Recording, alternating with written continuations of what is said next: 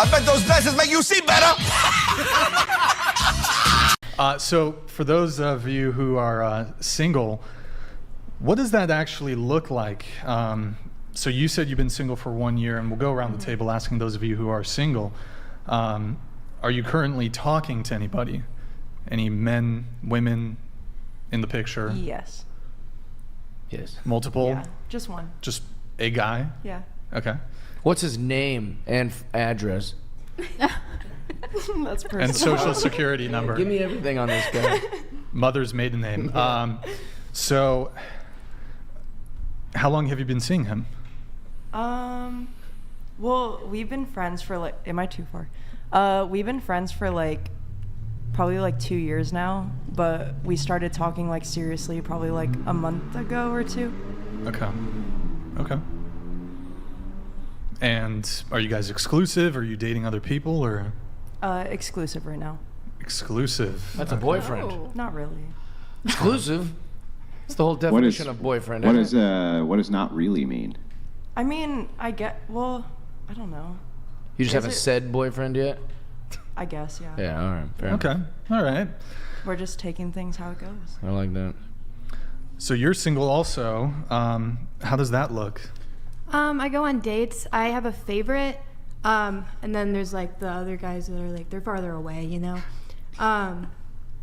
So you have a roster, kind of? I wouldn't call it a roster because they're dates, you know. They're not like hookups. Oh. So, but you are hooking up with your main guy or I don't want to whatever. answer that. You don't want to answer that? Why is that? I'm worried about my digital footprint. You're okay. So what is digital footprint? Worried about digital footprint? Yeah, Like, what are if you, I- in NFTs or something? If I like wanted a job and then they search up my name and then I'm over here talking about a bunch of gross stuff. gross Oh. stuff. Well, let me ask you a Have you couple like questions. watched this podcast before? I don't think She bosses- requested, to be clear, I want to make it very clear to the viewers. She requested to be on. She DM'd us, so there's, okay. I don't think your boss is going to care if you have sex. I was gonna say, are you like applying to be a nun and like you can't have any previous history of sex, or like? Is You it do just- realize this is a dating and relationship podcast where we talk about dating and what topics were you anticipating? Were you talking like collateralized I know debt? what Hold it's on. Oh. Collateralized debt obligations? Like what did you anticipate we were going to talk about on the? Sorry for interrupting. It's fine. I mean, there's like opinions that I have, and Okay. I said in advance that I wouldn't, and you guys were like, cool. Well, it wasn't. You didn't precisely lay out what was and what wasn't. We'll I see if was I get told more This was a comfortable. sports podcast. I thought this was a job interview. I'll feel it out. Well, I'll just, okay, so you provided some pre-show notes to us, so I'm assuming the pre-show notes that you provided are fair game. So you said you have many crazy dating stories, like you dated influencers and billionaires. Nice. You're very opinionated. You can argue, but kind of have a unique stance. You think women I don't think women should work. That's what you said. Is that correct? Okay. You said you dated influencers and billionaires. Any influencers that you can reveal? I think they wouldn't like that. Can you tell us the Not genre? super Like crazy. TikTok, Fitness. fitness? Instagram. And you said you dated billionaires, as One, in plural. singular, sorry. Okay, you use the plural in your messages here. So you dated a singular billionaire. Can you tell us what realm of industry he's in? Real estate, Real estate. How old is he? 30. A 30-year-old billionaire. Okay, and he's in real estate. And you're 19? How old were you when you dated him? 18 is gross. Why? Well, he was what, 29, and you were 18, right? You were an adult. Yeah. Why would that be gross? I mean, my prefrontal cortex isn't developed. So do you think women shouldn't vote at 18 then? No. So you can make political decisions that could lead to war, but you don't have the mental faculties to engage in consensual sex with another adult?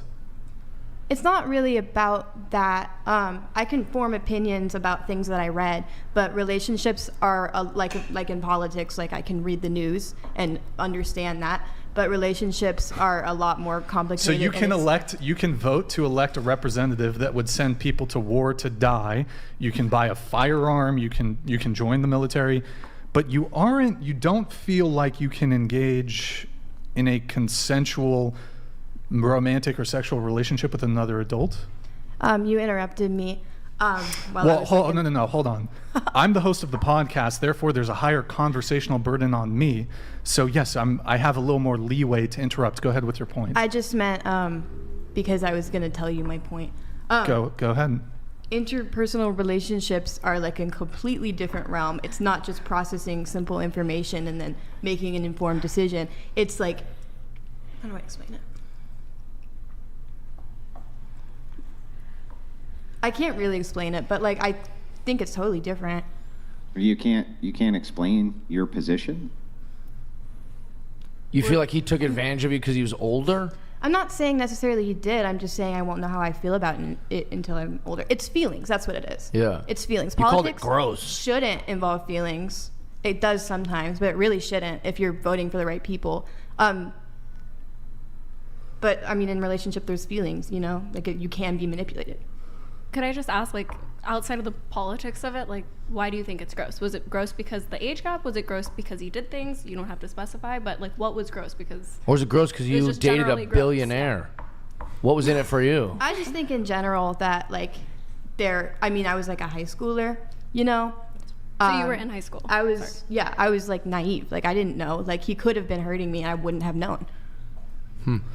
Sounds like zero accountability to me, but I just personally think it's kind of weird, like being 25, almost like 26. I personally wouldn't date an 18-year-old because there's a very big maturity gap.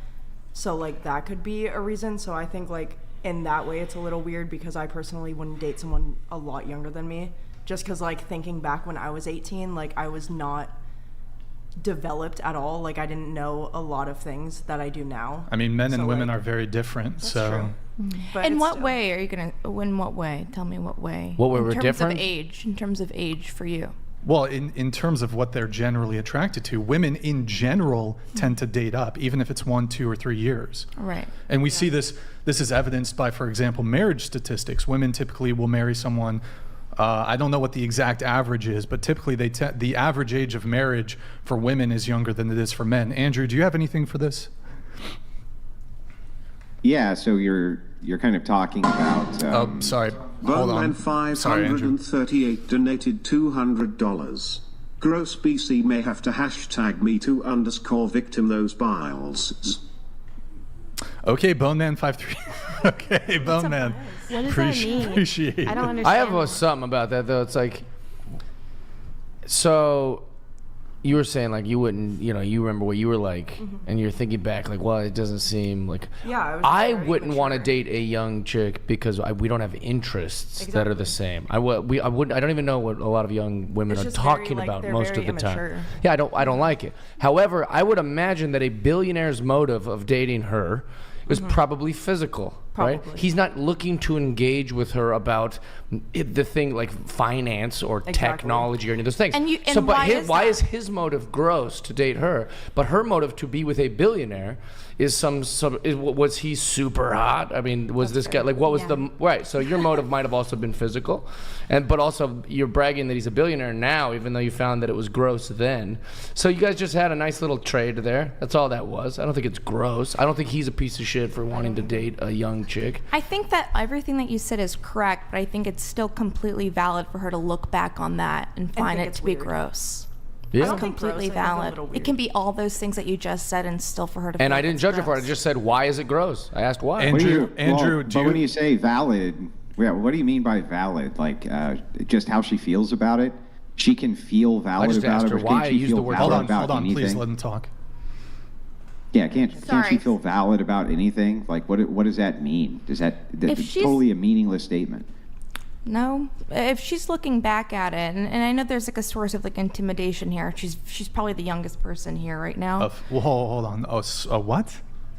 It's a little bit of an intimidation. I think we went around the table and you immediately started harping on the young girl who said that she was uncomfortable with the billionaire. Well, And hold on. there's I don't sense- like. I do not like your the way you are painting this interaction here. I started with her. I asked her what her status is. And you you're like, two are in relationships. acceptable. He's going through. I'm going around asking people to delve further into their. I think his feelings are valid. Yeah. I totally agree. I think everyone's. I feelings think are you're valid. so right. There's some disagreement. You're so allowed. Andrew, to feel did you that want to way. continue with? Yeah, let me. Sorry. Yeah, I was trying to figure out what you meant when you said it's valid. So if everything he says about this is true, you say, but you're just talking about her feelings in general, right? So how she feels, you think that's going to be valid regardless of what the fact of the matter is? Totally. I think there's a if someone is feeling a certain way, I think they're totally, if she's looking back at it and she's like, you know what, that was really gross, that made me feel really uncomfortable. It probably did feel gross and uncomfortable. Is that the situation at hand objectively?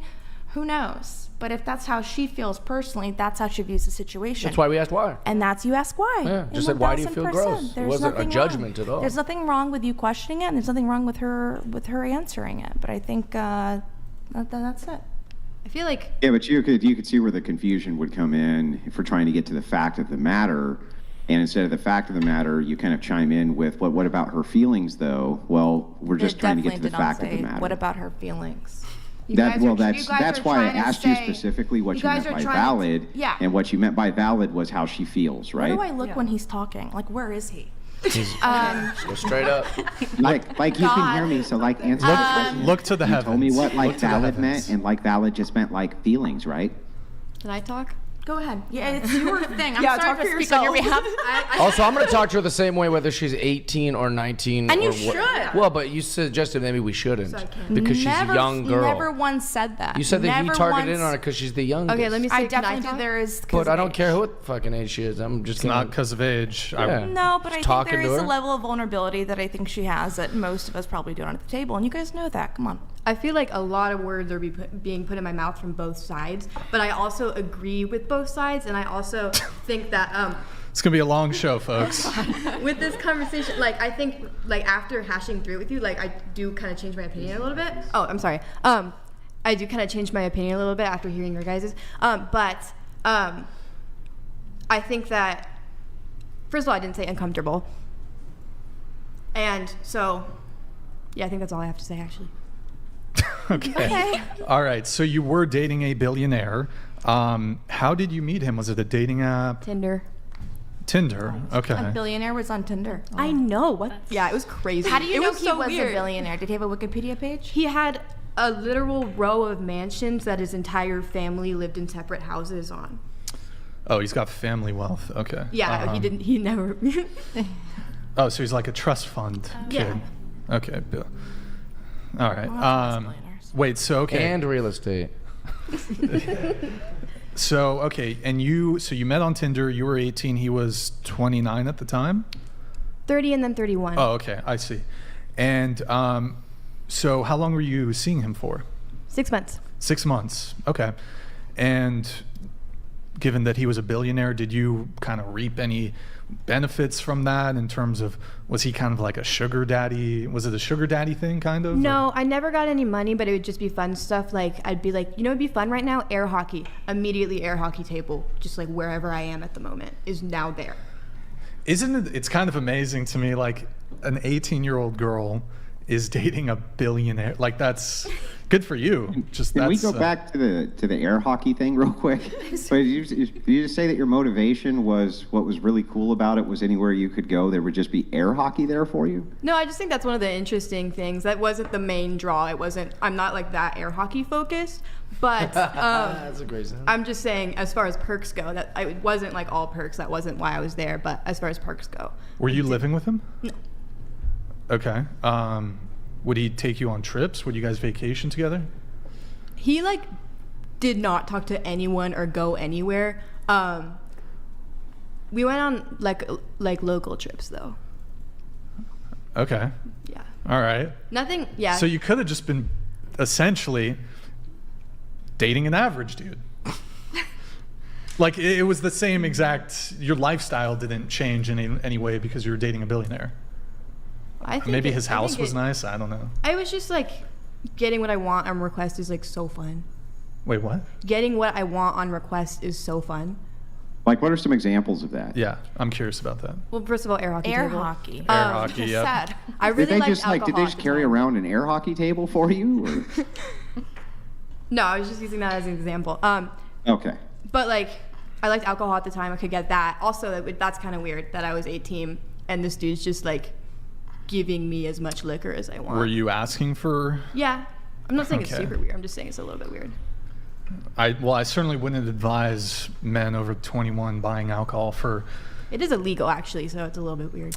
Yes. I think feel it's like gross. this But you- doesn't require billions of dollars, though. What are the billion just- dollar perks that you were getting? Him being a billionaire sounds like it was totally secondary. It was like one. it didn't even. It was like 1 billion. It wasn't like a million billion, you know? That's still a lot. That's still a lot of more a lot of money. Dang. Yeah, it was like, it'd be like $7,000 hotel room.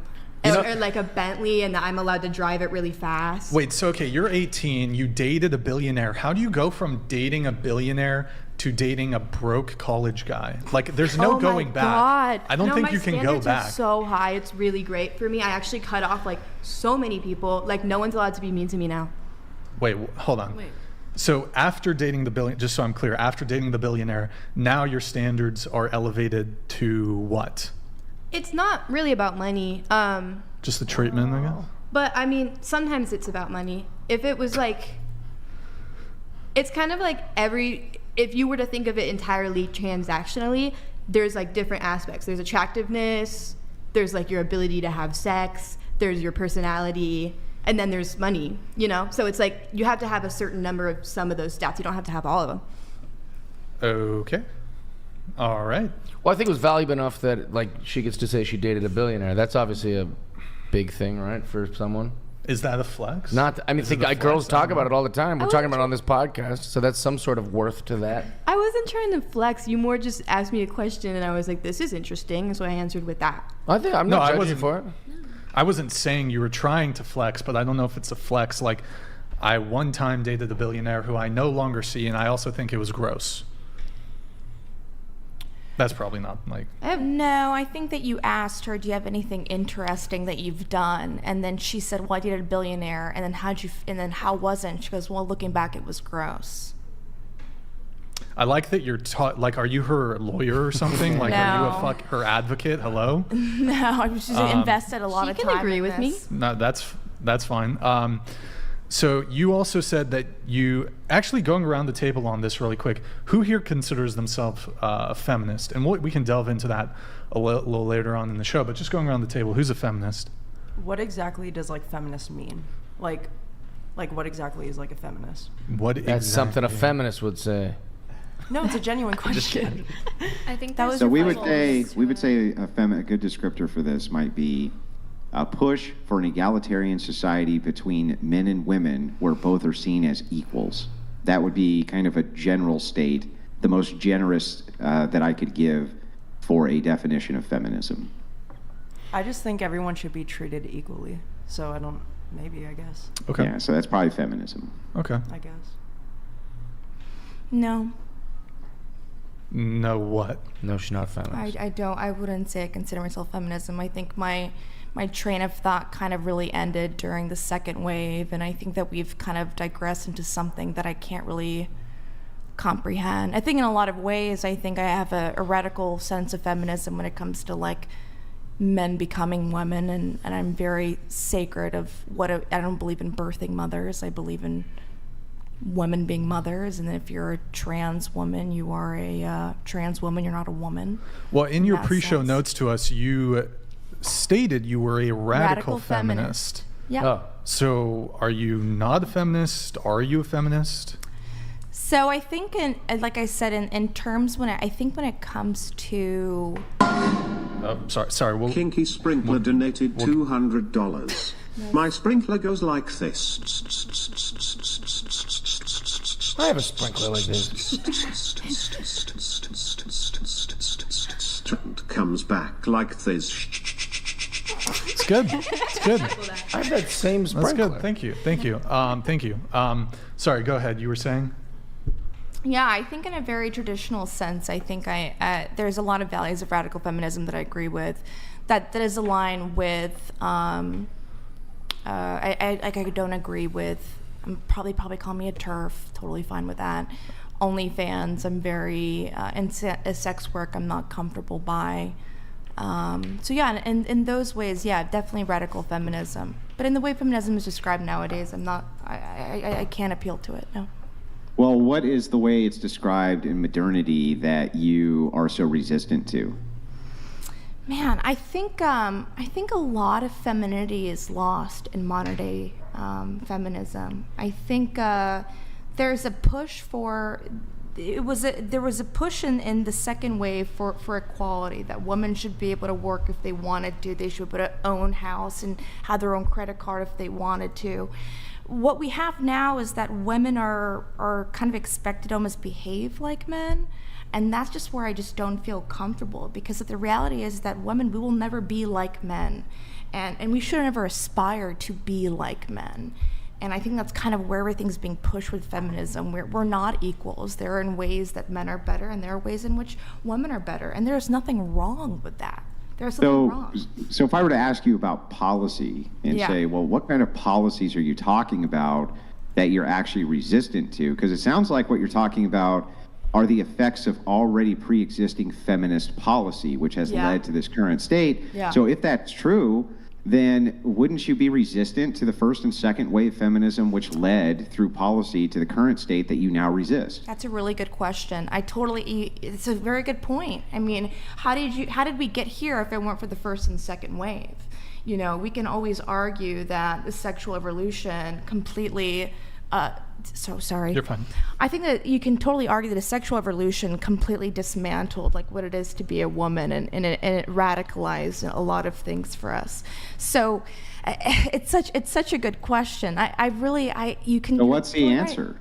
I don't know. I don't know. You don't know what the answer is? So you don't think that the thing that you're the most resistant to right now, which clearly led from the policies that you just got done saying you supported, isn't a thing which now you should maybe push back against and say, well, those policies clearly led to outcomes that I don't like? Yeah, you're completely right. It's one of those situations where you look at it and you go, the first and second wave you're so passionate about, how did it get here? That's all that I can really think about, and I don't know all the answers. But I'm completely aware of where it's led us. Can we call you maybe a feminist in recovery? I think some people have joked that I am, yes.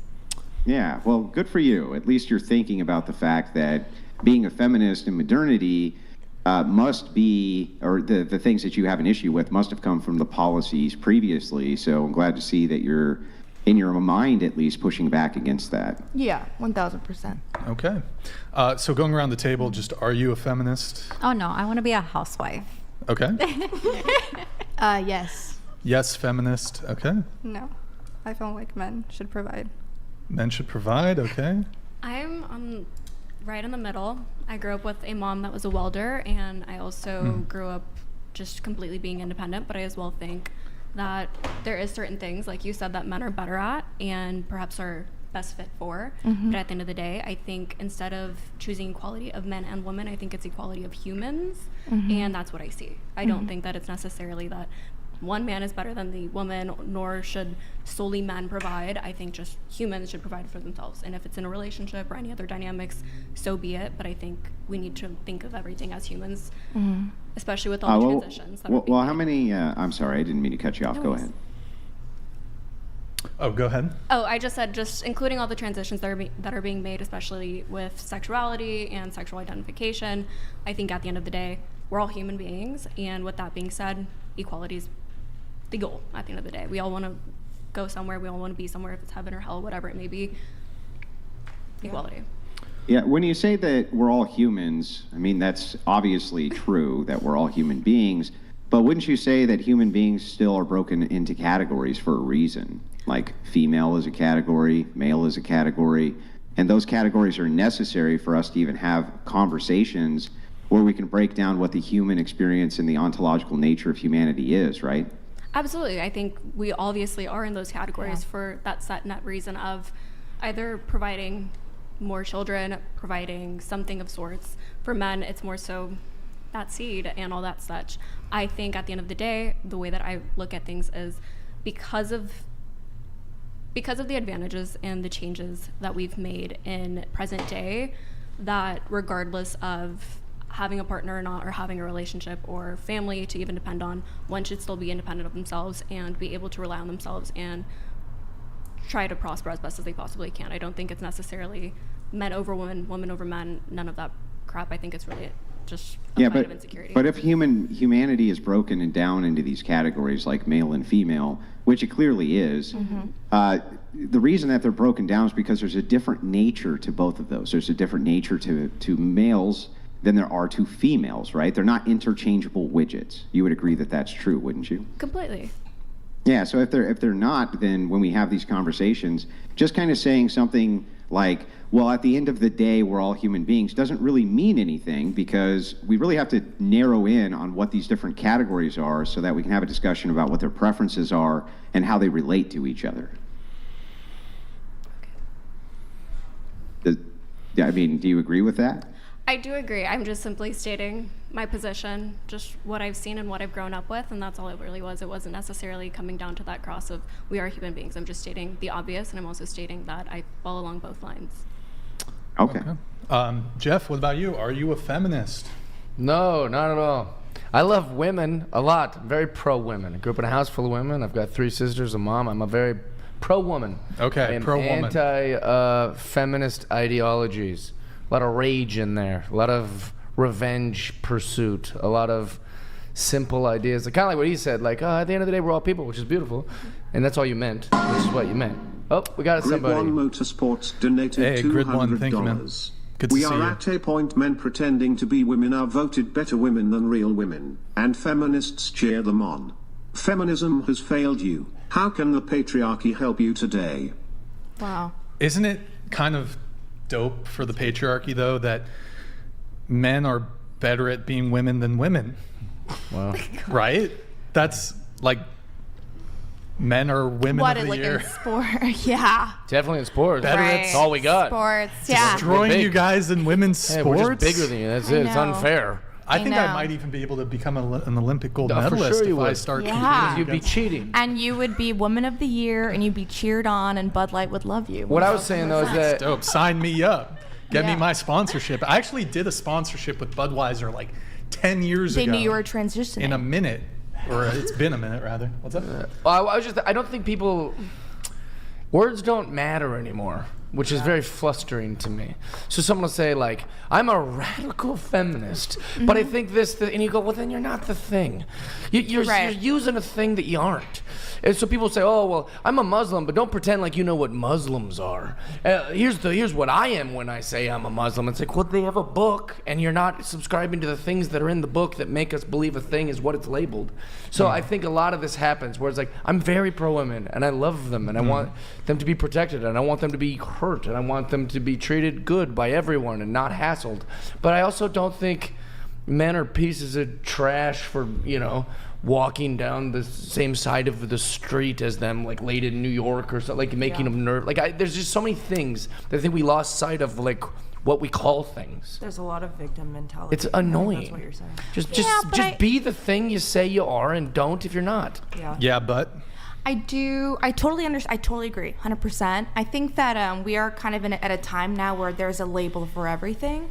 So people are very quick to say it's hard to have nuanced opinions because they don't have any label. So when you do say, like, for example, like I said, like I have a lot of radical feminism beliefs, especially with, like we were discussing with modern femininity, like 100% I do.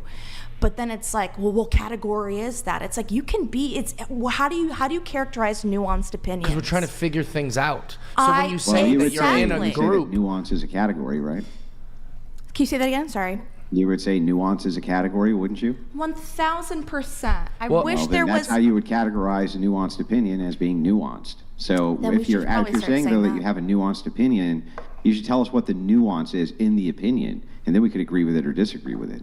I think Can I say that's exactly what I did. Go ahead. I think that we get we get so caught up with like this one person and what they're doing to this specific thing. It's like I really don't care about women's sports that much. I don't care at all. And if that makes them happy, that makes them happy. If people want to say different words than I say, that's fine. If I hate the words they say, I can just not hang out with them. Wait, Right. so hold on. What about women's? You said you don't care about women's sports. Yeah, so I don't care if there's trans people in women's sports. If they're happy, I don't care. So you don't care about the biological females and women that they're competing against? If they care, that's cool for them, and they can advocate for themselves. And they do. But, like, I'm just like, I don't need to be part of any of that conversation. And I think a lot of people that donated Hold on $200 just a sec, but we'll let you to the we'll get your feminist point in the in. back.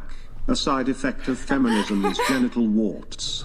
You could put a mirror up to your snatch on a Monday and count 7 warts. Tuesday 12, Thursday 33, Every show, Jay Friday Butler. 23, Saturday Good 78. to see you, man. So I just some context. Some context for you guys. Jay Butler, every single show, he's a urologist in Nevada, Las Vegas. So he sees a lot of peen. And he every show he sends a chat about herpes. I love that. Thank That's you. his Spreading shtick. That's his thing, guys. If you're in what's the county called? It's in Vegas. What's it called? What's the county called? I don't know. It's shit. Anybody in the chat? What's the county for Vegas? Chat, please. Anybody? For him, please. It's Clark County, I think. Is it Clark County or is it? I'm trying to think of it. Clark County. If you're in Clark County, Jay Butler, just search urologist Jay Butler. Imagine if that's actually his. Okay. Okay, cool. Thank you.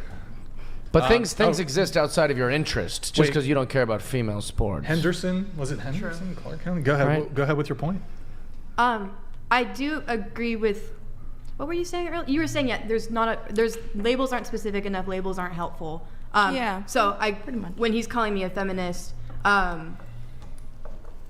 that's a really broad thing. Yeah. Right. Okay. Word.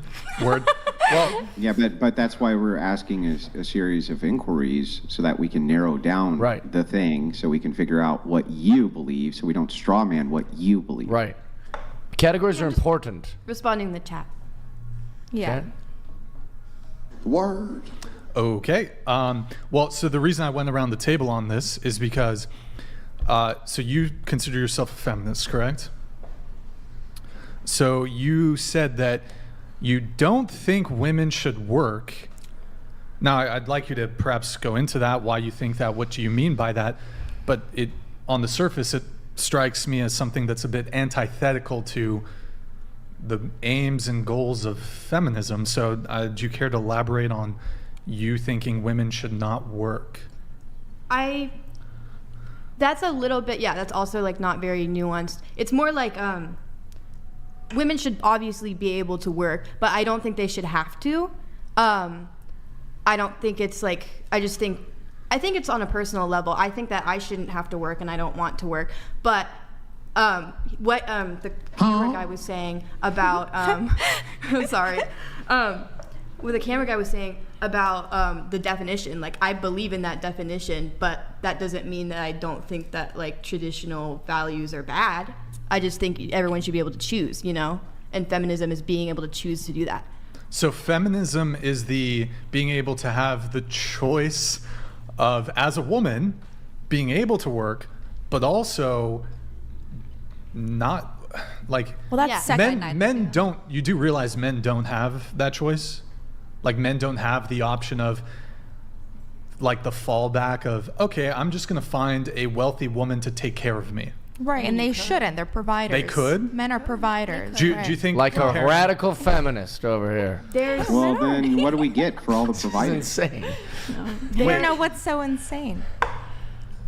Huh? Because we're talking about feminism. Yeah. And then you guys are saying things that aren't feminist at all. So that's just puzzling, is all. Well, I already explained what of my beliefs would be categorized as radical feminism. We already went through that. I don't know if you were present. I I was think you were waiting present. for your next like comedian joke to No, pull I out. haven't been trying to be But what funny I'm at all. trying I've been to talking to you say- like grown-ups. No, yeah, I know you're 80, and I'm like trying to like talk to you. Okay. You know Well, what I that's. mean? I mean, that's a bit insulting to. No, call no, me no. I haven't- Excuse me. He's 40? Yeah, I'm 40. 40, your experience, like, I went through it with radical feminism, like, what So you what don't want parts? us to use your stupidity against you? Is that what you're saying? No, I don't. Yeah, well, I mean, that's actually the position. The position would be, if you're calling him old and experienced, you're saying that he's just too smart for you and you can't hold a conversation with him. Is that what you're 1000%. actually trying to say? Yes, let's that has to be. I didn't feel like I was being insulting. I was just talking. I don't think you were being insulting either. Oh, you don't feel like you were insulted, or you don't? Oh, I don't feel like I was being insulting and I asking don't about think these things. think you were Just- being insulted. I'm curious. He's like what- one of the You're most being polite insulted. male Curious what you guests we've think. had. Just I know you guys are loving each other. I see it. Wait, I do what? find Brian You to be guys- great, but I was What? saying that I'm going to ask you questions on the things you guys ask. That's all. I 1000%. don't want you to think I'm attacking you. Yeah, but you're like 80. Yeah, Right? I know. So how I guess dare you my ask age a just question? came into You're it like already. 80, Has and you might Social make them Security look kicked foolish in? Not by using yet. your own worldview I against could them. That use would it. be insane. But that's not fair to like It's a little mean. references. I don't see how his age is kind of relevant here. And he looks like he's early 30s. Doing pretty good for Fast, 40, I he's a think. young- he's a all good-looking LA, guy. LA, very Because like he hasn't had any girlfriends. it's right. No kids. That's what's kept you young. Kids are one of the greatest things in the world, but they do age you like a president.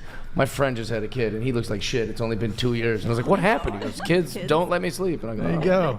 But no, but besides the way I look or me being old, I was just suggesting that he went around and said, "Who's a feminist and who's not?" And he's asking follow-up questions about feminism, and I'm not hearing anything that's feminist. Actually, in fact, wildly conservative values. So in my mind, I said, "This is insane," because what I'm hearing doesn't fit into a category of what we're talking. Is all I'm saying. well, we didn't get into where I would think that radical feminism would be like included in conversation. We can totally go down that route, but you're the moderator, and Well, I would never I'm more dictate a curious in getting a conversation. better understanding of. I don't think women should work. You were talking about how women have a fallback all the time, but men don't have a fallback. They're Correct. forced to work. Women kind of need a fallback, like, because I mean that's like why I think women should be able to work, but why I think they like shouldn't have to is because like if you're a woman and if you're married to someone, even if you're married forever, if that person hits you one day and they're providing for you, and then you have to get away from them, you don't have that providing anymore. You need to get away, and now what do you have? Nothing.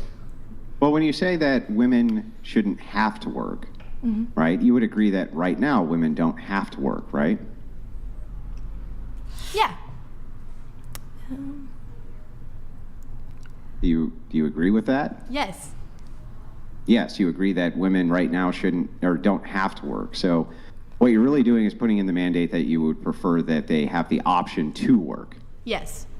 Okay, gotcha. I just wanted to clarify this. So your position is that your preference is that if women want to work, they should be able to. Like I would say, Okay. like for my own lifestyle, like I would prefer something like what you're talking about. But I don't think that everyone else should be forced to do what I want to do. I would prefer to just do whatever I want all the time and have another grown-up pay for all my things. You get we it. would all love that. Yes. That's insane because like that's not real. I mean, some people have that luxury, but it's pretty tough. I think So well, here's the follow-up is, do you think anyone should have to work? Or just that No. women shouldn't have to work? I don't think, I mean, ideally, like something like the way that we're working, like everyone's working like a 5-hour work week, and we've been doing that for so long, even though the development of wish it was technology only has 5 made it hours. so that the same amount of work that was done in a week like 200 years ago can now be done by like that with a robot. So we should all be hanging out, but it doesn't work like that. So I should get to hang out. That doesn't really answer the question. That's your preference for what like your utopian society would be. But what I'm asking is, should anybody have to work, or should only women not have to work? Well, someone has to work. Ah. There Not it is. me. Yeah, as long as it's someone else. Yeah, exactly. All right. Yeah, that Got makes it. sense. Did you have anything more on that, Andrew? Or Yeah, so just kind of push in a little bit, you love realize this that basically what you're advocating for there is complete and total selfishness, right? Yeah. Yeah. Okay. Oh, she's honest. Oh, Yeah, thank you she's for the- honest. I mean, I can't take it anywhere from there, right? I mean, you say yes, I'm selfish. Okay, I can at least deal with that. Andrew, we were going around the table on the rating thing. You had something. Go ahead. Yeah, I was going to pick on the pilot a little bit, even though now it's in good fun, right? It's in good fun. I was just going to ask, do you think that you're the prettiest girl in the room? Absolutely not. Who do you think is?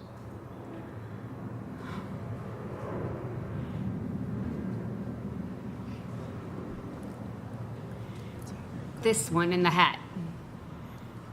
The one in the hat. Facially, just face, you. I forgot your name. Appreciate it. Madison. Now, she rated herself an 8. This means that you must disagree with the gal in the black who rated herself as a 10. Why would that be? Well, my opinion is only my opinion. I know, I understand, and I'm only asking about your opinion. Since it is your opinion that Madison over there is the prettiest girl in the room, but the girl in the black rated herself as a 10. Yes, that one you're just looking at. Why would you rate her as less than Madison? What are the features that you would pick out that you think are less good than the features that Madison has? I certainly think she's gorgeous as well. I don't think there's any ugly people I'm sure here. you do. I'm not just you asking and not why Brian either. I think you're all pretty. My personal taste, I think her long straight hair is really pretty. Not that yours is bad. I just think hers is prettier for me. But whatever, they're both hot. They're both great. So Thank you. I it's also just the feel like length of the that's hair. such a weird question to ask. Like, pinpoint what you find prettier. What is a weird question? I just told you what the weird question Oh, was. I think that's a weird question. I didn't ask a question. I told you. But your if you question do, was I weird. think whatever future questions you have are weird then. I mean, saying it's a weird question is meaningless to me. But perhaps you can tell me instead of giving me your emotional state, tell me instead what it is that you think is problematic about the question. I feel like it doesn't really get anyone anywhere. She has a certain standard that, like, just like everyone finds everyone differently attractive. That's how dating agree. works. That's how attractiveness works. That's how shit is. So It why does would seem you like it's a ask stupid someone to question then. explain I agree with you. what exactly? Like, where does that get you? Well, so let me explain. If you and I I just feel agree like it's just a that really odd question to ask. You know? I thought you wanted an explanation. No, I didn't. No? I just wanted to let you Oh, know. you don't that want an it's- explanation? You just want to vent? You Yeah. just want to vent your emotions? Okay, well, go ahead and vent your emotions. I'll wait. I did. Oh, okay. Well, then I'll give you the explanation. I didn't need The it. explanation I know is it, that if 'cause it's you're if it is a subjective standard, and each individual has a subjective standard, and I agree that they must. Then when you're rating, when each individual is rating themselves, it occurs to me that it could be possible that they're not telling the truth about their rating. And one of the ways that I've found that I can test that is by simply asking them to rate the person next to them. And as it turns out, suddenly they have a much more objective standard as to what beauty is than when they're rating themselves. So it's possible that their subjective cue, they're not being honest with it. So that's why I asked the question. Does that make sense? It does. Yeah. So I guess it's not a weird question after all. All right. All right. So you're a 10, and then you two gave yourselves a 10. Is that correct? Yeah. Yeah, into the mic, please. So, do you have lip filler?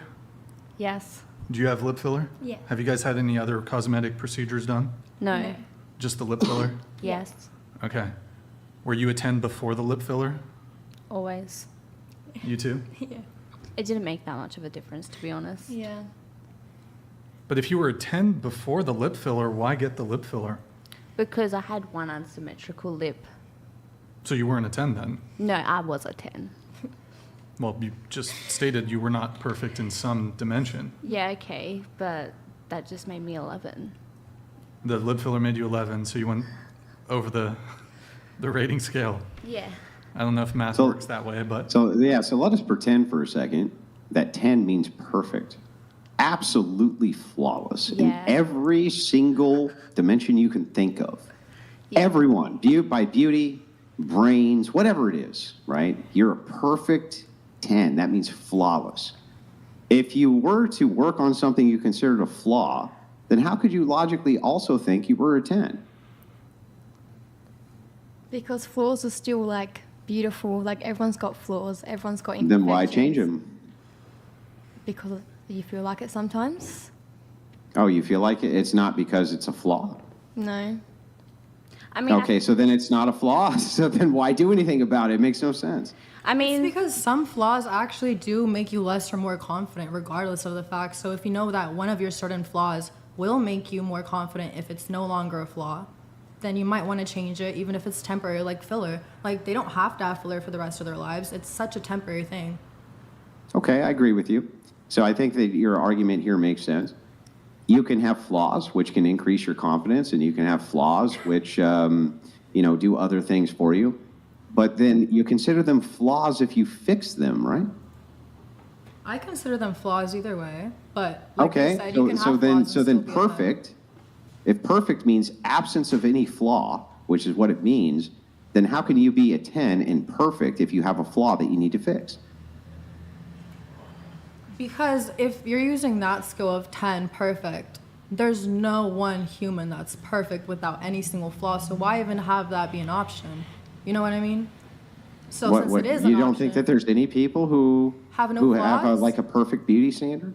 no, there's definitely people who fall into the perfect beauty standard, but even them will themselves tell you that they have some flaws. They can name them Some for maybe, you. but maybe some won't, right? I'm not you going to must- just concede that all people who you would consider a 10 would say that they're flawless. But let's ask this then. Maybe assuming that now you all know that 10 means perfect without flaw, how would you rate yourselves then going back around the table? Do you only want answers from the girls who said 10? No, just all of them. If Okay. 10 means flawless, without flaw, that's what perfect is. Then How I'm would you rate 0. yourself then? Then I'm a 0. I have so many flaws. What do you mean? Okay.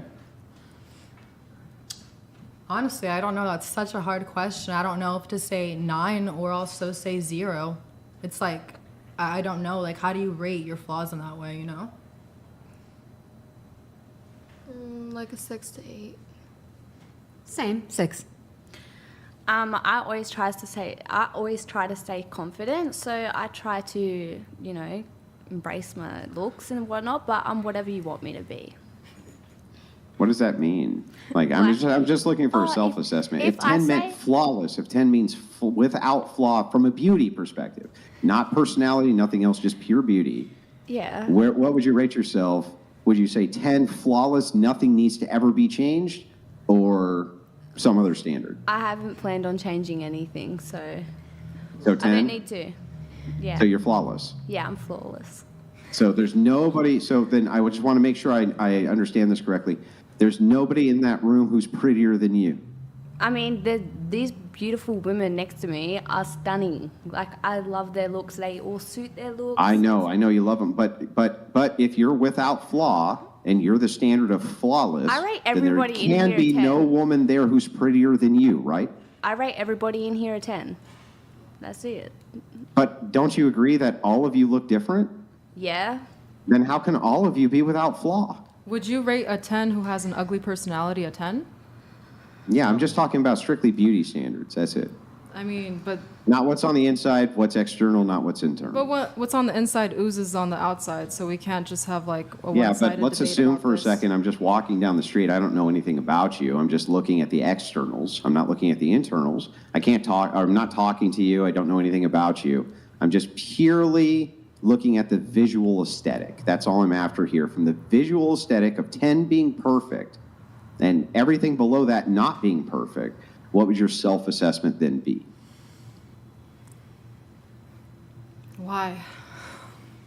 Well, because again, I think that often people can be very dishonest, especially women. I'm not going to lie. They can be very dishonest about their actual self-assessment of their own beauty standard. And so often what they'll do is they'll all claim that they're 10s, but then when we get into what is flawless and what is not, they quickly change their assessment when they have to point at another girl's being prettier or not as pretty as them. You can tell pretty quickly that they're not exactly telling you the truth. Okay. Can you move your Does phone that, to I mean, the does that original make table? sense? Am I way off base? No, No, what did you want? Scoot it this way. Got Just you. edge of the. Go ahead. Got you. No, that makes perfect sense. Yeah, that's all. That's all I'm asking for. Same thing that we answered, right? We're just looking at the aesthetic. If there was a 10 who was a perfect man, right? Like the perfect aesthetic of the most beautiful man on planet Earth, I'm definitely way below whatever that threshold is.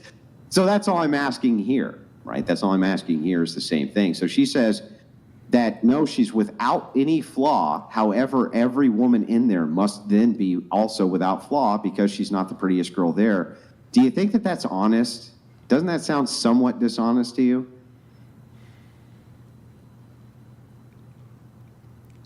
I don't care. Yeah, I know you don't care, but Love that. the answer to the question is, does it sound dishonest to you? Yeah, but that doesn't make her like a liar. That's it. She's not. I'm not saying it. Well, dishonest. doesn't it though? I mean, if it sounds dishonest to you, like that means not telling the truth, what would you call that besides a liar? An exaggerator. Oh, okay. Fair enough. I'll grant exaggeration. Maybe hyperbole, right? Maybe we'll just go with hyperbole. We'll go with hyper. Okay. So she's being hyperbolic when she says a 10. So that means from your assessment, not a 10, right? She's not a 10. Because, I mean, you're not, without hyperbole or exaggeration, is your assessment she's a 10? I'm not an esthetician, nor do I do medical assessment on people's ratios on their face. Yeah, I'm just asking for your subjective opinion. That's it. I think if she feels like a 10, she's a 10. Good for her. Yeah, no, but from your subjective opinion of the aesthetic of what you see. So my perception of beauty is a little bit different in terms of I would rather hear what a person has to say, and then I can determine whether or not they're pretty or not. Yeah, I know, but assuming you can't hear what she has to say, you can just look visually, and that's it. Yeah, she's What's a the 10. assessment then? 10. That's the assessment then is a 10. So then every woman in there is a 10, including you? Or are you saying you're less pretty than she is? I didn't say that. Well, then is every woman there a 10? Sure. Okay, so then why didn't you rate yourself a 10? Because I didn't feel like it. So you were just being dishonest? No, I was just being very honest and vulnerable in the moment of my honesty. What? Like, what? I was being All right, we can truthful move with what on I from the said. question, but I just wanted to kind of get that out there. You can see why, from my perspective, it would seem like a lot of women might be dishonest about this. And when put to the question, it turns out they have wildly different answers than the ones they actually gave initially. Just saying. Just saying. Just saying. Just saying. All right. So still, I don't know if there's been any adjustments. Still 10, 10, 10. Then I'll keep myself. That's literally a question that just was asked. Still? Yeah, sure. I mean, it's how I view myself. You guys are entitled to your own opinions. Like, if you want to knock my confidence boost, then go for it. I don't really care, and I don't take that into consideration. Still 10? Yeah, but just so you know, the intent here is not to make you less confident or to in some way insult you.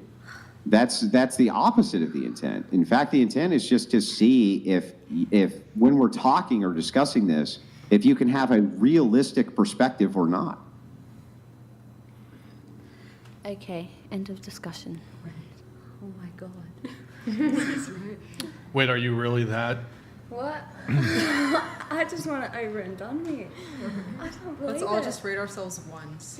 Yeah, Would that and help? then you'll be happy. Why don't you rate us? Why don't you go around the table So, and rate us? I mean, question for Okay, you. I rate myself a It's more 1. fun. Yeah. So, question for you on this. I mean, do you think there's some degree of, do you think beauty is, at least to some degree, objective? No. It's purely subjective. Yeah. I think that everybody, like, Do you think you're, go ahead, I go ahead. reckon by your confidence, you're automatically a 10. I reckon everybody in this room is a 10. I think. Okay, like, so if a woman has Oh a my God. big hump on her back and she's 90 years old and she's decrepit and she answers the door and goes, "What do you want?" All right, What that's the a fuck? 10. Really? Because Yeah. she's confident? I just want to hear your honest answer Yes. She has a hunch on her back. She has a unibrow. She's bald. She's literally bald from age. Literally. That's a 10 from your perspective. I just want to make sure I got that clear. I think my 102-year-old grandma cauliflower is a 10, yes. Yeah. And you're being honest, right? Yeah, I'm being There's no honest. reason for us to, I don't in know. any way, I wouldn't doubt rate anybody that lower you than are 10. being honest with us, that you actually would think that. Okay, well, I wouldn't rate anyone lower than a 10. Like, I don't see why. Well, then it means nothing. But- Then perfection means nothing. Oh, your opinion is a 1. If everybody is perfect, then guess what? Then I'm a 20. I'm a 25. In fact, I'm the most handsome man who's ever lived on the face of the earth because perfection means nothing. There is no perfect. Everybody's a 10. Yes. Yeah, okay. So tell me I'm the most handsome man alive. Yes, you are, but you. Yeah, I know. I knew it. I knew I was. But your Thank you opinion so is a much. 1. Yeah. Very, very kind of you. Yes, but your opinion is a 1. You're handsome. You are handsome. No. I'm the most handsome man who is in existence. Yeah, I'm you are. perfect. I'm without flaw. Yeah, I'd get on my knee and propose to you. You are. Yeah, you are. the 10. I knew that you were. So, but hang on. Brian's also a 10 and perfect, right? Yeah, he's a 10 too. Yeah, he's a 10 and perfect. In fact, there's no man you could think of who's not the most I think everybody gorgeous is a man you've 10, ever but they- seen, right? What? There's not a single man alive who's not the most gorgeous man you've ever seen, right? Yeah, that's right. Yeah. Have you It's ever like turned a man sometimes down? my type is very questionable too. So. Have you ever turned a man down No, who wanted actually- to date you honestly, no, I because haven't. because you didn't think he was good looking enough? No, I actually never have. Never. Never. I swear. For on the anything, I ugliest haven't. men on planet Earth who ask you out, you're going to go out with them? Yeah, I would. So that he has like. Oh, okay, yeah. So, Andrew, why do you question the honesty of some of these? Well, case in point, that's why. Come on, really? Nick, lower the volume. Really? It's peaking. Really? What? What Really? was that? I wasn't even listening. What did you say? You weren't listening. I was saying that you've never turned a man down because he wasn't handsome enough for you? I mean, I've actually never even like. I don't even talk to many boys, so I haven't even been on like asked on a date. So. Would you turn a man down because he wasn't handsome enough for you? No, I actually wouldn't. No, so if a 95 geriatric humpback with unibrows man came over to you with a filled up diaper and he was wearing Depends and said, would you like to go out with me? You would say yes, right? I mean, I guess so. Oh, I guess, if that I makes guess you so happy. too. Okay. Whatever you want to hear. Total honesty from the women on this panel. Okay, thank you. Appreciate it. Yeah, whatever you want to hear. Oh, later. But thank you for reminding me on that. I'll write that down.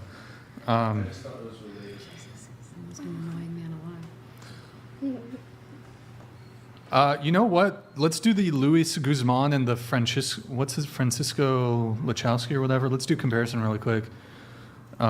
If you can get those pulled up, Nick, I'll pull up these chats while we're waiting. Thank you guys.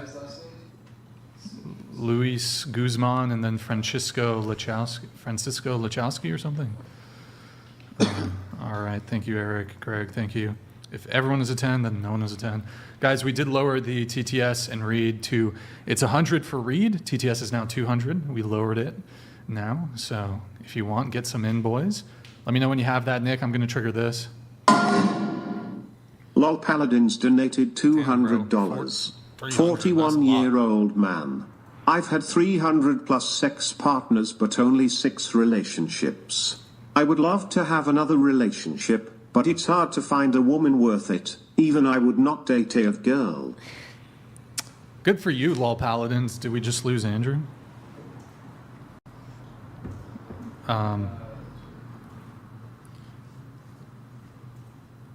Do you have it ready, Nick? Yeah, I got it. Okay. All right, we're going to show you 2 men.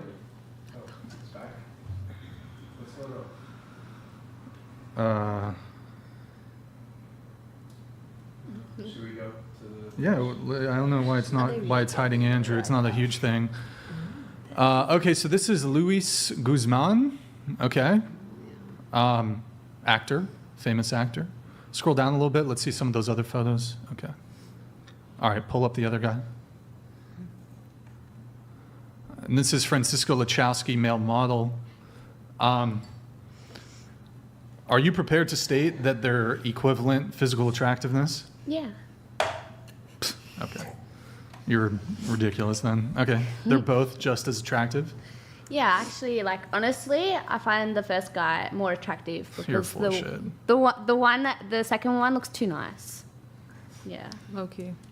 Yeah, he looks The too first nice. one He looks looks a too little scary. like he looks He too looks a little clean. rough around Yeah. the edges. Like I Okay, trust the so first hold on. Yeah. So, okay, here's the question. I'll ask the whole panel. Would you prefer to date to date, marry, and have children with? Date, marry, have children with.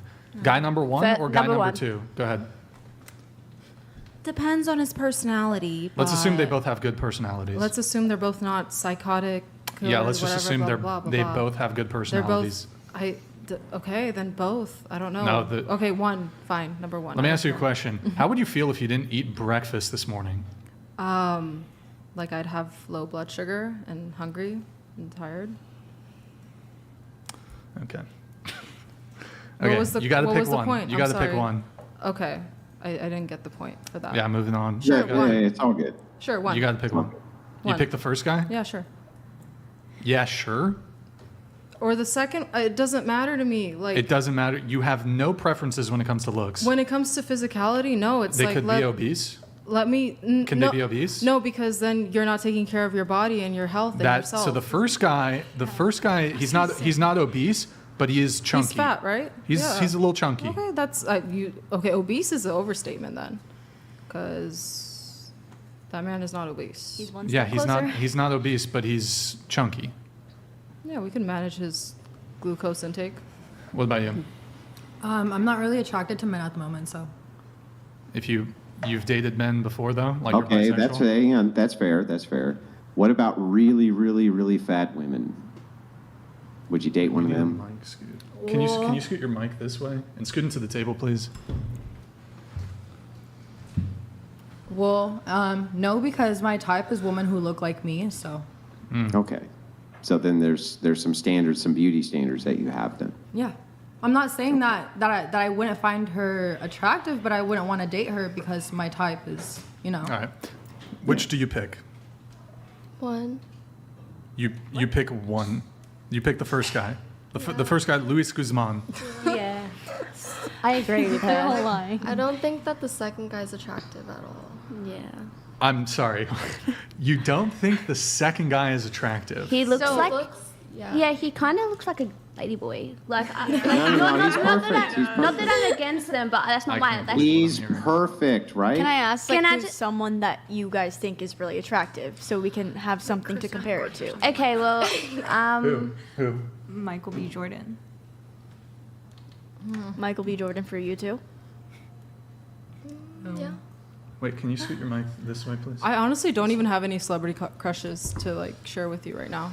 The amount of so. cope, that's going on. But you know right what? now Men is are more fucking crazy. Men are more visual, anyways. Like Y'all women, that's why fucking we're crazy. more about feelings and Yeah. how. Yeah, assume both of those men connection will is. give you good feelings. Okay, whatever. Your answer to the question?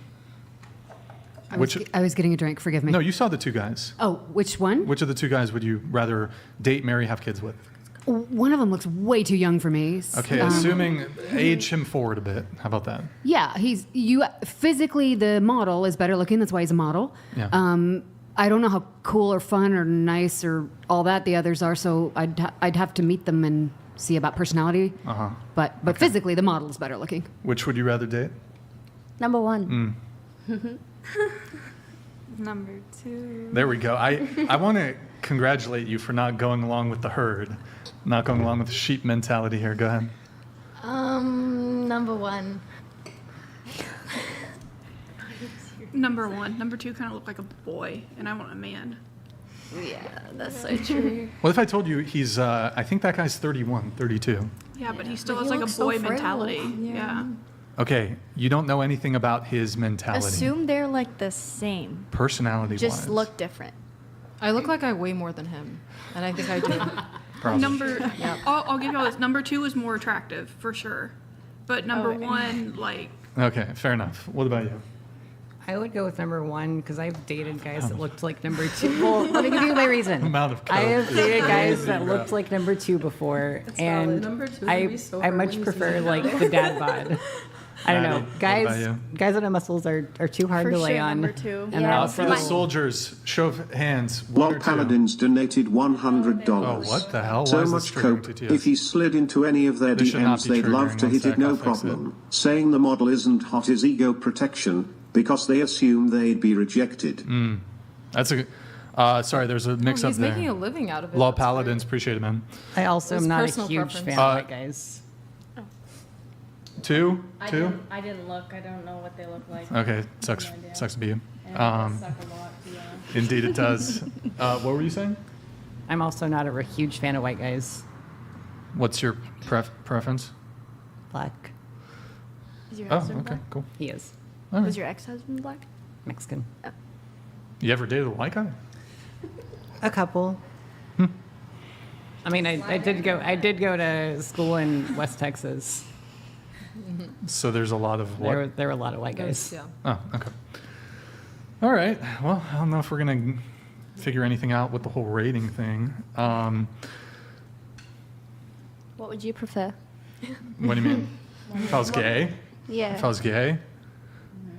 That's a, No, like seriously, think about it. I actually want to Because know. for one, you'd be a If you top, were- and for the other, you'd be a bottom. I feel like so- you'd pick number one, to be honest. I'm just not It really even. matters. I'm not answering this question. That's why. Okay, Why so- not? I ain't answering that You question. have That's to. crazy. Brian, I'm I'm also just kidding. curious to see what you and Andrew would rate us. Like, what do you think is more attractive? Like, you don't have to be gay, We- but like, you have to. Oh, well, okay. Okay. Yeah, I- so I- I- What would I you think want your that son that's to totally look I fair. feel like number one because he kind of looks like Drake if he was a bit older. Hang on. I think that's totally fair. With, like, so an ethnic if you twist. really want me to do a rating, I'll do one. As long as the counter is true too. Let's start with you guys. Go around, do rating on me, and then I'll go around, do rating on you. That seems Okay. fair. Quickly to Okay. answer your thing though, like just objectively, yeah, number 2 is more physically attractive. Really? Yes, I can objectively looks- look at different men and make assessments about this guy's more attractive than this guy. You could be a Okay. casting director for that. No, Sure. seriously. Yeah. Yeah. That's why he made a living out of it. But also, when you're dating model types, they're one, they're yeah. workout obsessed, and two, like they don't let you order what you want to Oh, at no. dinner. Which is good, right? That sounded Okay, really so personal. so I don't know if we get into that, but you were suggesting that you wanted the guys to rate all the girls. Yeah, to see what your perspective was. I don't make it a habit to do that. I would only do it if the girls were fine with us rating them. Otherwise, I'm not going to do it. So I'm just going to leave that to the girls. I don't care.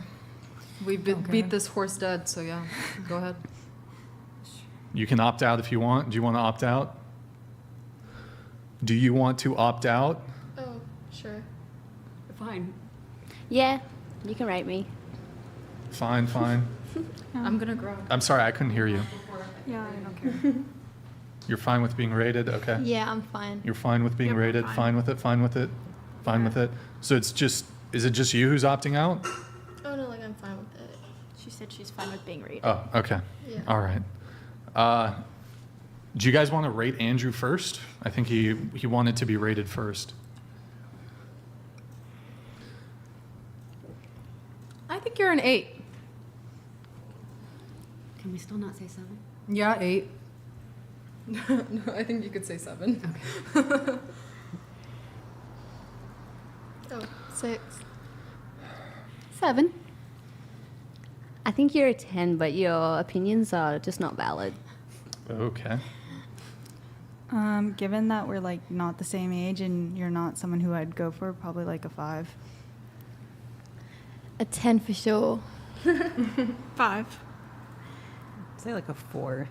Yeah, I agree with your own self-assessment. Okay, go ahead, Andrew.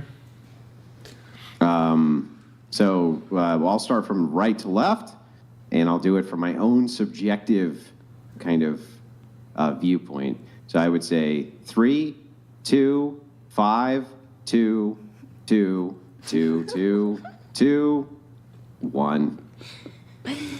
That was so Wait. hot. Starting here, right? Yep. That made me like you even more. I know. I'm so attracted to you now. Yeah, now that you rated me a 2, it just made me so much more attracted to you. Same. It's so She's hot. turned on. I honestly we think could that's just- hot. I mean, if we're gonna just troll, then let's just troll. I love a real I think guy. she's Yeah. so serious. No, like Yeah, I'm actually no, me serious. too. I love men that don't like me. Yeah, okay. Yeah, it's so I'm hot. actually likes serious. I'm Yeah, actually it's her daddy serious. issues. too. It's her Yeah. daddy issues I like- speaking. No, I don't have I'm so daddy serious. issues. You know what? I need a diamond ring. Can you go buy one for me? Oh, Can you get on that? Yeah. I would never get on my knee. If I send a PayPal account, will you send me some money? Who are you talking to? You. Oh, you're talking to me. Do you want Yeah, money? I'm a 10. I'm beautiful. I'm gorgeous. I'm everything you ever wanted in a man. Yeah, if can I send you pay my for our PayPal first account, will you send date? me some money? Here, I'll send it to you. Yeah. I just want to make sure you're going to send me some cash. Yeah, You okay. ready? I'll send you 0.1 cents. Oh, got it. Oof. That It doesn't sound like you're as into me as you at first kind of alluded to. It seems like perhaps your trolling has backfired here a bit. Backfired. Okay. And I don't really feel like rating the girls. I'll just say those of you who said you're 10s, you're not 10s. I'll just leave it there. What do you rate yourself? 5. Why do you rate yourself 5? Let's see. Need to lose some weight. I'm rocking a dad bod right now. Not perfect skin. Not perfect facial symmetry. There's probably I could articulate it further, but yeah, I can. You have great hair. It's starting to go. You need a fade. You're fine. You should It's get a starting to fade. go. I should what? You should get a fade. It'll look good. A fade? Yeah. Fade on the sides. Yeah, so how does me having a debate course give evidence of grifting exactly? Okay, so why did you name your course Debate University? Well, because the idea there was to follow up with more courses for debate that I could sell for a profit in the future. So there was no intention behind naming it university to maybe foster a sense of trust or imply a level of expertise. I think it rolls off the tongue well. And the whole verbal combat. Why did you choose to go with a theme of war or fighting? Yeah, so a lot of my debate style comes from there's a sequence of old books, especially written by prison guards, who express and explain the ideas behind what is called verbal combat. What verbal combat is, and combat no contact, is that you're always, when you're engaging with opposition and engaging with ideas, you're in a form of mental combat. That's what's going on. And so the reason prison guards obviously do it is because they want to defuse situations so that they don't escalate. If those situations escalate, their very safety is at risk. I was always a big fan of that because I think ideologically that's also true between the left and the right, that these are very high stakes conversations. Ultimately, they do change minds and that they do have effects in society. And it is a war and it is combat with no contact. You feel that this is combat, that this is a verbal war. That the ideology between the left and the right, yes, it is war, yes. The discussion between you and me, you feel that this is combative. Well, the debate course isn't called, how to debate with unfunny comedians. The debate course is called verbal combat. The idea behind it is the left-right dialectic and how to engage with progressives and feminists in debate and beat them. And yes, I do think that is an ideological war, and it's been going on for a long time. And so who are your famous or political, or who are your famous graduates? I'll frame it that way. We'll keep the university theme. You don't get diplomas. It's not a diploma mill. You just you can buy the course and watch it.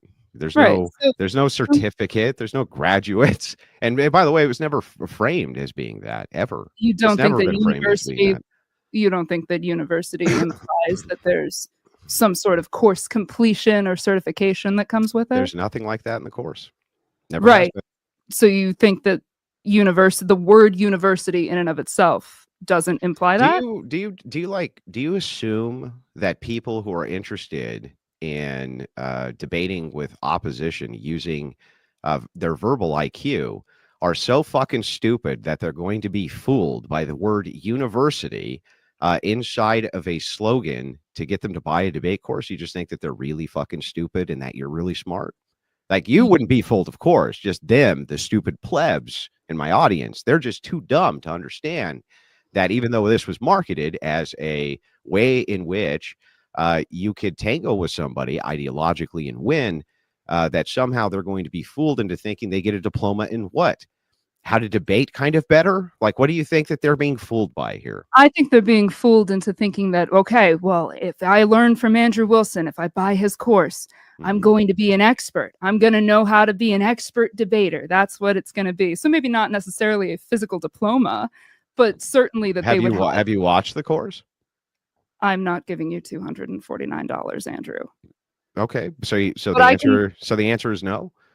Yeah, of course it's no. Okay, so then if you don't even know what the content is or what's expressed in the course or how things are described to the people in the course, this is not a classroom style where you have a chalkboard.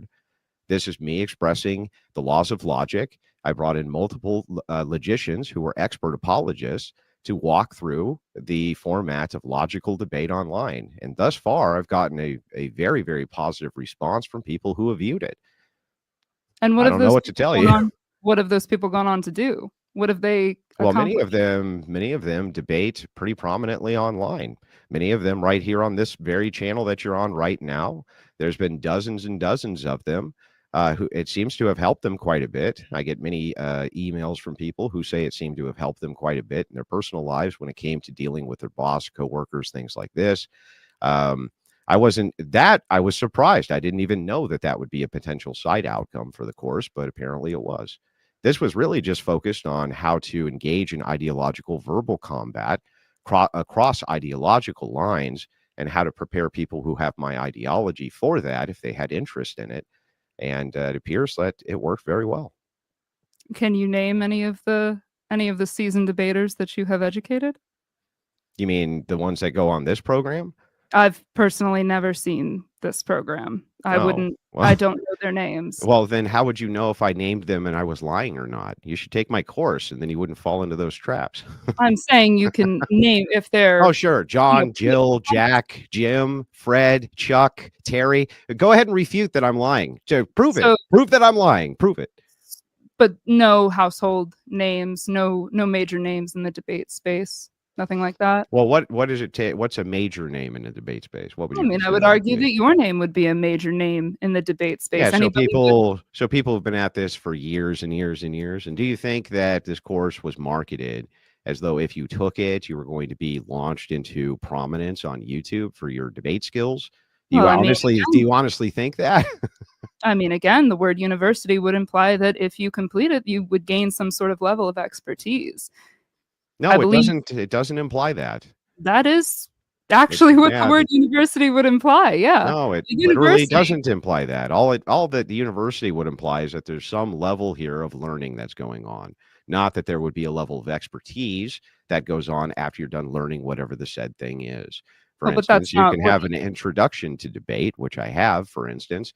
Why would that entail that you would instantly have some sort of higher level of expertise? All it would mean is that you receive some form of education on something. That's it. Well, then why not debate elementary school? It's not as catchy. I would argue that it would be more appropriate.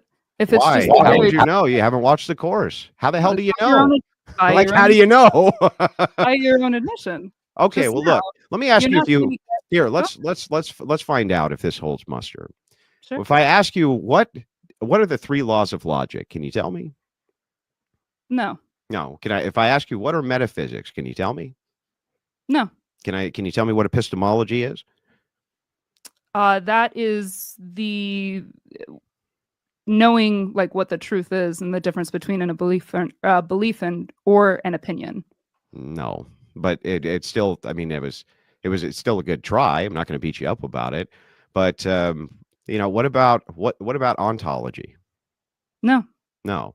Okay, so the thing is like these are very basic forms of philosophy that most people kind of leave on the table.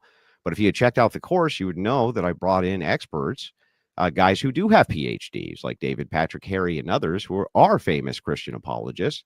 And they sit down and go over what all of those terms mean, why they mean those things, and how you can apply them to your knowledge base and it helps to equip you in the future if you are having ideological combat with a leftist, especially from a Christian paradigm. But without any kind of measure or metric of expertise at the end of it, without some sort of guaranteed level of, if you have completed this, this is the knowledge that you will have, and this is the level at which you will be able to debate, without giving that level of accreditation to it. Accreditation from whom? I mean, there are accredited, like the actual debate societies in America are Do you accredited. think that I'm running some kind of actual polished college or something that you have a 4-year degree or an associate's degree at? Or did I market that I would build out a course that's roughly 7 hours that would assist you with debating ideologies online? Because I'm pretty confident that that's what I marketed. No, now, if but you that have was- evidence that I marketed something besides that, I would like to hear it and see it, but I'm 100% confident that that's exactly what I marketed and that that's exactly what people are buying. I don't believe that you are dumb enough to think that your words don't hold meaning. And I don't believe that you. Well, I don't just think you're use- dumb enough to think, well, don't all words hold meaning? Of course. But I'm saying I don't. No, go I'm ahead. saying that I don't think that you chose verbal combat and framed things as a war. I don't think that you chose university just willy-nilly because it, rolled I off didn't. the tongue. I just gave you an accounting, which is completely reasonable. I told you exactly where verbal combat came from. I told you exactly what the inspiration for that was. I did tell you that I believe that there's a grounded ideological war going on between the right and the left and between these ideological paradigms. And that course will assist you if you are engaging in those ideological paradigms, which more and more people are. It'll assist you in crafting your arguments for those paradigms. That's the way it was marketed. That's the way it's always been marketed. If you can tell me what's actually wrong with that, I'd like to know. Sure. It's that when you phrase things in terms of combat or in terms of war, you actually trigger the fight or flight response of your audience. Good. You don't honestly believe that the right and the left are at a war outside of social media. There's no I just way. want to let you know, I don't know if you're aware of this or not, okay? Mhm. But the left has, from my view, murdered an entire generation of human beings, murdered them, and is currently right now fighting on the streets in order to get the right to murder more of them.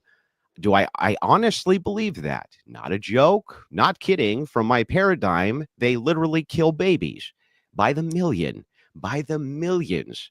Do I think that that's a war, a spiritual war, and an ideological war? You bet your fucking ass I do.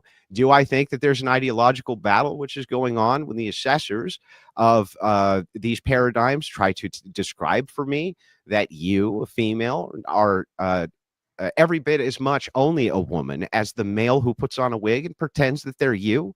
Do you think I don't think that these are ideological battlefields? You're out of your fucking mind. Not only do I believe that 100%, but it can demonstrate it to you. I can demonstrate right now that we have been in basically an ideological Cold War for somewhere north of 60 fucking years.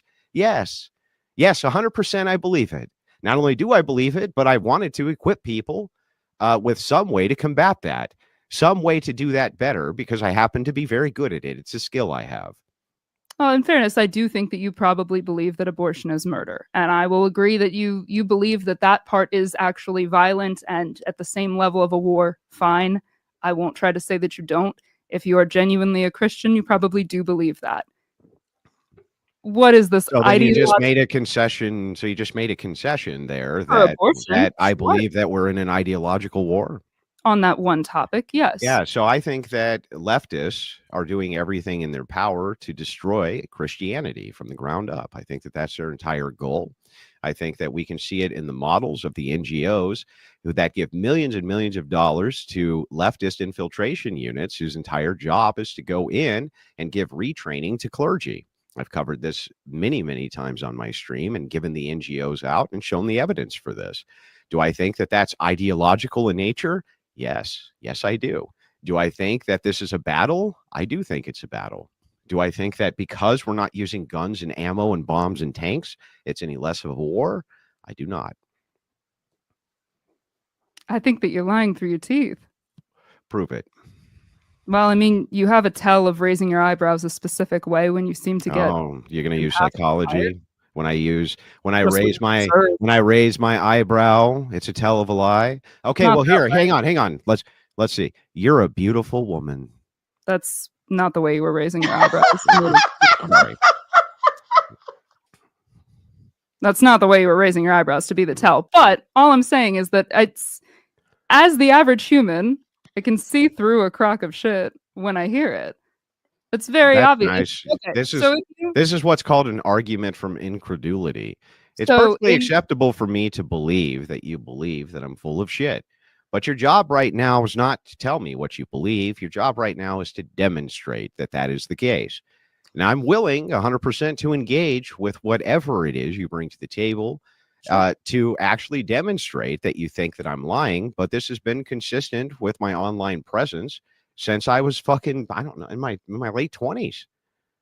So then why do you not get involved in actual politics, actual like on the ground politics? Why do you not run for anything?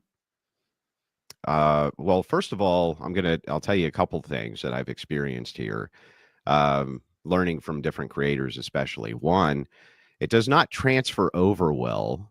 Being very popular online doesn't necessarily transfer over very well to popularity in the mainstream. If you're a big movie star, perhaps like Arnold Schwarzenegger or Jesse Ventura, people like this, that can transfer over fairly well. You're a household name. When it comes to online popularity, however, that does not transfer over well for grassroots. And there's many content creators who've gone that route, like Sargon of Akkad, for instance, went that route. Destiny went that route when he tried to do canvassing campaigns, and many other did. And it was an abysmal failure, even though they're very popular online.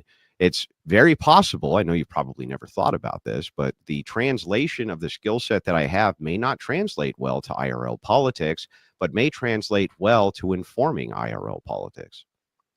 So you put in absolutely no work outside of just these online debates and streams for your ideology. That's your No, form of engaging. I didn't in say that at combat? all. I So what do you engage do? with politicians all over the place, assist them with arguments. I've assisted with grassroots campaigns, which have been spearheaded largely by a guy who works for me named Rob Knorr, who interacts with the RNC on a regular basis. And we've helped to change a lot of the conversation when it comes to this. But that and me being a skillful IRL politician are two very different things. Do you realize that politicians, for instance, have political strategists? They have speech writers. They have rhetorical trainers. They have people who assist them in all aspects of political strategy. It's not just Andrew's really good and informed on politics, and so therefore he'll be a good politician. It doesn't always transfer over that way. And by Why the not? way, nobody's better at knowing my skill set than me. Certainly not you. I mean, I've seen your display of skills online. So Have you? I've seen more than I'd like. But why not hire those people? If you want to enact change, why I not did hire hire those? them. No, I'm saying why not hire Anything else? I did hire them. What why do you not mean? why not hire a political strategist? Why not hire a I speech writer? did hire one. What do you mean? Oh, so then why not make your foray into politics? Because If you people hired those- go where they're effective. and you wouldn't be an effective leader. You wouldn't be effective in Well, politics. now you're conflating things. You think that leadership can only be confined to the political, but it's not. And the thing is, that's funny here. That's interesting, especially, is that why do I need to confine myself to the ideas of what you have for politics when clearly you don't know much about politics? I just walked you through. There's a multitude of skill sets that people have that would be applicable to the worldview. Some people are very good at being in front of cameras, IRL, and, kind of delivering the rhetoric that way. They're very likable, perhaps. They have all sorts of various skill sets which would gravitate people towards them. But they also need people to craft arguments, to be supportive influencers, et cetera, et cetera. So just because I'm on one front of the ideological battle and not directly on the political front doesn't mean I'm not engaged on the political front. That's just absurd. Would you argue that there are some people in this world that set a goal for themselves that they can never achieve? Would you say that that's something that happens pretty often? They set a goal for themselves that they can never achieve. And that they know that they can never achieve, but they sort of make that their long-term end goal. I don't know if I believe that or not. Okay. I would argue that it's true. There's a lot of people that... Can you demonstrate it through something other than an assertion? Sure. There's one of the talking points of the whole anti-feminist movement. Is there are women who say that feminism is cancer and they want to end the vote of the women in the West. That's never going to happen. They have Why to know not? that Why won't it ever happen? because of what we have in place just within our democracy. That's not something that Do you we're going realize to that suffrage, universal suffrage, is a new idea?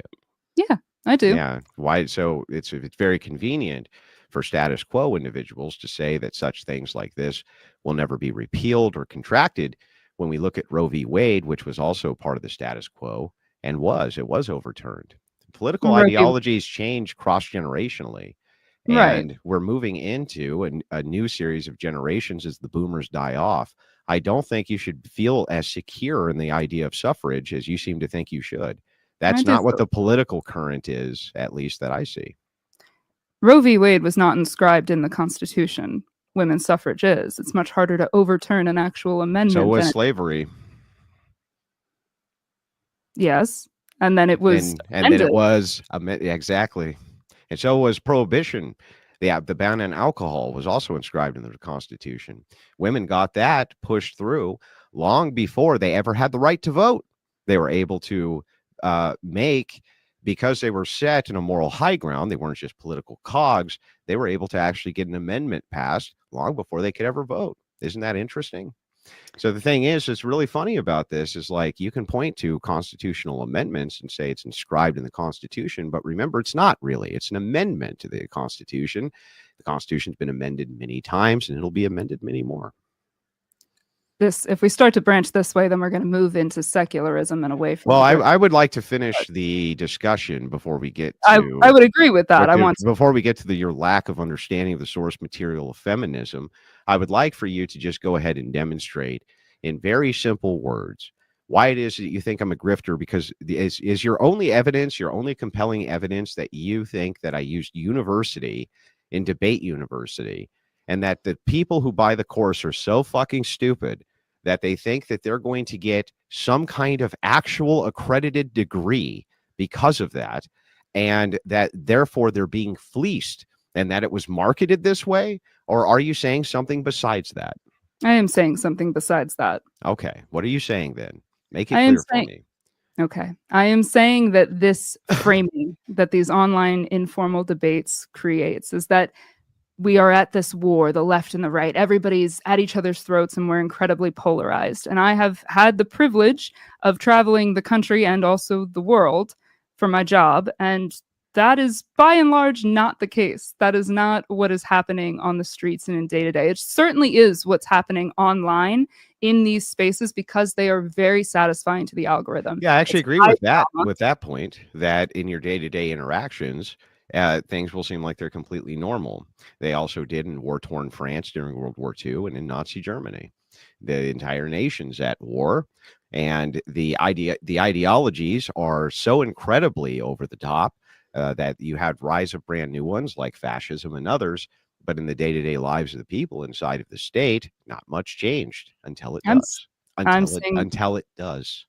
I'm saying that the ideologies of the people are not at this high stakes level of war, and it's not these intensely polarizing communities. Well, forgive me if I don't believe that you're having intense ideological discussions with your friends and people, randoms that you meet on the street. I don't believe that that's the case because I don't even think it's possible. I don't think you're meeting random people on the street who are going about their day shopping and doing the various activities people do in their daily life and stopping them and saying, hey, by the way, do you think that ideologically leftists have killed millions of people through abortion? I don't believe that you're asking them that. And I think you would be shocked to hear the answers because pollsters do ask them that. And so the thing is like, while it's true that there's something called the normalcy bias, right? And you saw this during COVID-19. The normalcy bias, people will try to interact as they've always interacted, even as the world around them is falling apart. So you're incorrect in that assumption. That is exactly what I do. That is what I do for my day job. Show me where I can see that. Show me some evidence of that. due to my NDA, I cannot reveal the shows that Well, I've that's done awful for. convenient, isn't it? That's just the reality. I'm not willing to risk my job for this. Yeah. Well, that's awful convenient that you say I do thing, but could never demonstrate to you that I do. Once I move on from this particular show, I am happy to come back and let you know what the show was. But while I work on it, I'm not allowed to say what it is. Well, whatever the show is, where people that are is going what I out and do. asking about ideologies, if it is the case that you think that ideologies are not polarized right now in 2025, then you're just simply not telling the truth. No, I am telling the truth, but that's what Okay. I'm saying is Well, that then how come every single pollster and every single political commentator seems to disagree with you based on the current data of the people that they poll and what it is that they believe? Why is it that it's so ideologically brutal right now that we're waiting for constitutional crises? Why is Trump sending the military into various states? It doesn't appear that things are nearly so ideologically stable as you seem to be pretending. For the average person, it is. The average person all wants the same things at the end of the day. We all basically want the same things. We all have the same things that we're striving for. We're not actually that divided. That's my whole point, is that these online informal debates are fostering that divide. It's just pushing it forward. It's making you think this person is, this side, this ideology is out to get you. And I am the only one, Andrew Wilson, can sell you a course so that you're equipped with mental and verbal armor. I'll give you the verbal grenades to go ahead and launch at your opponents. When in reality, it's not that. It's not. Nobody is actually benefiting from your ideological armor. That's just not happening, Andrew. Let's be real with each other. Can you demonstrate it? I can demonstrate that what you are arguing just doesn't happen in the real world. It only happens here online. Then demonstrate it. How would you like me to demonstrate it, Andrew? However you can demonstrate it, I'm willing to listen. I'm telling you that through my own experience of being out there in the world, and not just anecdotally, not just from what I have experienced, but just out in the world. I'm telling you from my own experience, but not telling you from my own experience. I am right? speaking partly from my own experience. And what are you speaking? What is the other part that you're speaking from besides your own experience? If you ask people what their values are, what their core values are, they all pretty much line up. And that is true in the polls. People want their families protected. People want to feel safe. People want their lives protected. Now, the finer details, sure, if we want to get pedantic about it, we can. And that's where things differ. But a lot of these ideological wars are problems that are made up. And we think that they're bigger issues than they are. Was January 6th made up? No. Okay. What does January 6th have to do with? Well, I'm just saying, I think it's really interesting that as we see unrest in the street, as we literally see what just happened in the California riots due to illegal immigrants, we see people say that they want less illegal immigration inside of their nation. They want less diversity. They want less of these things overwhelmingly, and then overwhelmingly vote for a president who says that they're going to deliver on those things. It sure seems like an ideological divide to me on Main Street, not just from some elitist online or some rhetorician somewhere. It certainly seems to me like these are things that people take seriously and that they're having struggles with. Now, when you say this sort of nonsense like this, you say, hey, Andrew, look, we all have some shared needs. That's true. We all want to see our families protected. We all want food to eat. We all want safety. All of those things are true. But you realize the distinction between ideologies is how we get there. That's how we get to those things. The various ideas of safety. Let's take the trans movement, for instance. Right? The entirety right now of the political polarization behind transgenderism is that women don't feel safe in their own sports, do they? They're tired of getting their shit pushed in. They're tired of getting their faces bashed in. They're tired of getting humiliated by men in wigs. They don't feel very fucking safe, do they? And so it becomes very ideological. It's funny. They want the same things you want. They want safety and this and that. But they seem to think that they're not very safe right now when it comes to this particular issue. And so other people, though, they do. And that's how you end up with ideological divides, right? Are you framing that there's like a mass movement of trans women in women's sports right now? I can only think of a couple instances. No, I'm pointing out to you something which is objectively true, which is the feeling of safety. When you say that there's shared values that people have across the board, I'm willing to concede that that's true because it's obvious. It doesn't even need empirical evidence, nor I think even a logical syllogism is necessary for this. It's observable by almost everybody on planet Earth. People have shared needs. Safety, one of the things that you cited, is one of those needs. But safety also comes at the expense of a feeling, doesn't it? I feel safe. It's not objective all the time, is it? You can be unsafe, for instance, and feel safe. But this is all branched around the feeling of safety. And women right now don't feel safe in sports, even if they're not dealing with any transgenders. And that creates ideological divides. What can you point to that shows that women by and large don't feel safe in sports? Though this is not, I'm not even here to debate the merits of trans athletes, but I think that that's a bit of a claim to say that women in college sport or any sports are fearful of that actively. Do you agree with me that there's tens of thousands of anti-trans activists in the United States? I don't know. I've never looked at those figures.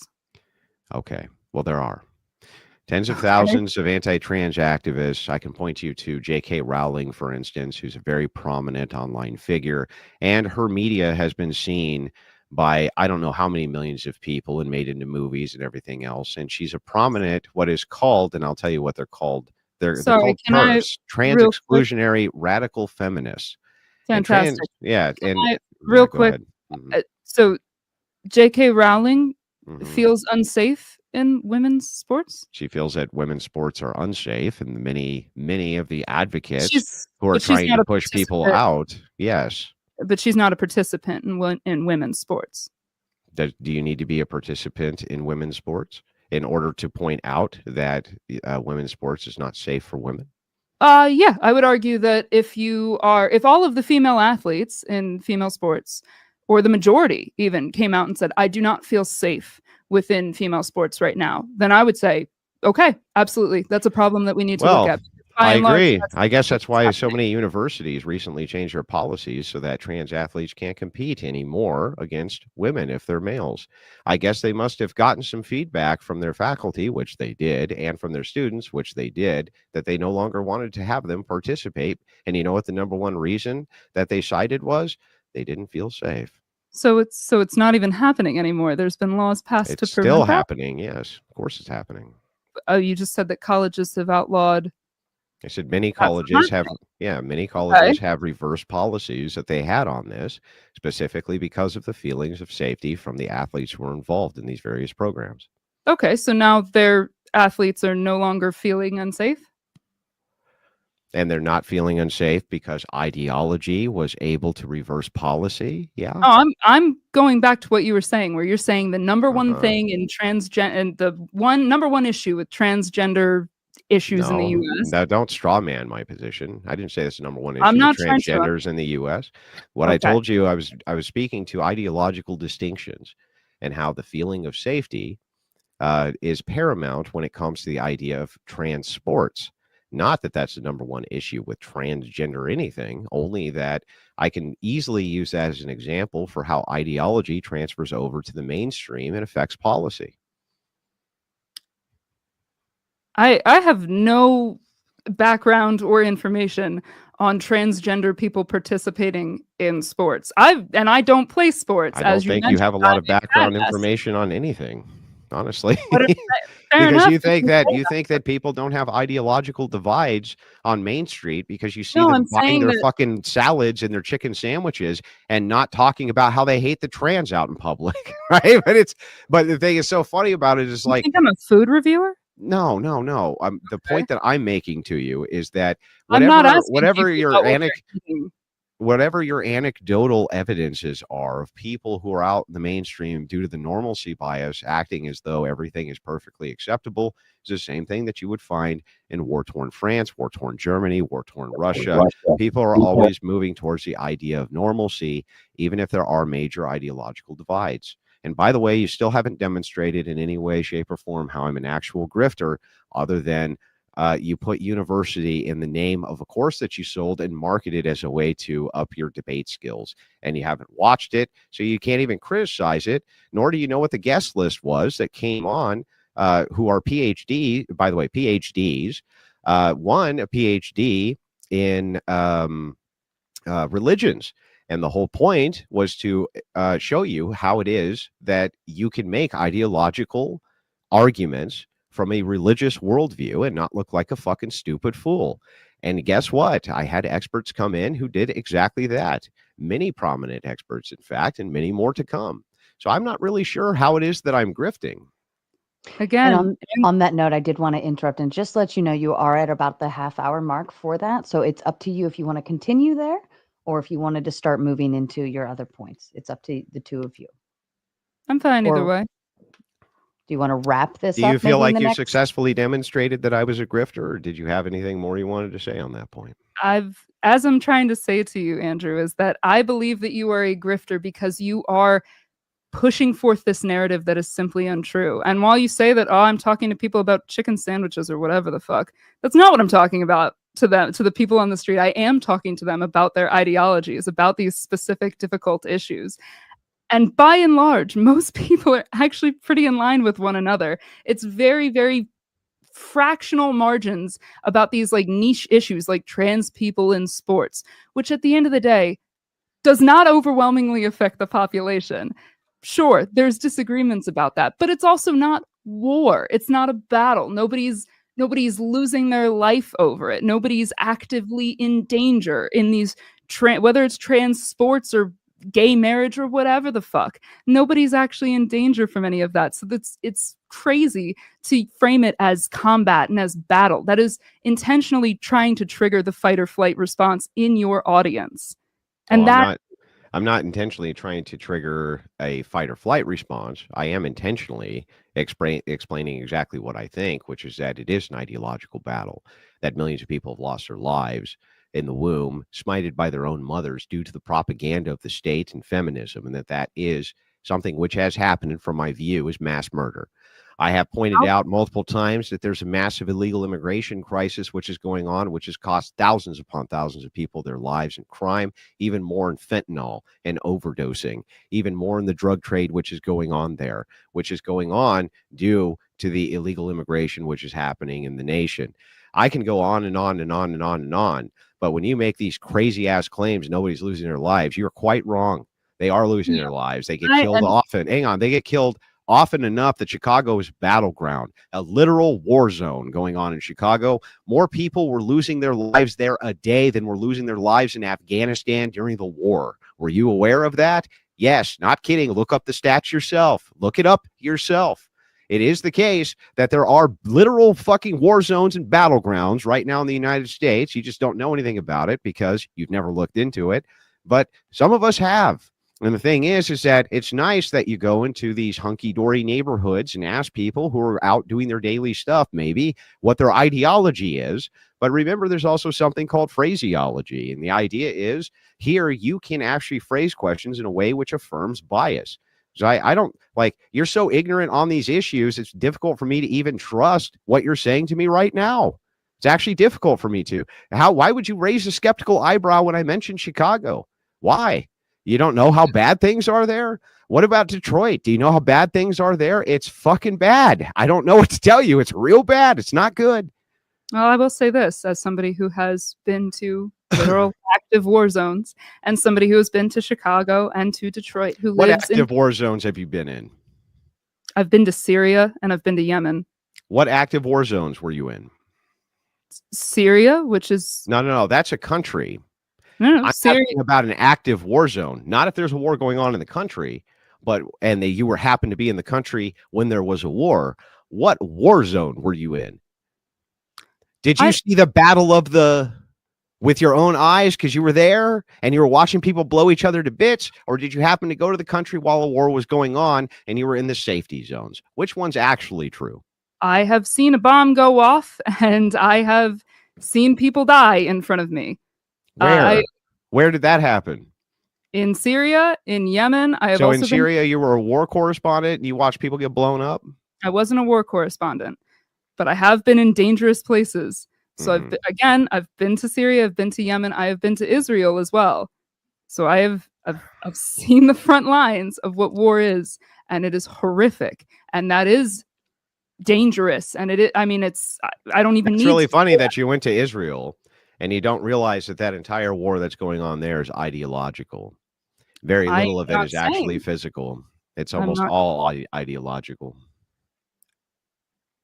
Are you arguing that? Okay, I was not talking about politically outside of the U.S. When I talk about the grifting that you're doing, I am assuming that that is going to U.S. consumers or maybe people in Canada, but English-speaking. I think people worldwide have bought the course.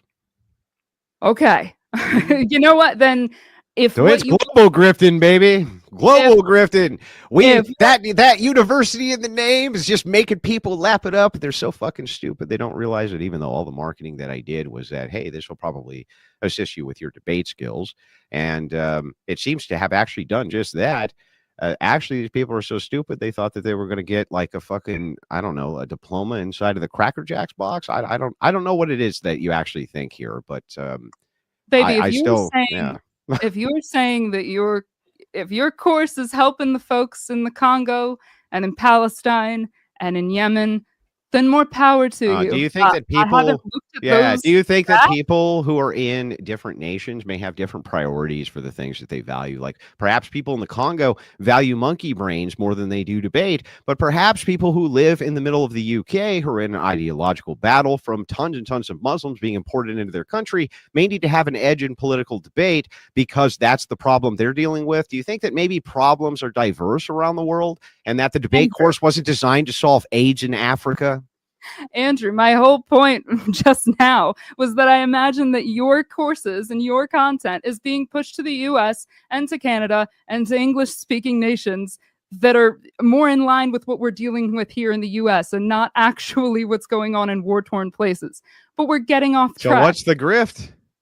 Again, my argument for your grift is that things here in the US, it's not a war zone. Ideologically, it's not a war. Online, it may seem like that because the algorithm is pushing to people that it is, because people tend to engage with the content that they hate more than the content that they love.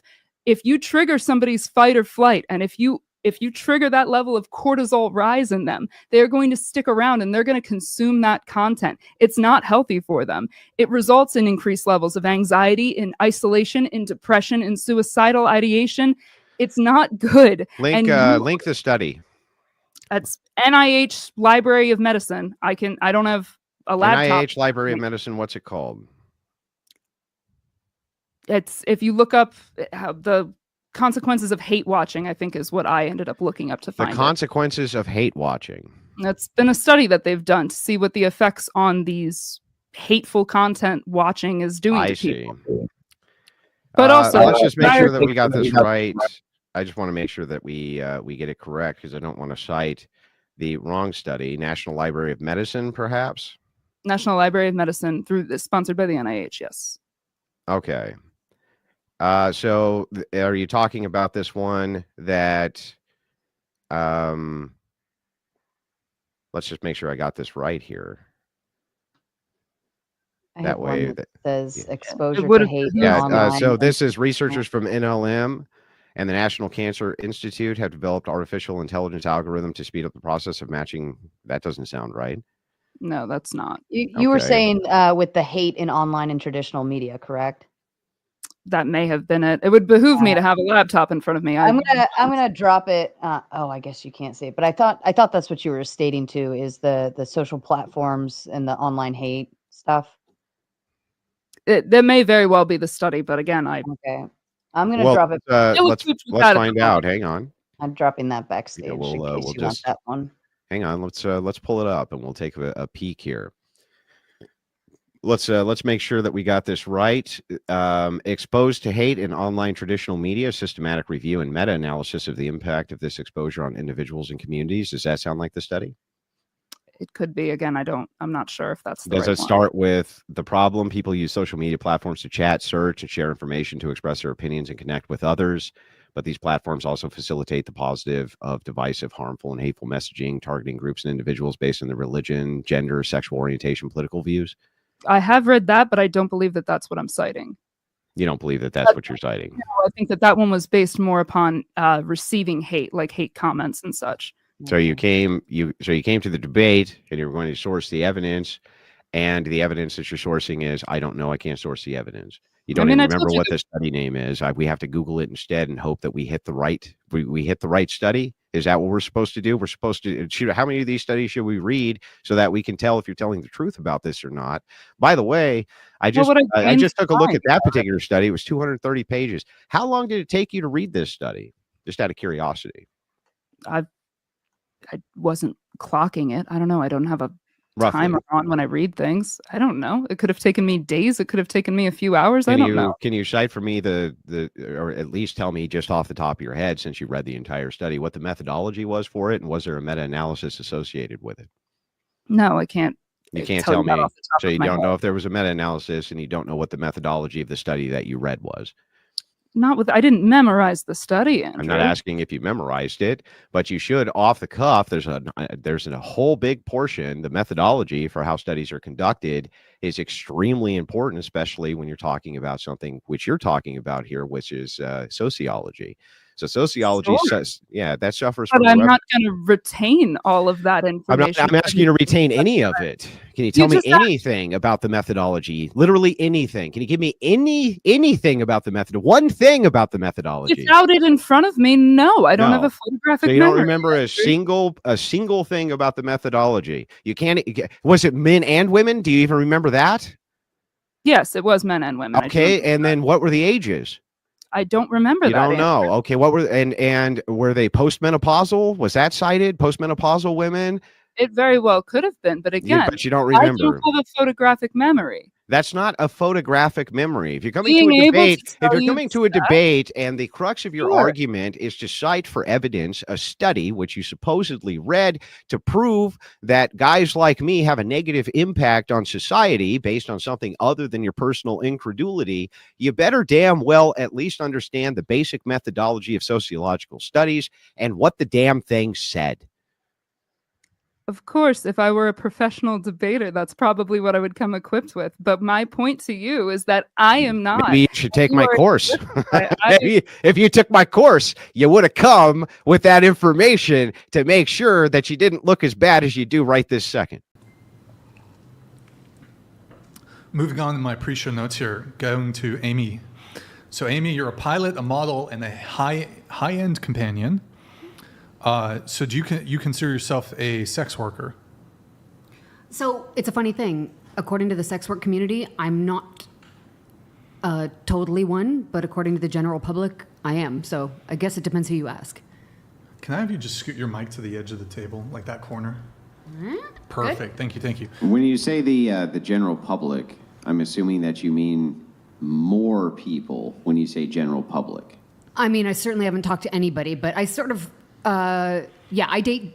I am only attracted to wealthy, generous men who provide for me. That's all I've ever dated in my entire life. It's all I ever would. I'd rather be single than split bills. So yeah, that is how I like to live. But like escort type of women have told me that I don't qualify as one. So I'm not sure why. Do you not consider yourself an escort? No, they tell me that I don't qualify because I don't do the same stuff and live the same way. But I very much think sex work should be decriminalized, and I think even if you hate it, the way we handle it in America is harmful, but that's a different discussion. So, well, I'm happy to get into that discussion, but before we do, you are. I'm just curious. What are you bringing to the table besides your body to these men who are taking care of you? You'd have to ask them. Well, I'm asking you. I don't know. You'd have to ask them. They're the ones who want to date me. So from your perspective, what do you bring? Me. So what does that mean? I mean, you'd have to ask someone who loves me why they love me. I'm not a mind reader. No, I'm not asking you to be a mind reader. I'm just asking, you are on the other end of this relationship. I assume you know what you bring to the table of the relationship, right?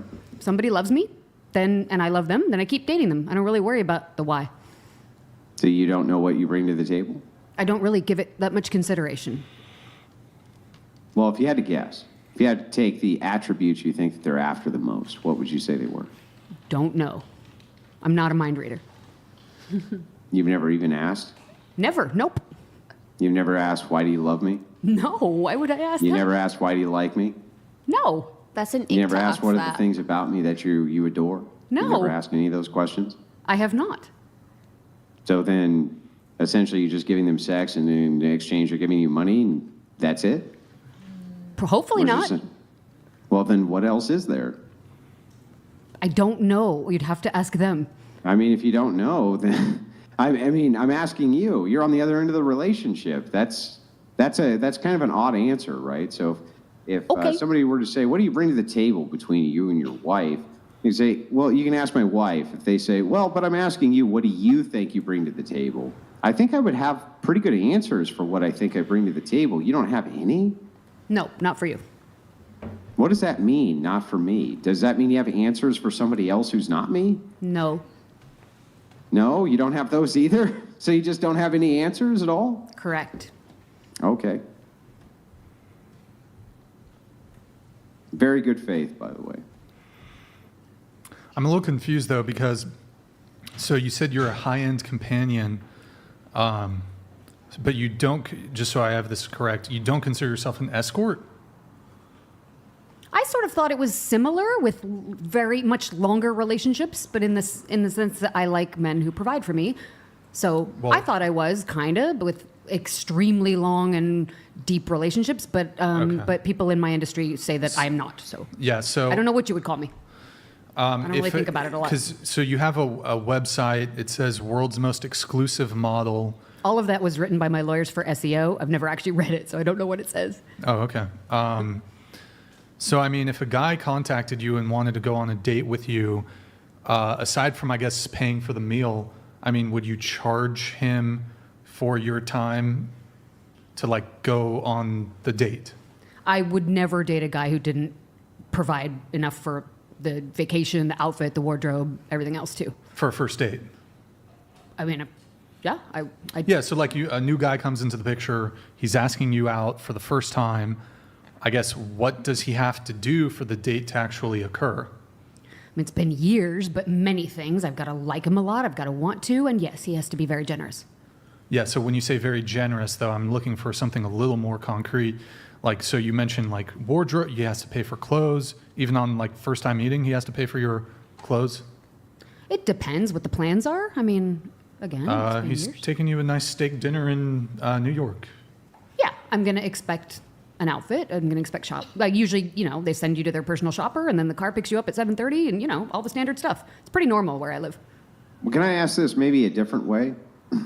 Let us assume for a second that you met an attractive man in an age bracket that you thought was fantastic. And, he said, "Listen, I want our relationship to be purely material.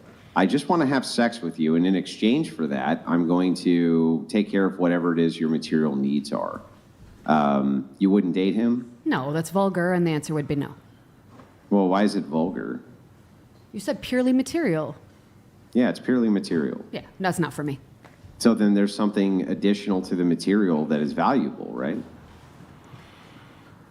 Yeah, so what are those things about you that are additional to the material that are valuable? For me to agree to go out with him, I've got to like him, and hopefully, I know, love him. you But like again, him, it's all been that's established. But if the material itself is not the thing, if there's additions to that from your perspective, what are those additional things about you other than your body, the material, that you think they're interested in? I don't know. If he's asking me out, I assume he's interested. I'm more concerned with whether I want him or not. By the way, Andrew, I sent you a text if you could check it really quick. Okay. Wrinkly gold digger. Thanks. Yep. I'm a little confused, though.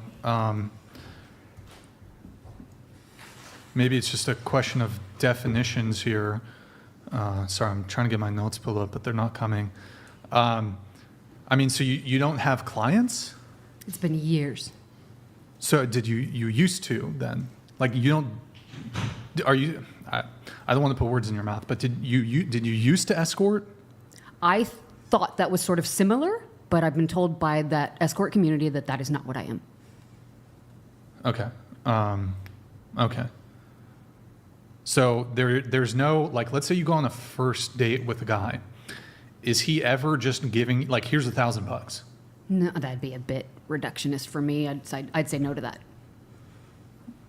But you've never been on a first date where there was like I'm not talking sex here, I'm just talking like going out on the date, where he just gave you like, here's $5,000, here's $1,000. I've had men send me more than that and never meet me. Tons of them. So all things happen. Okay. I have one quick follow-up I was just curious about. I have a close friend of mine. He's in the chat on my end right now, who's a pilot. And he was just wondering if you could walk us through how you land a plane. What kind of plane? Any kind of plane. Well, they differ. The over-the-gate speed is different based whichever on the one. type Pick of one. aircraft. Just pick one. Yeah, pick whatever. Piston, turboprop, jet, like Whichever turbine? one you want. Whichever one. Well, so you Pick any. You set up 45 to the downwind. You set up turn base, turn final. There's things that happen during that, and then you touch down, wheels first, then set the nose down. There's But I mean, whether you like, do. let's pretend for a second I'm on a plane, whatever plane you pick, Yeah, I just and I'm told you. like, I'm the passenger. Hang on, I'm the passenger, right? And I have to land this plane because the pilot like had a heart attack and he died. And you're walking me through it. What's the first thing I do? First thing you're gonna need to find where the push to talk is, declare Mayday. They're gonna give you progressive instructions. You might be able to land it. That'd be tough, but yeah. First you're gonna need to talk to tower. Walk me through it. Mayday, Mayday. The plane's going down. What do I do? What's the next step? You're gonna have to talk to tower. All this is gonna come at you pretty fast, faster in turbine than it is in piston. But it depends on the type of aircraft you're in. If you have any other flight crew, I would request. Doesn't matter what it is. No, it does matter. It matters a lot. I don't know. It's Cessna. It matters a lot. Okay, whichever, pick one. Doesn't matter which one. Well, the reason it matters a lot is because all the variables change depending I upon agree. make and model. So let's pick one. Let's pick any of them. Whichever one you want. Pick one. Okay, so like I said, are you in the pattern? Are you at 10 miles out on final approach? Are you talking to center? Are you talking to tower? I don't know any of this. I Well, don't you just know. asked me, so I'm just a telling you how guy. you fly I'm a plane. just a guy in a plane trying to land it. I'm terrified. What do I do? A bunch of stuff, and you're going to need progressive Okay. instructions to try to live. Okay, so what do I do? What's the first step? It depends where you are. So I'm in is there Nevada. retractable gear? Is the gear not retractable? The gear is retractable. Okay, so it's at a certain point. It's after you 45 to the downwind. Before you turn base, you're going to have to put the gear down. And you're going to declare Mayday, so they're going to give you the walk run. me through it step Dude, by you step, don't though. listen. If you want me to talk, you listen. Wait, when I talk, you listen. Andrew, are you thinking that she's not telling the truth about the pilot thing? I'm pretty sure this all sounds Yes, that's legitimate. I'm obviously not what this saying was. anything. I'm just wondering if you could walk me, because this pilot buddy of mine, Yeah. he's saying, just He doesn't ask think her I to was walk you one. through Right. how I land this plane step by step. I mean, That's it he's all asking. sounds pretty legitimate to me, Andrew. I don't I'm know. not saying it's not legitimate. I'm just asking the question. Right, but How I would mean, Every given- time I tell you how to fly a plane, you interrupt me, though. When I speak, you listen, Andrew. Okay, I'm listening. Great. So first, you're going to have to talk to people because you don't know how to fly a plane, so you're going to have to get instructions, otherwise you're going to die. Then you're going to get a bunch of things to do in series. There's speeds you need to be at, there's pitches, there's attitudes you need to be at. If you can get them done fast enough before dying, you might get it on the ground. It ain't going to be pretty. They're going to have the foam and the ambulances out. They're going to give you the runway, which is what Mayday does. If you're further out than that, you have more time to set it up, but it depends where you are, how close you are. They're probably going to extend your downwind, give you lots of time to try to save your own life.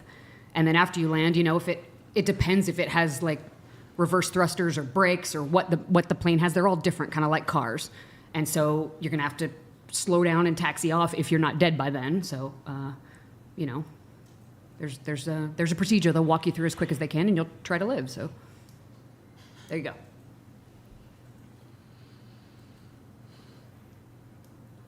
Andrew, I don't doubt her bona fides here. So I mean, what's the? Clown does.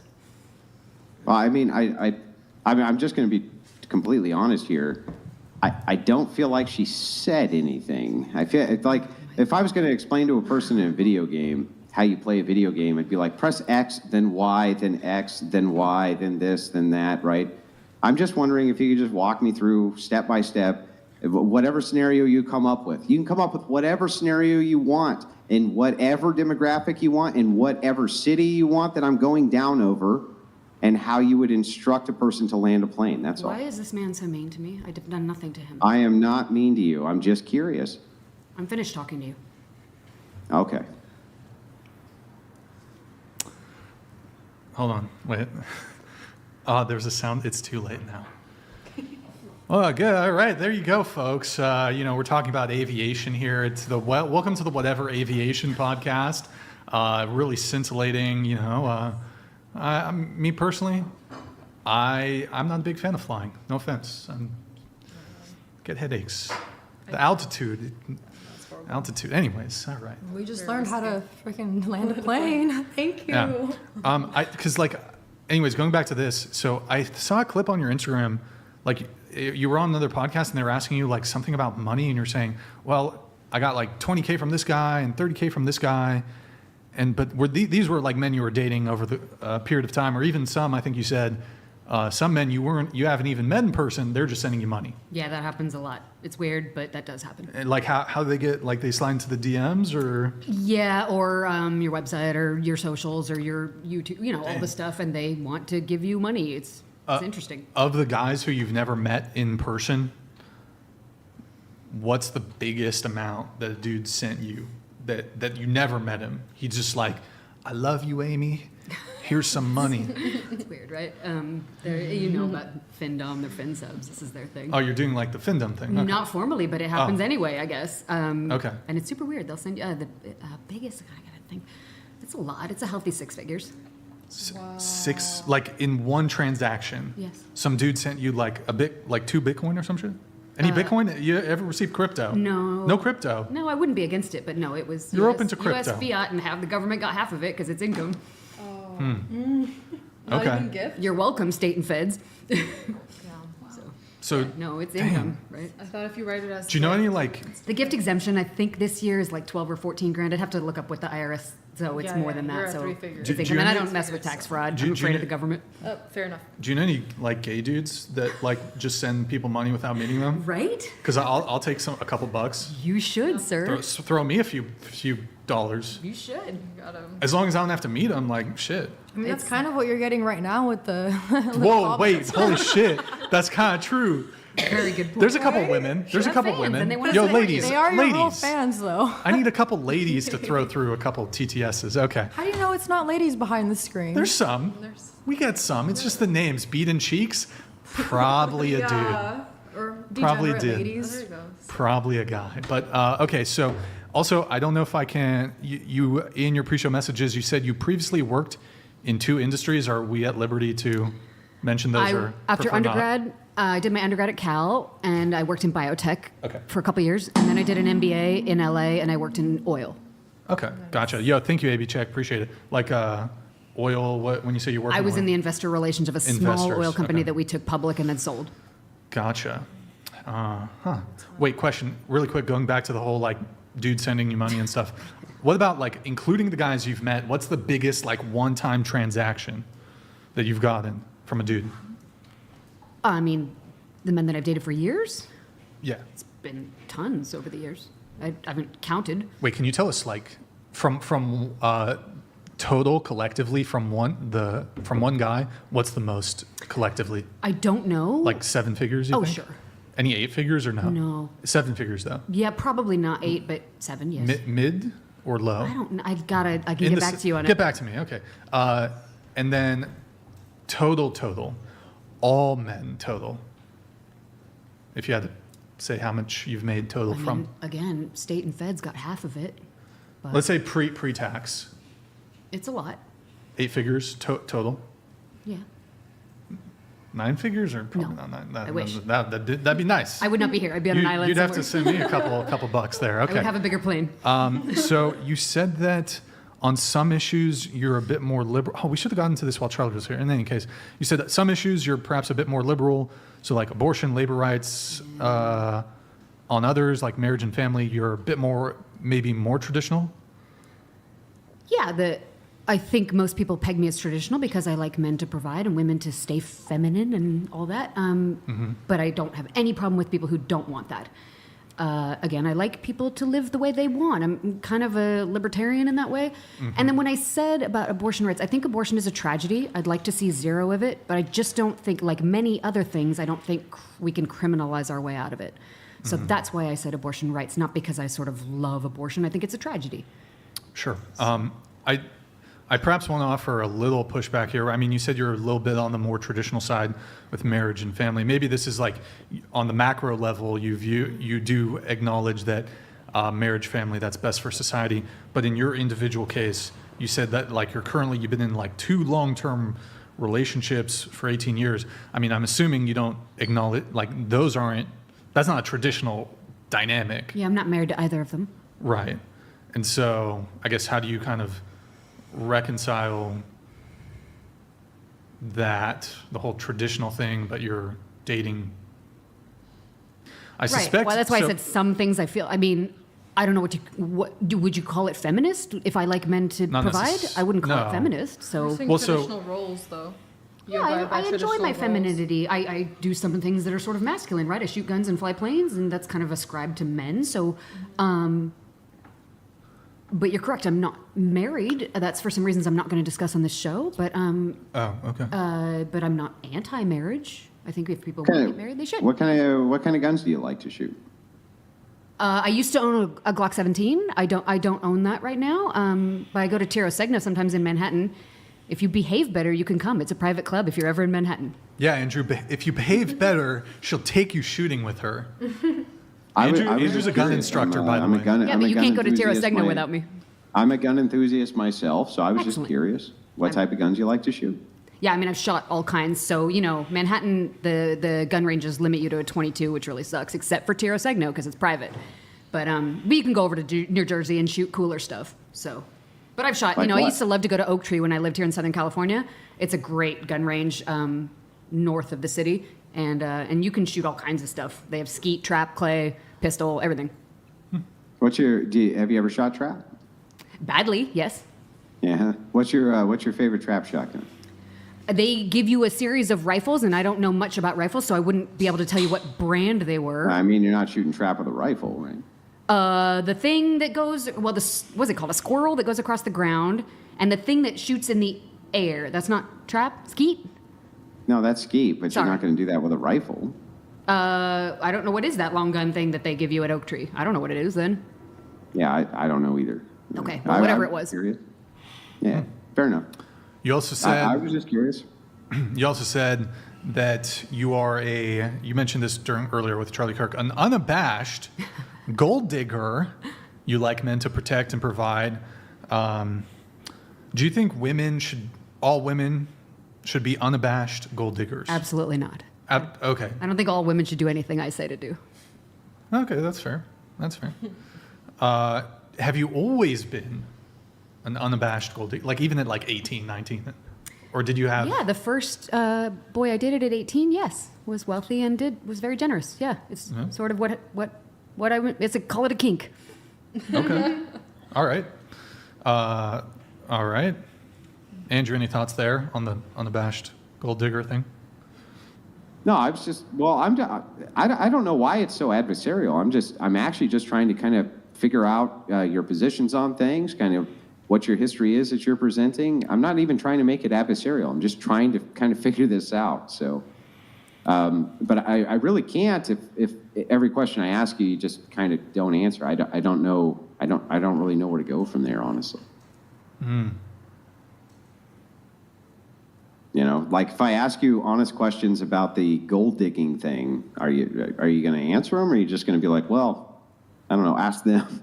Like, I mean, obviously you have some idea of what it is that men see in you or want in you or something like this, right? Or you just kind of claim, well, I have no clue. I've just never thought about it in 18 years. I mean, does that even really sound reasonable to you, or? Yes, it does. It does? Okay. Well, then I don't know what to do with that answer. Cool. Later. Okay. Don't like him. We'll get to that in a sec. What the hell did I do? I mean, I'm really just asking you very basic. I don't know why you're so upset with me. What the hell did I do to you? Next. You don't know. You just maybe it's the face. You just don't like the face. It could just be the face. Sometimes people just are like, I just don't like your fucking face, right? It could just be that, right? Could be. Who knows? I don't know exactly what I've done to you. I've been very polite. I've just asked you some basic questions. I might have been. I mean, unless you can kind of point to something that I said which was horrendously offensive, I don't. Remember in our DMs, Brian, when I said about 17 times that I came here not to argue? You been arguing, Andrew? Have you been arguing, Andrew? I don't even feel like I've just asked some basic. I don't feel like we've argued about anything. Honestly, I've just asked a few questions. Okay. So you wanted to talk about aging and dating. Did I say that? We don't I have think to. so. I think you said that. Maybe. Can't remember. Okay. But we don't have to. And then in the DMs, since you brought that up, you said I'm trying to think if this was like disagreements. You said some of the enraged stuff is hard to watch. I think life's too short to be upset online. I tend to agree with that. You think being mean to people doesn't help the world, so I don't like any of the clips where people are being cruel. Maybe that's it, Andrew. She saw some of your cruel clips, but that's just me. So you said you've seen some pretty cruel episodes. Some are a bit nasty.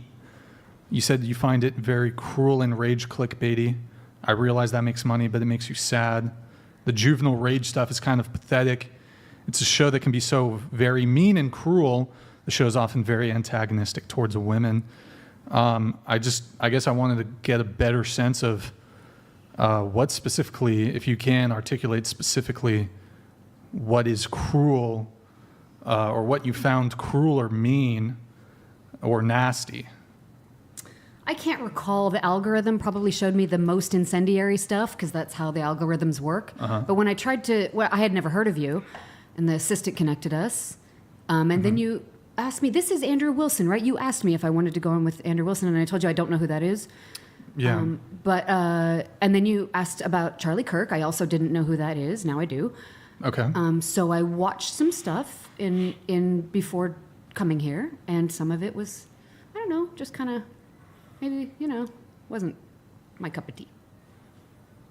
But like, can you be more specific? I cannot recall. It was just pretty, I don't know, like, yeah, clickbaity kind of stuff.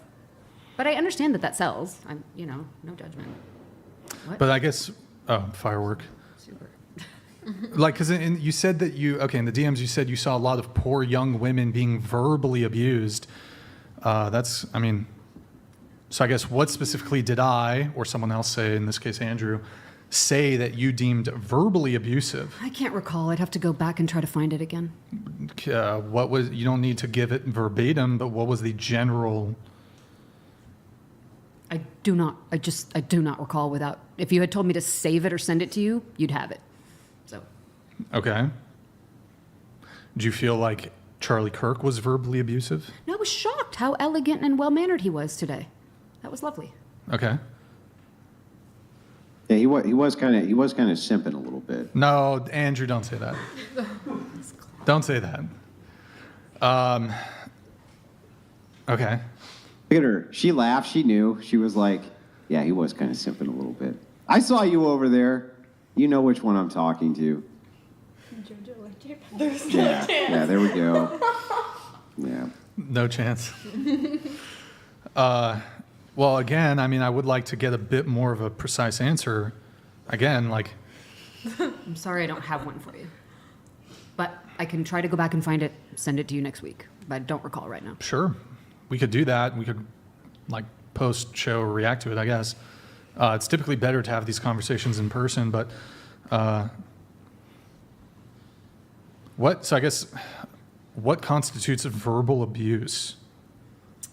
That, might have been hyperbolic to use that phrase. I was just typing in DMs, but I just don't think that being nasty is cute or funny or edgy or interesting. I think being kind and helpful and looking for solutions and being positive is better for everyone involved. I think being nasty is boring. I just think it's boring. So the tone? Is it the tone? Maybe. I don't, and maybe the words and maybe the attitude, body language, a million things. I don't think being nasty is sort of interesting.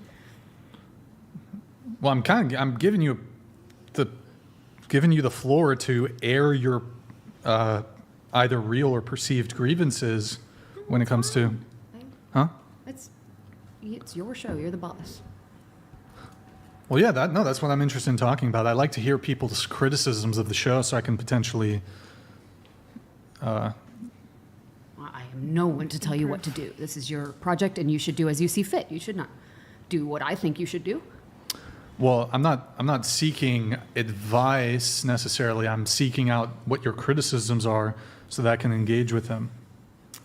Yeah, I think some of the stuff that popped up first on YouTube was sort of ugly and, I don't know, Do you recall any singular? Again, I don't remember which videos. I'll have to go back and look at Well, my I don't need history. it verbatim, but what was the general? Give me something here to work with. Just cruel, you know? Okay, but when you say cruel, that has, I'm gonna prod a little bit. I'd like to Trying know. to make people angry for clicks and likes and money is sort of icky, right? It's icky. Well, my goal is never to try to make somebody angry, but what generally was said? Just a lot of trolling type of behavior, which I just don't. Trolling behavior? I'll be 48 in a few months. We didn't have this when I was younger. We didn't sort of. Why the fuck would I lie about it? It's like there's 600,000 Americans who fly planes. It's not that special. It's like literally driving. It's actually easier than driving. No, let them talk. They're talking about Andrew. I want him to hear it. Okay, so that ever hasn't been. This is not. I thought it was going to be nice. I just, and they're just gonna keep at it like all night till like 2 a.m. Do I leave? It's boring. Do I leave? We should be back. Andrew, we were going around the table on the rating thing. You had something. Go ahead. Yeah, I was going to pick on the pilot a little bit, even though now it's in good fun, right? It's in good fun. I was just going to ask, do you think that you're the prettiest girl in the room? Absolutely not. Who do you think is?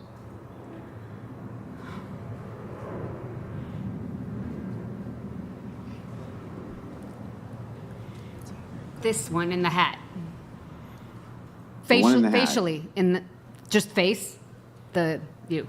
I forgot your name. Appreciate it. Madison. Now, she rated herself an 8. This means that you must disagree with the gal in the black who rated herself as a 10. Why would that be? Well, my opinion is only my opinion. I know, I understand, and I'm only asking about your opinion.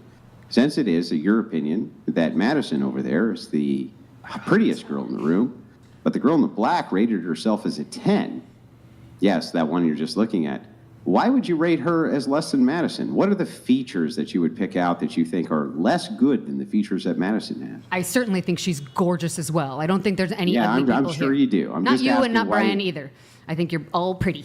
My personal taste, I think her long straight hair is really pretty. Not that yours is bad. I just think hers is prettier for me. But whatever. They're both hot. They're both great.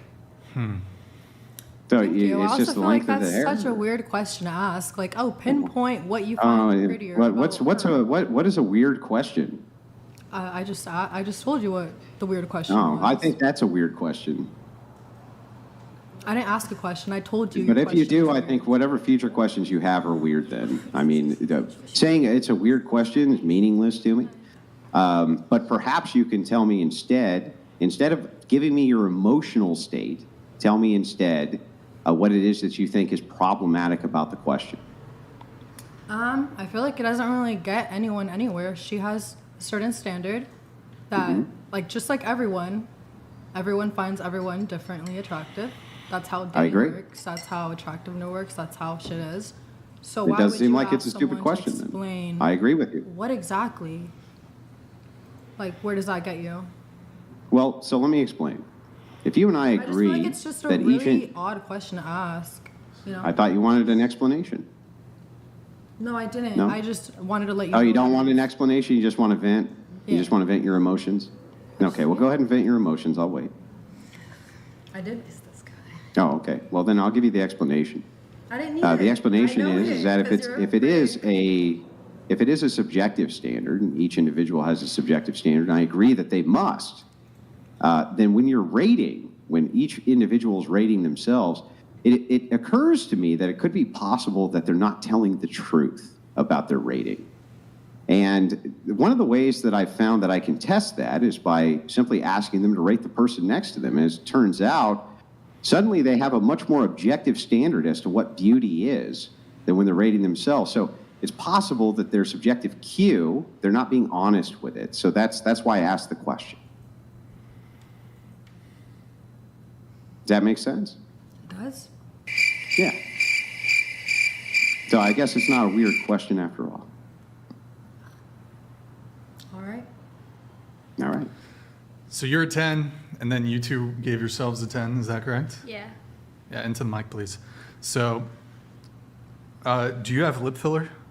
Yes. Do you have lip filler? Yeah. Have you guys had any other cosmetic procedures done? No. Just the lip filler? Yes. Okay. Were you a 10 before the lip filler? Always. You too? Yeah. It didn't make that much of a difference, to be honest. Yeah. But if you were a 10 before the lip filler, why get the lip filler? Because I had one unsymmetrical lip. So you weren't a 10 then? No, I was a 10. Well, you just stated you were not perfect in some dimension. Yeah, okay, but that just made me 11. The lip filler made you 11, so you went over the rating scale. Yeah. I don't know if math works that way, but... So let us pretend for a second that 10 means perfect. Absolutely flawless in every single dimension you can think of. Yeah. Everyone, by beauty, brains, whatever it is, right? You're a perfect 10. That means flawless. If you were to work on something you considered a flaw, then how could you logically also think you were a 10? Because flaws are still like beautiful. Like everyone's got flaws. Everyone's got imperfections. Then why change them? Because you feel like it sometimes. Oh, you feel like it? It's not because it's a flaw? No.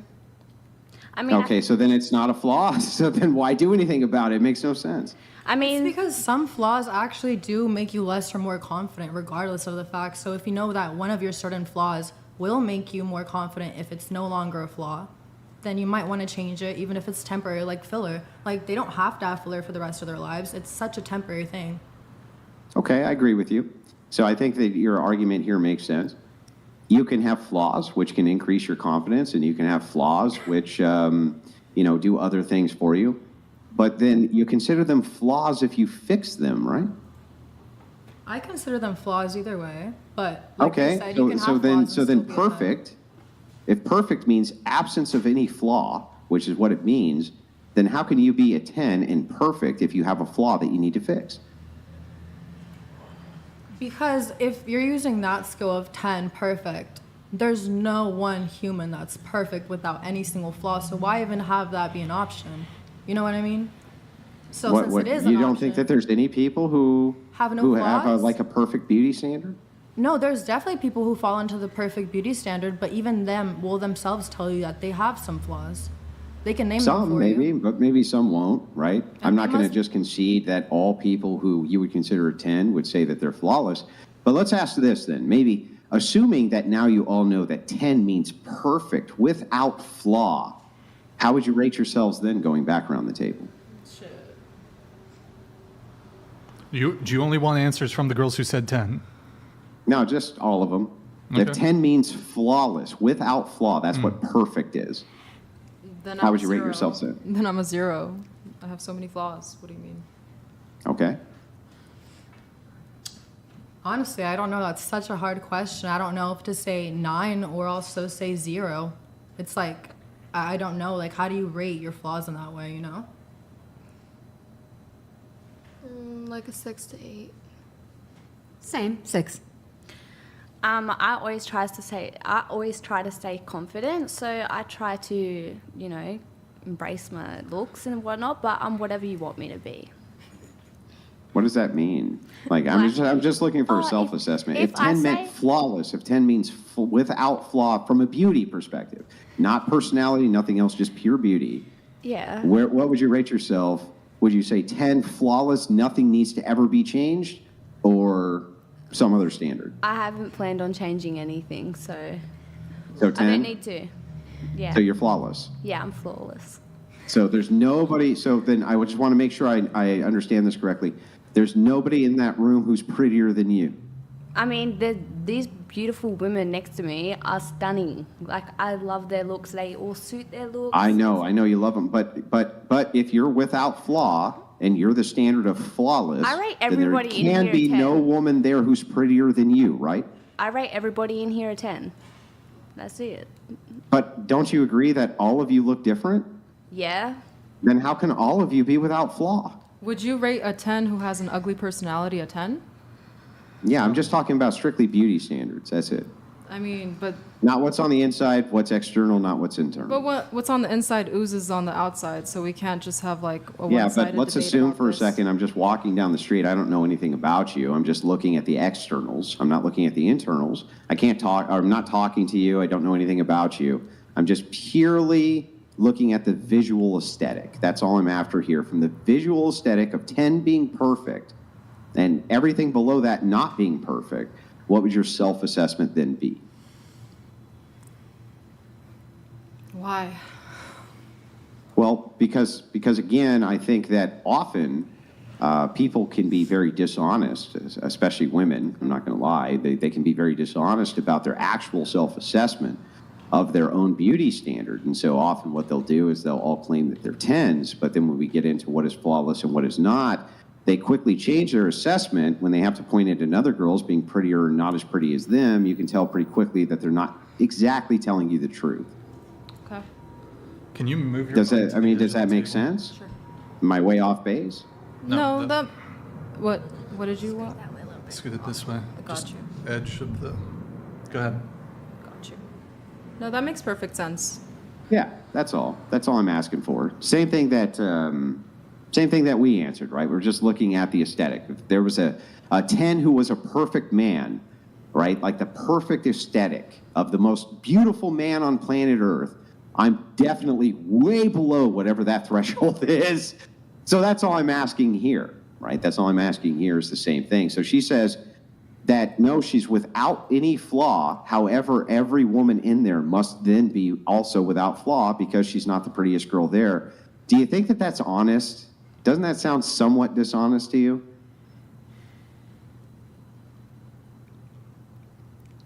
I don't care. Yeah, I know you don't care, but Love that. the answer to the question is, does it sound dishonest to you? Yeah, but that doesn't make her Yeah, like a liar. That's it. She's not. I'm a not saying liar. it, well, Dishonest. doesn't it though? I mean, if it sounds dishonest to you, like that means not telling the truth, what would you call that besides a liar? An exaggerator. Oh, okay. Fair enough. I'll grant exaggeration. Maybe hyperbole, right? Maybe we'll just go with hyperbole. We'll go with Okay. So she's being hyperbolic when she says a 10. So that means from your assessment, not a 10, right? She's not a 10. Because, you're not, without hyperbole or exaggeration, is your assessment she's a 10? I'm not an esthetician, nor do I do medical assessment on people's ratios What? on their Medical? face. I'm just asking for your subjective opinion. That's it. I think if she feels like a 10, she's a 10. Good for her. Yeah, I know, but from your subjective opinion of the aesthetic of what you see. So my perception of beauty is a little bit different in terms of I would rather hear what a person has to say, and then I can determine whether or not they're pretty or not. Yeah, I know, but assuming you can't hear what she has to say, you can just look visually, and that's it. Yeah, she's What's a the 10. assessment then? 10. That's the assessment then is a 10. So then every woman in there is a 10, including you? Or are you saying you're less pretty than she is? I didn't say that. Well, then is every woman there a 10? Sure. Okay, so then why didn't you rate yourself a 10? Because I didn't feel like it. So you were just being dishonest. No, I was just being very honest and vulnerable in the moment of my honesty. What? Like, what? I was being All right, we can truthful move with what on I from the said. question, but I just wanted to kind of get that out there. You can see why, from my perspective, it would seem like a lot of women might be dishonest about this. And when put to the question, it turns out they have wildly different answers than the ones that they actually gave initially. Just saying. Just saying. Just saying. Just saying. All right. So still, I don't know if there's been any adjustments. Still 10, 10, 10. But I'll keep myself. at That's 4. literally a question that just was asked. Still? Yeah, sure. I mean, it's how I view myself. You guys are entitled to your own opinions. Like, if you want to knock my confident boost, then go for it. I don't really care, and I don't take that into consideration. Still 10? Yeah, but just so you know, the intent here is not to make you less confident or to in some way insult you. That's the opposite of the intent. In fact, the intent is just to see if when we're talking or discussing this, if you can have a realistic perspective or not. Okay, end of discussion. Oh my god. Wait, are you really that? What? I just want to over and done me. I don't believe Let's all just rate ourselves once. Yeah, Would that and help? then he'll be happy. Why don't you rate us? Why don't you go around the table so, and rate us? I mean, question for Okay, you. I rate myself a It's more 1. fun. Yeah. So, question for you on this. I mean, do you think there's some degree of, do you think beauty is, at least to some degree, objective? No. It's purely subjective. Yeah. I think that everybody, like... Do you think you're, go ahead, I go ahead. reckon by your confidence, you're automatically a 10. I reckon everybody in this room is a 10. I think... Okay, like, so if a woman has Oh a my God. big hump on her back and she's 90 years old and she's decrepit and she answers the door and goes, "What do you want?" All right, What that's the a fuck? 10. Really? Because Yeah. she's confident? I just want to hear your honest answer. Yes. She has a hunch on her back. She has a unibrow. She's bald. She's literally bald from age. Literally bald. That's a 10 from your perspective. I just want to make sure I got that clear. I think my 102-year-old grandma cauliflower is a 10, yes. Yeah. And you're being honest, right? Yeah, I'm being There's no honest. reason for us I to, don't in know. any way, I wouldn't doubt rate anybody that lower you than are 10. being honest with us, that you actually would think that. Okay, well, I wouldn't rate anyone lower than a 10. Like, I didn't see why. Well, then it means nothing. But- Then perfection means nothing. Oh, your opinion is a 1. If everybody is perfect, then guess what? Then I'm a 20. I'm a 25. In fact, I'm the most handsome man who's ever lived on the face of the earth because perfection means nothing. There is no perfect. Everybody's a 10. Yes. Yeah, okay. So tell me I'm the most handsome man alive. Yes, you are, but you. Yeah, I know. I knew it. I knew I was. But your Thank you opinion so is much. a 1. Yeah. Very, very kind of you. Yes, but your opinion is a 1. You're handsome. You are handsome. No. I'm the most handsome man who is in existence. Yeah, I'm you are. perfect. I'm without flaw. Yeah, I'd get on my knee and propose to you. You are. Yeah, you are. the 10. I knew that you were. So, but hang on. Brian's also a 10 and perfect, right? Yeah, he's a 10 too. Yeah, he's a 10 and perfect. In fact, there's no man you could think of who's not the most I think everybody gorgeous is a man 10, you've ever but seen, right? What? There's not a single man alive who's not the most gorgeous man you've ever seen, right? Yeah, that's right. Yeah. Have you It's ever like turned a man sometimes down? my type is very questionable too. So. Have you ever turned a man down No, who wanted actually- to date you honestly, no, I because haven't. because you didn't think he was good looking enough? No, I actually never have. Never. Never. I swear. So the Honestly, I ugliest haven't. men on planet Earth who ask you out, you're going to go out with them? Yeah, I would. So that he has like. Oh, okay, yeah. So Andrew, why do you question the honesty of some of these? Well, case in point, that's why. Come on, really? Nick, lower the volume. Really? It's peaking. Really? What? What Really? was that? I wasn't even listening. What did you say? You weren't listening. I was saying that you've never turned a man down because he wasn't handsome enough for you? I mean, I've actually never even like. I don't even talk to many boys, so I haven't even been on like asked on a date. So. Would you turn a man down because he wasn't handsome enough for you? No, I actually wouldn't. No, so if a 95 geriatric humpback with unibrows man came over to you with a filled up diaper and he was wearing Depends and said, "Would you like to go out with me?" You would say yes, right? I mean, I guess so.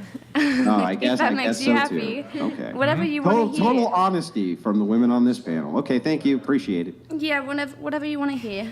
Oh, later. But thank you for reminding me on that. I'll write that down.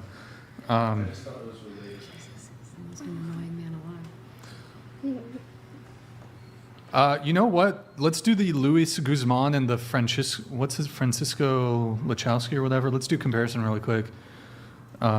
If you can get those pulled up, Nick, I'll pull up these chats while we're waiting. Thank you, guys.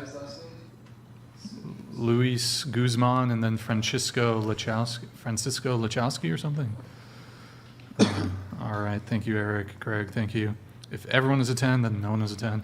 Guys, we did lower the TTS and Reed to, it's 100 for Reed. TTS is now 200. We lowered it now. So if you want, get some in, boys. Let me know when you have that, Nick. I'm going to trigger this. Lol Paladins donated $200. 41-year-old man. I've had 300 plus sex partners but only 6 relationships. I would love to have another relationship, but it's hard to find a woman worth it. Even I would not date a girl. Good for you, lol paladins. Did we just lose Andrew?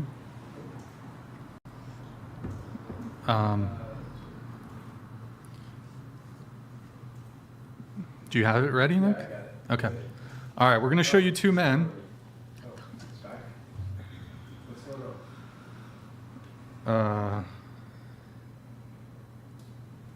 Should we go to the... Yeah, I don't know why it's hiding Andrew. It's not a huge thing. Okay, so this is Luis Guzman. Okay. Actor, famous actor. Scroll down a little bit. Let's see some of those other photos. Okay. All right, pull up the other guy. And this is Francisco Lachowski, male model. Are you prepared to state that they're equivalent physical attractiveness? Yeah. Okay. You're ridiculous then. Okay. They're both just as attractive? Yeah, actually, like honestly, I find the first guy more attractive You're because full of shit. the second one looks too nice. Yeah. Low key. Yeah, he looks The too first nice. one He looks looks a too little scary. like he looks He looks too a little clean. rough around Yeah. the edges. Like I Okay, trust the so first hold on. one. So, Yeah. okay, here's the question. I'll ask the whole panel. Would you prefer to date to date, marry, and have children with? Date, marry, have children with. Guy number one or guy number two? Go ahead. Depends on his personality. Let's assume they but- both have good personalities. Let's assume they're both not psychotic. Yeah, or let's just whatever, assume blah, blah, blah, they blah. both have good They're personalities. both. Okay, then both. I don't know. No, okay, one. Fine. Number one. Let me ask you a question. How would you feel if you didn't eat breakfast this morning? Like I'd have low blood sugar and hungry and tired. Okay. What Okay, was the- you got to what pick was the one. point? You I'm got to pick sorry. one. Okay, I didn't get the point for that. Yeah, moving on. Sure, You gotta- one. It's all good. Sure, one. You got to pick one. You One. pick the first guy? Yeah, sure. Yeah, sure. Or the second. It doesn't matter to me. Like It doesn't matter. You have no preferences when it comes to looks. when it comes to physicality, no. It's They like could be obese. Let me. Can they be obese? No, because then you're not taking care of your body and your health and yourself. So the first guy, he's not obese, but he is chunky. He's fat, right? He's Yeah. a little chunky. Okay, that's Okay, obese is an overstatement then, because that man is not obese. He's one Yeah, step he's closer. not obese, but he's chunky. Yeah, we can manage his glucose intake. What about you? I'm not really attracted to men at the moment, so. If you've dated men before though, like you're Okay, bisexual? hang on. That's fair. That's fair. What about really, really, really fat women? Would you date one of them? Mic scoot. Can you scoot your mic this way and scoot into the table, please? Well, no, because my type is women who look like me, so. Okay. So then there's some standards, some beauty standards that you have then. Yeah. I'm not saying that I wouldn't find her attractive, but I wouldn't want to date her because my type is, All right. Which do you pick? One. You pick one. You pick the first guy. The first guy, Luis Guzman. Yeah. I agree with They're all her. lying. I don't think that the second guy's attractive at all. Yeah. I'm sorry. You don't think the second guy is attractive? He looks like. Yeah. Yeah, he kind of looks like a ladyboy. Like, No, he's perfect. He's not that perfect. I'm against them, but that's not I my. can't That's, He's perfect, right? Can I ask Can I who's ju- someone that you guys think is really attractive so we can have something to compare it to? okay, well, Who? Michael B. Jordan. Michael B. Jordan for you too? Yeah. Wait, can you scoot your mic this way, please? I honestly don't even have any celebrity crushes to like share with you right now. The amount of so. cope that's going on. But you know right what? now Men are is more fucking crazy. Men are more visual, anyways. Like Y'all women, that's why fucking we're crazy. more about feelings and Yeah. how. Yeah, assume both of those men connection will give is. you good feelings. Okay, whatever. Your answer to the question? I was getting a drink. Forgive me. No, you saw the two guys. Oh, which one? Which of the two guys would you rather date, marry, have kids with? One of them looks way too young for me. Okay, assuming age him forward a bit. How about that? Yeah, physically the model is better looking. That's why he's a model. Yeah. I don't know how cool or fun or nice or all that the others are, so I'd have to meet them and see about personality. Uh-huh. But physically the model is better looking. Which would you rather date? Number 1. Number 2. There we go. I want to congratulate you for not going along with the herd, not going along with the sheep mentality here. Go ahead. Number 1.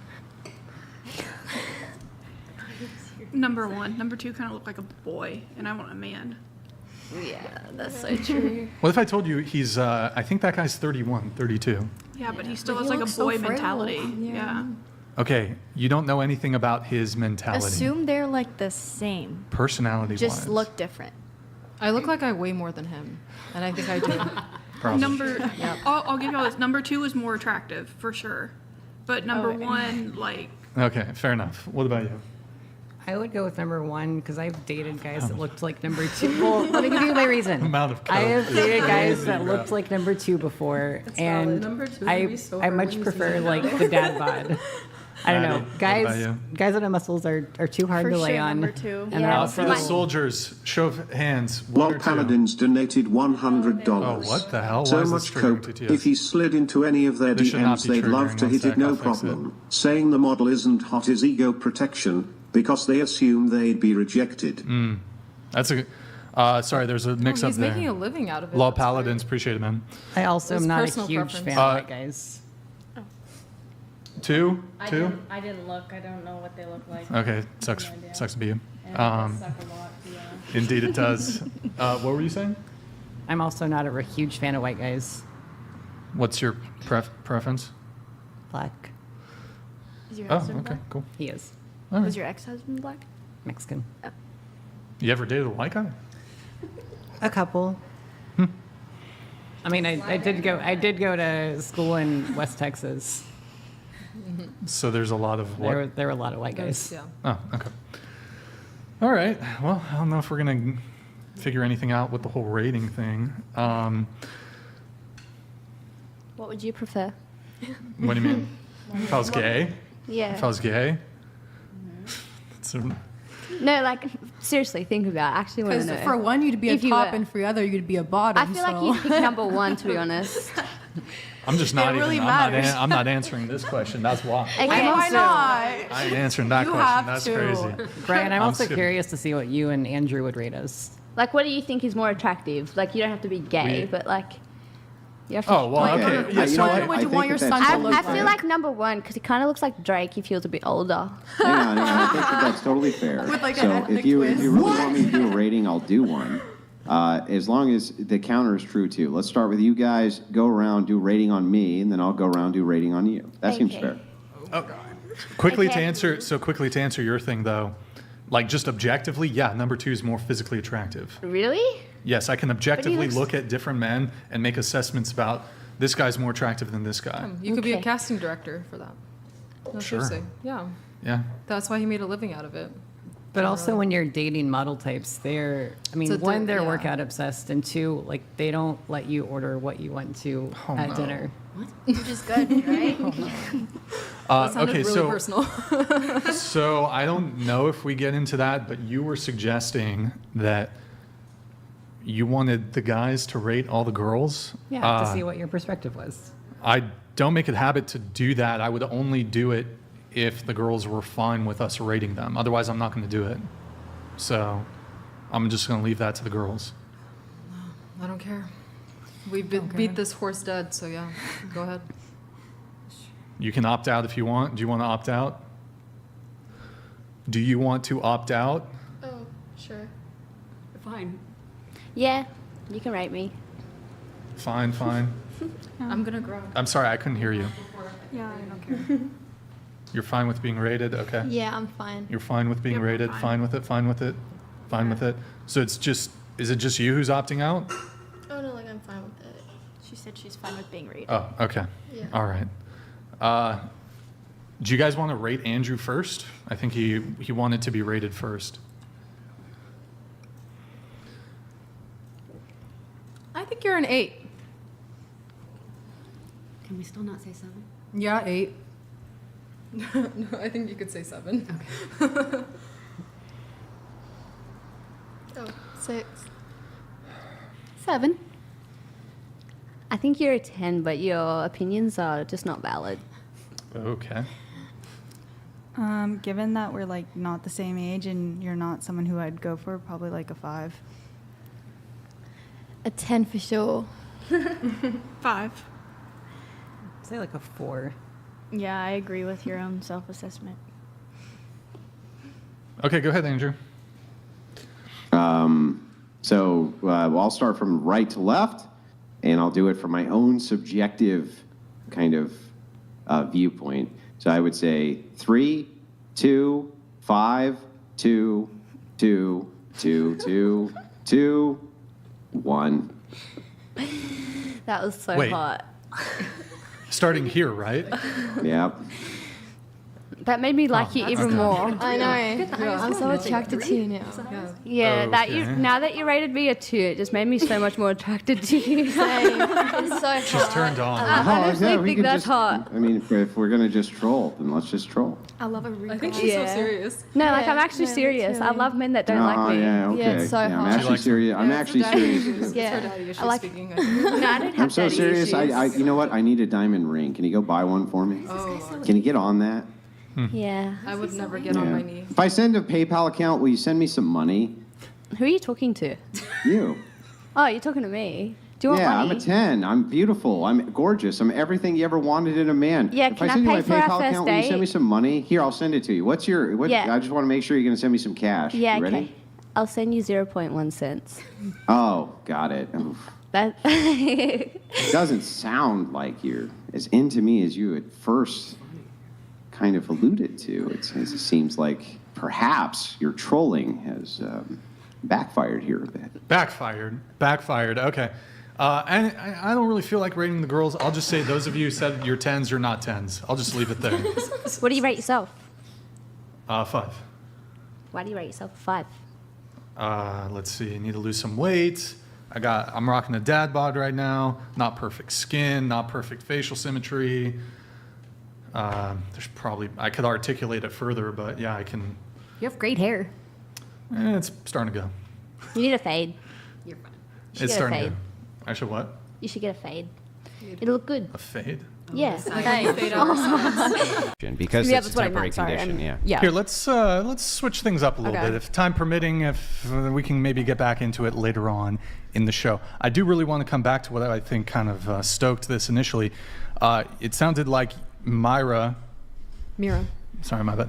You're not a fan of monogamy? I don't want to misquote you, but you're not in favor of monogamy, or what's your position? I think monogamy should be a personal choice. There shouldn't be any pressure for whatever a person may think is best of an outcome in the future, because that's so subjective, and none of us really know what's going to happen because there's so many factors lead into it. So there's no point of putting those psychological cages on people in the present moment. Couldn't you argue, for example, like having monogamy, as Andrew kind of already pointed out and articulated, nuclear family, monogamy, that's what's best for society?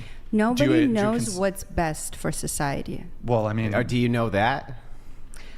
So... Wait. You said nobody knows what's best for society. Would that include you? Yes. So how do you know that nobody knows what's best for society? What I know is that there's no reason to pressure people psychologically to do or not do something if they're not hurting anyone That's around ridiculous. them physically. You do it all the time, because right? you believe that there's going to be a certain outcome in the future and you're trying to predict it, because that assertiveness is actually concerning. You don't know. Let me ask you a question. Let's say you're driving down the street. You drive a car? I do. Okay. You blow through a stop sign. Have you hurt anybody? Well, I would be breaking the law. Have you there. hurt anybody? Have I hurt? Have you hurt anybody by blowing the stop sign and not stopping? If you don't get in a crash, If there are no people There's no around, people? then I guess I didn't hurt anyone. right, you didn't hurt anybody. Do you think people should do that? No, because that would be against the law. No. Well, okay. Well, let's just assume for a second that we're talking about what's moral, and that's what we're talking about is what's moral, not what's lawful. You would agree there's all kinds of laws which could be passed which are immoral, right? Like if I passed a law saying you can no longer be a member of the LGBTQ, you would consider that an immoral law, right? Well, this is what I'm saying. This type of thinking is what we should be avoiding, because no, I think we should be engaging with it. So let me finish real quick. So we're talking about a moral conundrum here. When that person blew through that stop sign, okay, he didn't hurt anybody. Nobody got killed, nothing like this, right? Did he do anything wrong? He broke the law. Yeah, but what did he do that's morally wrong?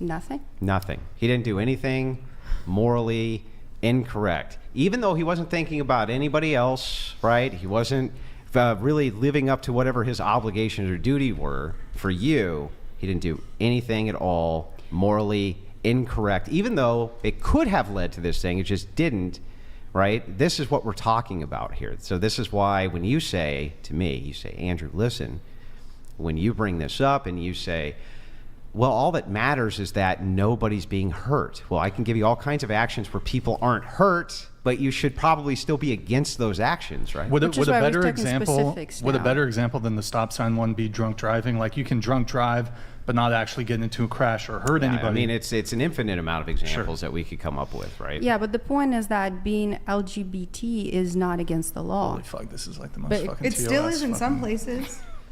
Well, no, nothing we've touched on. Yeah, has been. I don't know. It's a little... Okay, so pick a But topic. we can back up from that, yeah. That's fine. We haven't done body count yet.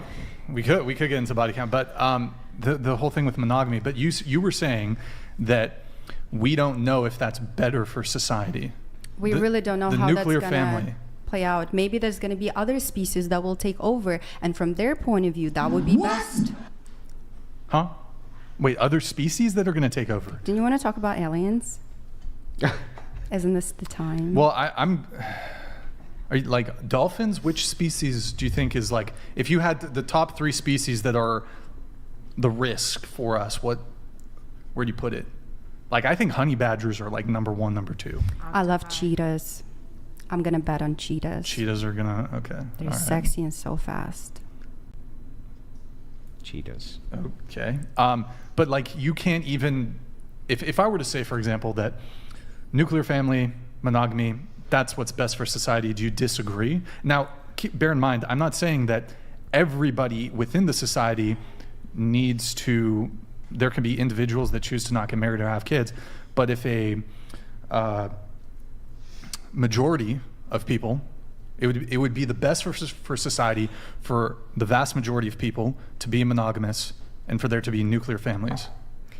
I think based on what I've observed recently going on in the world, I'm worried about a man trying to impose his or her ideology because she believes it's best, and then people suffering because of that, whether it's physical or psychological. I think we should be avoiding that at any cost.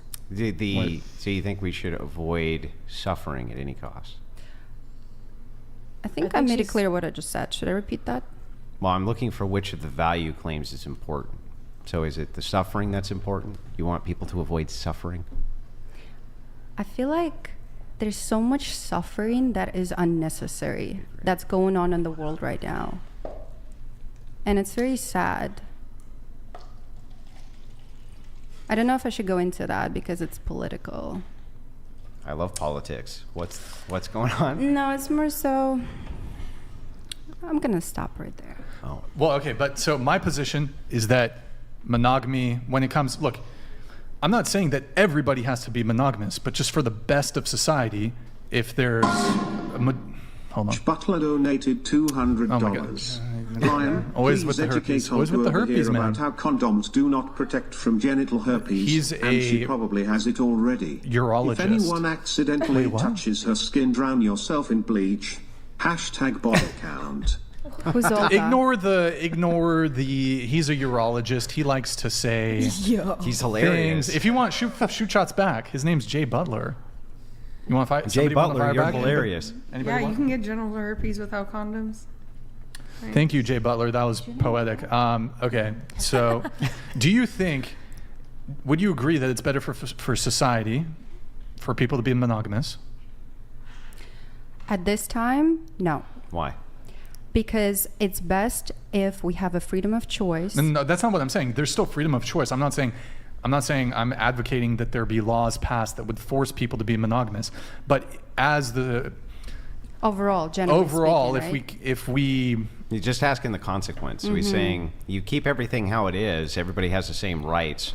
But if people move towards monogamy, do you end up with a better society than if people don't go towards monogamy? that's a tough question. Really? Sometimes when I look around, It's really a tough question. it really is. Why? Yeah, because are you oh, go ahead. Are you going to say, because there are certainly instances where even within monogamous relationships, those monogamous relationships don't work out, or there's divorce? there's so many downsides to that. Exactly. So- Like people really do feel the pressure, whether it's a male or a female, to be in that relationship, and their health goes down. What's the best? Health goes up. It very much depends on the relationship, because like I said, they get stuck in toxic ones, so their psychological and physical health deteriorates. What, I feel like people gravitate towards monogamy because it's easier just in general, and that's maybe why it it's easier? better for society. In a polyamorous relationship, or just like having multiple partners, whatever it is that you're into, there's much more communication and honesty that has to go Stacey on Good Enough than being in a donated monogamous relationship. $200.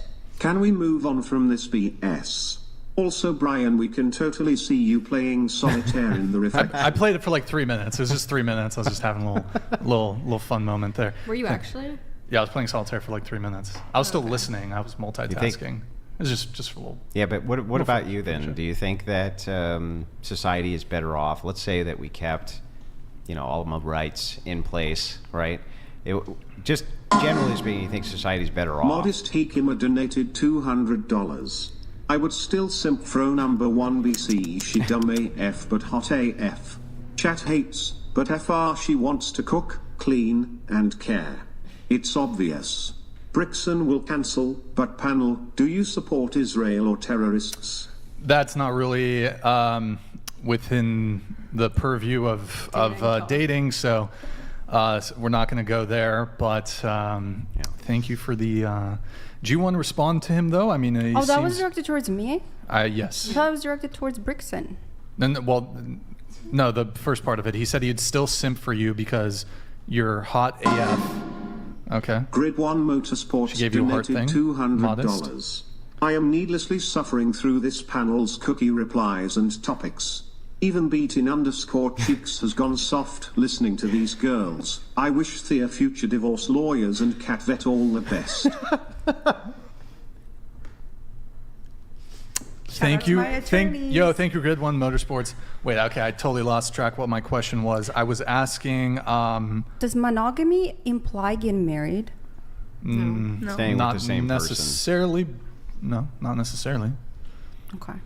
Let me ask you. I remember my question. So let's say there's a household with children. What do you think would be the best parental relationship for children What's the relationship circumstance? between the parents? I mean, is it Like monogamy, like a harem? I every day a wished my harem? parents would get a divorce and was like, oh my God. And then one day, Yes, they're my bad, best sure. friend's parents got a divorce and it was like the end of the world for her. Yeah, but do you think what he's asking is it optimal, do you think, for most parents, or most to be man and a woman in a loving relationship inside of a household? Do you think that that's mostly superior to like a single mom situation, for In instance? this economy, yes. In every economy, is it mostly superior? Like at all times, is it mostly superior to the alternative? I guess two questions. Yeah, Wait, just one, Yeah. one clarification. Is it most optimal for the family unit, for the children, and is it most optimal for society at large, broadly speaking? I think if there's no abuse and like things of that nature, then yeah, it's optimal. There could be abuse in other kind of arrangements, like polyamorous relationships too. In all arrangements. there Okay, could be, well, right? if we're spanning to all the arrangements. So then what's the question? Well, let's just assume that, there's a large subset of otherwise healthy relationships, and some of them might be unhealthy. But that would Okay. also apply to all other kind of arrangements that people have, whether it's poly or whether But I it's thought we were just a talking about harem. monogamy. Well, we were are, saying but that having a monogamous relationship, two parents stay together for the kids is the better choice. Yeah. I mean, if there's not like I said, if there's not abuse going on, then yeah, I would say just in general, it's always like having someone else to help cook or clean or. Is that what you think the value is? Is just the material value, or is there an immaterial value that's also useful? I think there can be immaterial value, but like masculinity and femininity and all of the different things that these non-interchangeable widgets known as man and woman bring to the table when it comes to raising a child? I mean, yeah, we could throw all that in there, but I'm also Yeah. like bisexual and wouldn't mind raising kids with a female or by myself. Yeah, but do you think that that's an optimal arrangement versus having a man and a woman raise the child? Like, what do you think is the most conducive thing for the most part? So we're not talking about everything. I don't know, because I have two, like what I call two gay dads, and they raise a bunch of kids. So if are we going homosexual, heterosexual? Does that matter in the thing? Like, are we just saying two people in the home? No. Hold on. For the sake of the conversation, let's not introduce this other paradigm when it comes to sexuality. James Let's stick to just Reezy monogamy. donated $200. We're obligated to treat others as we'd like to be thank you, treated. Saint Reezy. Cooperation is vital to the human population continuing. That's true. Agreed. So, okay, so it doesn't, in this monogamous relationship, it doesn't matter if they're gay, straight, bi, whatever. We're just saying a monogamous relationship. Let's just keep it to monogamy, yes. Okay. Then, yeah, I think it's optimal to have two people around to help with, it takes a village to raise a child.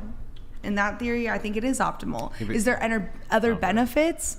Yes. Okay, go ahead, Farah. I think the whole point is it's supposed to align with your proclivity. So if you coerce someone who naturally is lesbian or gay into a monogamous situation, maybe they're more likely to cheat, and that's going to disrupt the family home and affect, have adverse outcomes for the child. So it'd be better for those people who have those traits, whether it's homosexuality or polyamory, to not enter those situations. But I think you're saying even if people do have that proclivity to fuck other men or fuck 10 women, they should still enter monogamy. Look, I want to move. I want to keep it strictly to monogamy. I don't want to introduce. But then what's the alternative? What are you pitting monogamy against in this situation? You can, polyamory? Heterosexual, homosexual couples, they can both be monogamous. I want to keep it strictly on monogamy. I thought we were talking about like one man, one woman, like femininity, masculinity. Yeah, monogamy, he would say, whether you're pagan or homosexual, whatever, they can all enter into monogamous relationships. That's they can. I guess I thought you were talking. Were you not talking about female-male monogamy? I was talking. I was. The question was just strictly monogamy. Mm-hmm. Okay. So even if it's two guys or two girls, you think that as long as they're monogamous, that's optimal that would be better than like it a guy being, and a girl being that would monogamous. be okay. That would be better than if it was like a household where there were like sister wives. There were like 5 men, and they were all raising, or like 5 women, or 3 men, 3 women, like some polyamorous thing. I think it would be better for it to be monogamous. On to your point of like femininity and masculinity, because just curious, because you're also talking about homosexuality, like, do you think that you need like feminine and masculine in a home to raise a healthy child, no matter like, is that what you're saying also, that like there has to be some... Generally speaking, it's a more optimal arrangement, yes. Now here, I kind of demonstrate this to you. You would agree with me that every human being on planet Earth has a mother and a father, right? Yes. Right.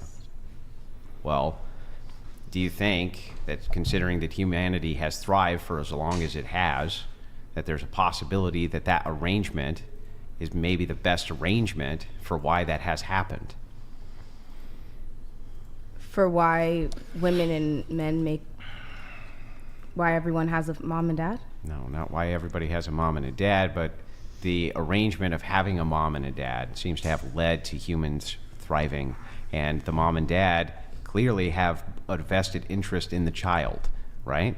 They clearly have a vested interest in the child in that particular configuration. I mean, yeah. I mean, there's a lot of people who don't stick around to raise their kids, so I think... Yeah, but those are outliers. Those are exceptions to the rule, right? Yes. Yeah. So but there's a lot of them, so that might not be and that's such an increasing, exception. but I would make the argument that that's increasing because the amount of what I call social degeneracy is increasing. So behaviors like that, people are more apt to engage in them because of a lack of stigma and social shaming in society. But do you think the government has anything to play in that? Hold on. Okay. I want to move this on. Okay. All right, so hold on. Let's, Jesus Christ. Okay. Hold on. Wait, let me see. Sorry, guys. I'm just getting my notes caught up here. I don't know what I'm not supposed to be moving into. I feel like I keep on moving into something that I'm not supposed to, but I'm not sure what it is. I feel like we're kind of, I don't know. In the weeds. Huh? In the weeds. No, not that. Here, let me move things on. Okay. Haley, I got some questions for you, getting into some of your notes. Yes. In your pre-show notes to us, you described yourself as a socialist. Yes. With an interest in Traditional values. communism. You okay, Nick? And communism. Nick, you okay? Yeah, I'm fine. Okay. You said, okay. Sorry, go ahead. You said interest in communism? Communism, but also like some traditional values. Communism? Yeah. Oh, come on. Or You're not a no. communist. Well, you said, okay, so. Well, I don't, that's why I say socialist, because I'm still like full doing my deep dive into communism. But I think if communism worked how it was actually supposed to work and not how like we've had the Red Scare and how people in history have painted out communism to be, then yeah, I think communism would be a great concept if we could do it properly. A stateless society? To a degree, it's just Well, that's everyone common. helping everyone, everyone having homes, everybody being able to like have some kind of food, water, shelter, clothes. Like, I feel like the recklessness that you've been kind of referring to is part of it is like people like stealing not because they want to steal and because they want to be reckless, but they want to resell the stolen merch so that they could buy their baby diapers or afford formula. And so I agree to a degree some of the reckless behavior is going up, but I think also part of that is there's people that do want monogamous, the nuclear family thing, but we can't afford it in this economy the way like inflation's going. It's like there was an article that was like, millennials don't want this, they want to downsize, they wanted this. We would like marriage, we would like, not everyone, but the government and society hasn't set us up like that. So I mean, if you're into this whole procreation thing and like that's like very important to you, wouldn't communism like make sense because everyone would have everything they need and therefore we could focus on procreation? So the problem with this is you're making a materialist argument. Okay. So let me just walk you through it. What you're saying is, right now we have the best standard of living that we've ever had in history. There's more materialism available to anybody than there ever has been. We have cell phones and we have big screen TVs and we have these great cameras and we have all this electricity and these light bulbs and all the clothes and all the new cars and all the this and all of that. If we just added more materialism, wouldn't people have children?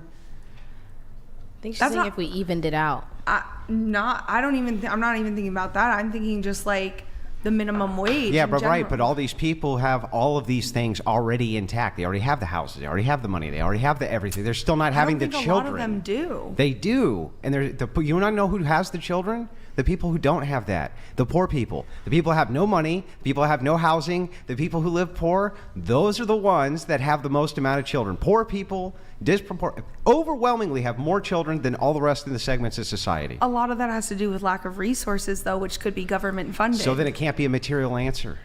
So it can't be a material answer to my question of when you say, if you want people to reproduce, shouldn't you give them more material means? Like, well, every time I look at the people who have the least amount of material means, they reproduce the most. Not even material means. Well, if they're I don't understand how they have the most material means, but they're also the poorest. Because I'm not talking about material means. I'm just talking about no, the least. I said the least. So they have the least amount of material means, and they still reproduce the most, even though they have the least amount of materialism. So that's not going to help me with my goal. Okay. So what you want, though, is when you say I want a fair allocation of resource, I want people to have, I don't even know what you want them to have, because every communist is different. So let's just say, like, I'm going to be maximum charitable as I can possibly be to you.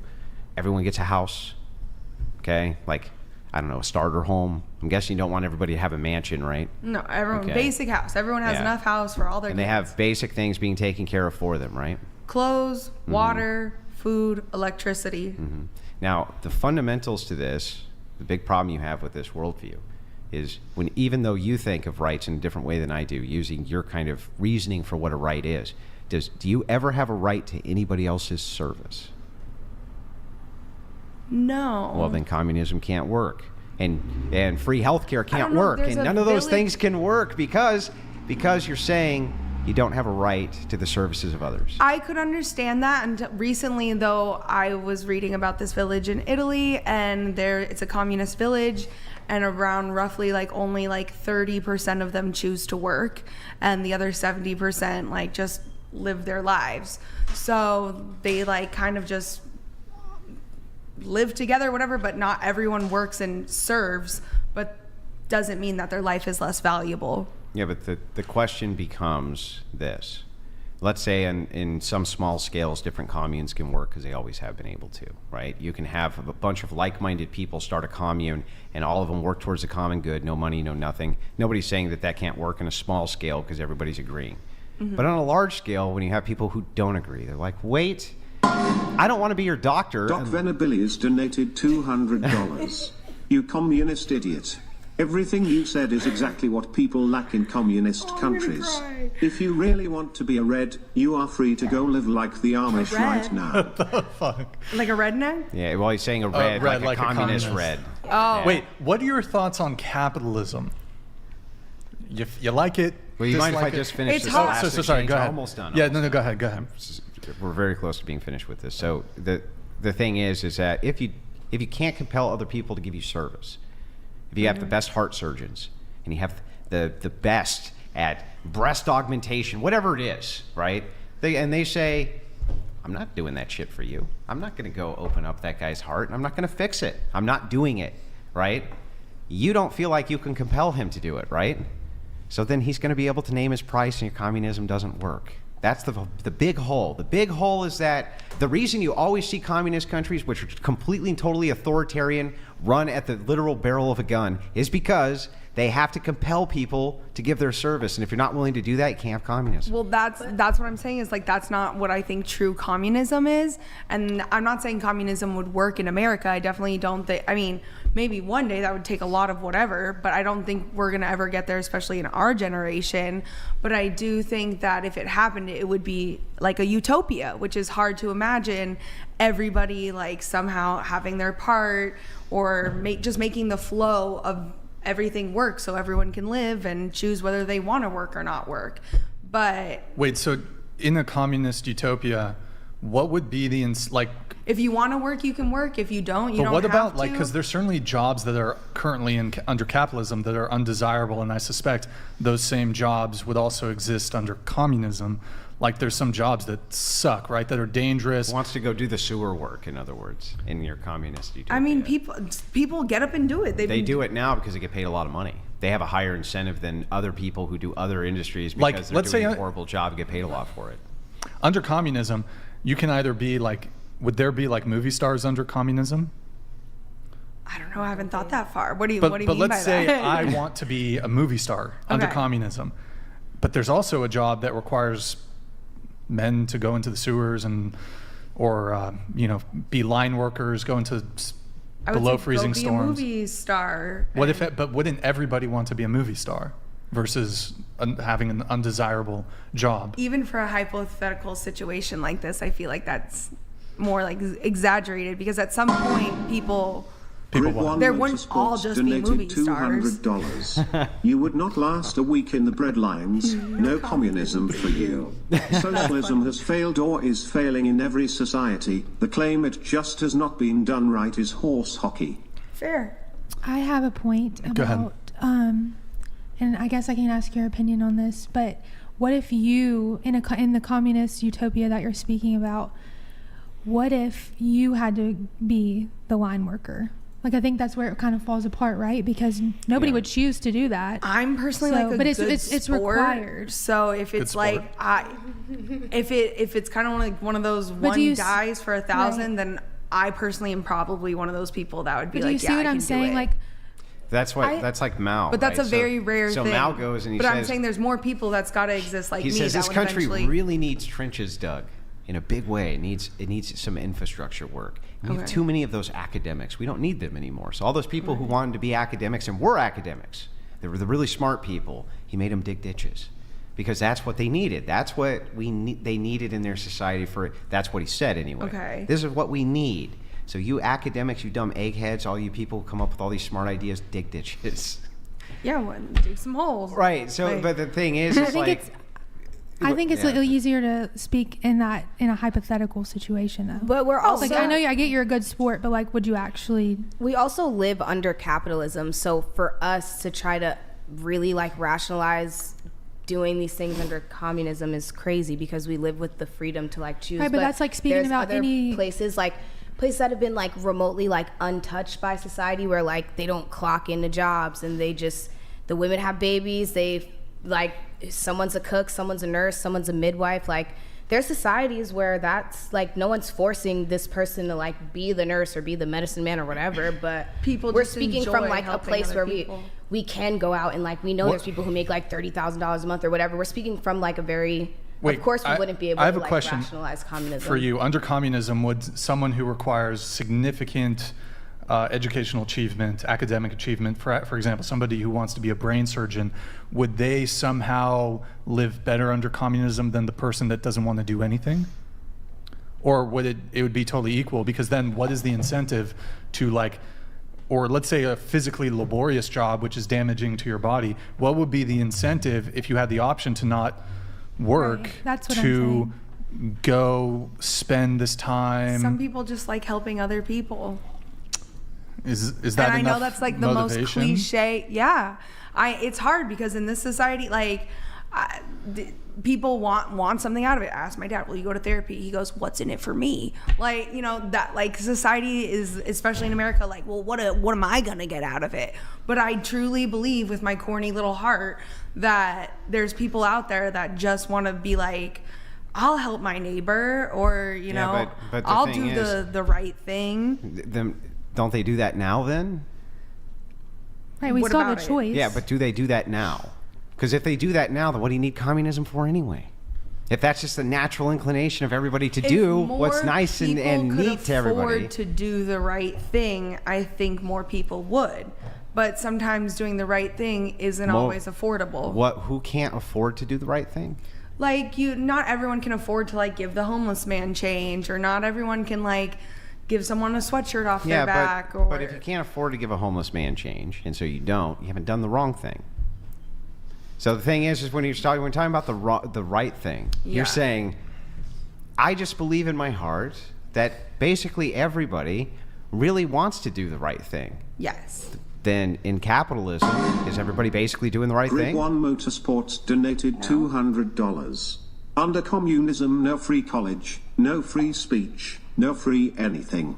No idea why people think communism is somehow going to be this existence where they do nothing they do not want to. Grow the F up. Yeah, I'm just saying the people's nature shouldn't change between communism and capitalism. What would be the change in the nature? Survival, changes. Literally, like I've been homeless before, and when I've been homeless, my instinct that's increasing day by day, and there's people that don't even have $500 in their bank account for a rainy day. Decreasing. Wait, I've got a question. You guys all have what's going on? What? Oh, it's just hard for me to sit for such a long time. I'm backwards. Can I be in the back moving? Donated $200. Can I move in the back? One day in my communist utopia, Jennifer Lawrence will be my wife, and you women would stop saying such absurd things. And Myra would grab Brixton by the hair and throw him against the wall. Oh. One day. Okay, all right. Nickelodeon, thank you very much. There's another one that's about to come in, so I'm just waiting for it. It's just one after the other. Thank you, Nickelodeon. Appreciate it, man. Thank you, Grid One. Thank you, Modest Hakama. That's about to. Oh, Flan Life. Thanks for the gifted 5 memberships. Hold on, it's about to trigger. One sec, guys. Yo, Flan Life. Thank you, dude. Modest Hikima donated $200. Do you really think you would thrive under panel when on a third date and I ask what is your view on the conflict in the Middle East? What is your answer? If Brixton redirects, he loves Hamas. He's trying to. I mean, I don't think anyone would survive under current communism in other countries and how we've painted out communism to be. And conflict in the Middle East is different to everybody, you know. I think there's a way that there's weirdly a neutral side. I have friends that are very free Palestine, and I have friends that will like take a bullet for Israel, and I can somehow land in the middle. So, question for you. So, in communism, and look, this is not a topic I'm particularly well versed in, but in communism, let's say nobody wanted to do a certain job, would there be an authority that would force people to do a certain job? Like, let's say there was a necessary job that just had to be done. I think by nature, people would eventually see how bad the problem's getting and then bond together to fix it if it really got that bad. But what if nobody wanted to become like a brain surgeon or something? I mean, in this situation, we're Easy fucked. donated $200. Oh, thank you, Saint Reason. Kiki, as much as I try to fight it, I'm no match for you. You've won my heart, now and forever. Okay. Thank you, Saint Reezy. Appreciate it. We have Grid 1 coming in here. Question related to... Hold on. It's Grid 1's about to come. Nick, really... Guys, go to twitch.tv/whatever. Oh, wait, too late. Grid 1 Motorsports donated $200. Last on the subject, communism sucks the life out of everything it touches. If you cannot handle money or make money, is your fault. The opportunity is there for all. I grew up dirt poor, now I am not. Now he's not. Grid 1. There you go. And same for Andrew. Question for you guys. Under communism, and I don't know, maybe some of you don't want communism, I don't know. All of you do OnlyFans, correct? Under communism, would you do OnlyFans under communism? Would you be able to? Sword Liz. Would you want to? I don't know. I'm just curious. Well, I mean, I still do. You don't make money from it, right? Would you? I don't think you'd make money. Well, I'm not. So I'm all not the a OnlyFans would so. just be. It just be free? There's like no charge for the OnlyFans. I mean, yeah, I guess if that's something I really like enjoyed doing to that extent. Thank you for I that. right now just see OnlyFans as like a job and not so much like, oh, this fun thing. Okay. How much porn do you think would be reduced? What do you mean? It would be. Like, I don't do porn on be like OnlyFans. 1% left of it or less. Like, not everyone does porn on OnlyFans though. No, I'm not even talking about just. Wait, under communism, is it like only jobs that have some sort of? Yeah. I don't know. I'm not doing OnlyFans. Probably would that really exist under communism? Would it really? I mean, if you just really love, would makeup would there be no makeup? Because like there's there'd not probably really be makeup. There is makeup. For, in, but like, who wants to make it? Like, who wants to go to the chemical plant to make women's makeup? They don't have to make it. I mean, you could do it with berries or like natural That's dyes. what they used to do. Oh shit! Like, what do you think Native I didn't know Americans that. used to do? What? Like, it's not just for like, men's Yeah, gays. but who's gonna get all the berries for you to put it all over your face? Go outside. Why don't I go fucking do it? Fortune the. Let's go. Well, I mean, if you live in the middle, like, let's forest. pretend you live in the middle of the city. Like, where are you gonna get your fucking berries for your makeup? You know what I mean? You probably. Do you wouldn't think care that a minute ago you said that it's the way that communism is happening? Oh my god! Thank you, Modest. Thank you. Go The way ahead. that communism is happening in other countries. Yeah. Wouldn't you tend to believe that that would be the way it would continue on? Like, why would it be different in your communist utopia? Well, I think there's just a lot of like things backed up politically in all those different countries that have communism. Right, but why would they be different in yours? And how? Because I think communism isn't just about like putting the power in like one, like when I see other communist countries, even though it's supposed to be like for the people, you usually see like one kind of like dictator or something. But why? Like, why is it like that? Politics, eugenics, racism.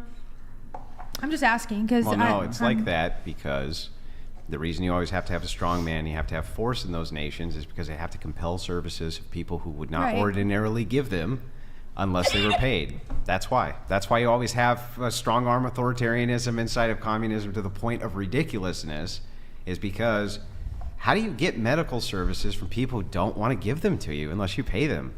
Like, how do you do that without compelling them to do it? My friends that are nurses don't want to be like The thing that Taking makes it people up out nice of to a be a nurse is that you get half paid so much grade. money. Right, exactly. That's what I'm the thing saying. that people like about it. Here, let's. There are no everyone does nurses what in they your love. communism. Like, who wants to go wipe Nobody an loves old that. man's butt? Who What wants about to go wipe what about the old man's janitors? butt? What about janitors? No one likes to wipe old people's butt, but if it's something like you're talking about an obligation or a duty, then you do it. You just man the fuck up and you do it. Man, Right, an obligation or duty, but an obligation or duty is not a thing that you guys, when I asked everybody at this table, basically. I feel like she only answered that The same question for obligation and duties. I think that your kind of threshold there is that you don't really think that there's that much in the way of obligation or duty in comparison to kind of the I can't even, I don't even know if I can say it, so I'm just not going to, but whatever I would deem like degenerate behavior, right? You don't have any duty. Do you have any duty to not do any form of degenerate behavior? That would be the question. So reasons not to do degenerate shit. Yeah, and what degenerate means in this is without morals. It means without morals. Loads. Yeah. Loads of stuff that you should move against. I mean, reasons why I have those duties, or like, I mean, okay, I have godchildren.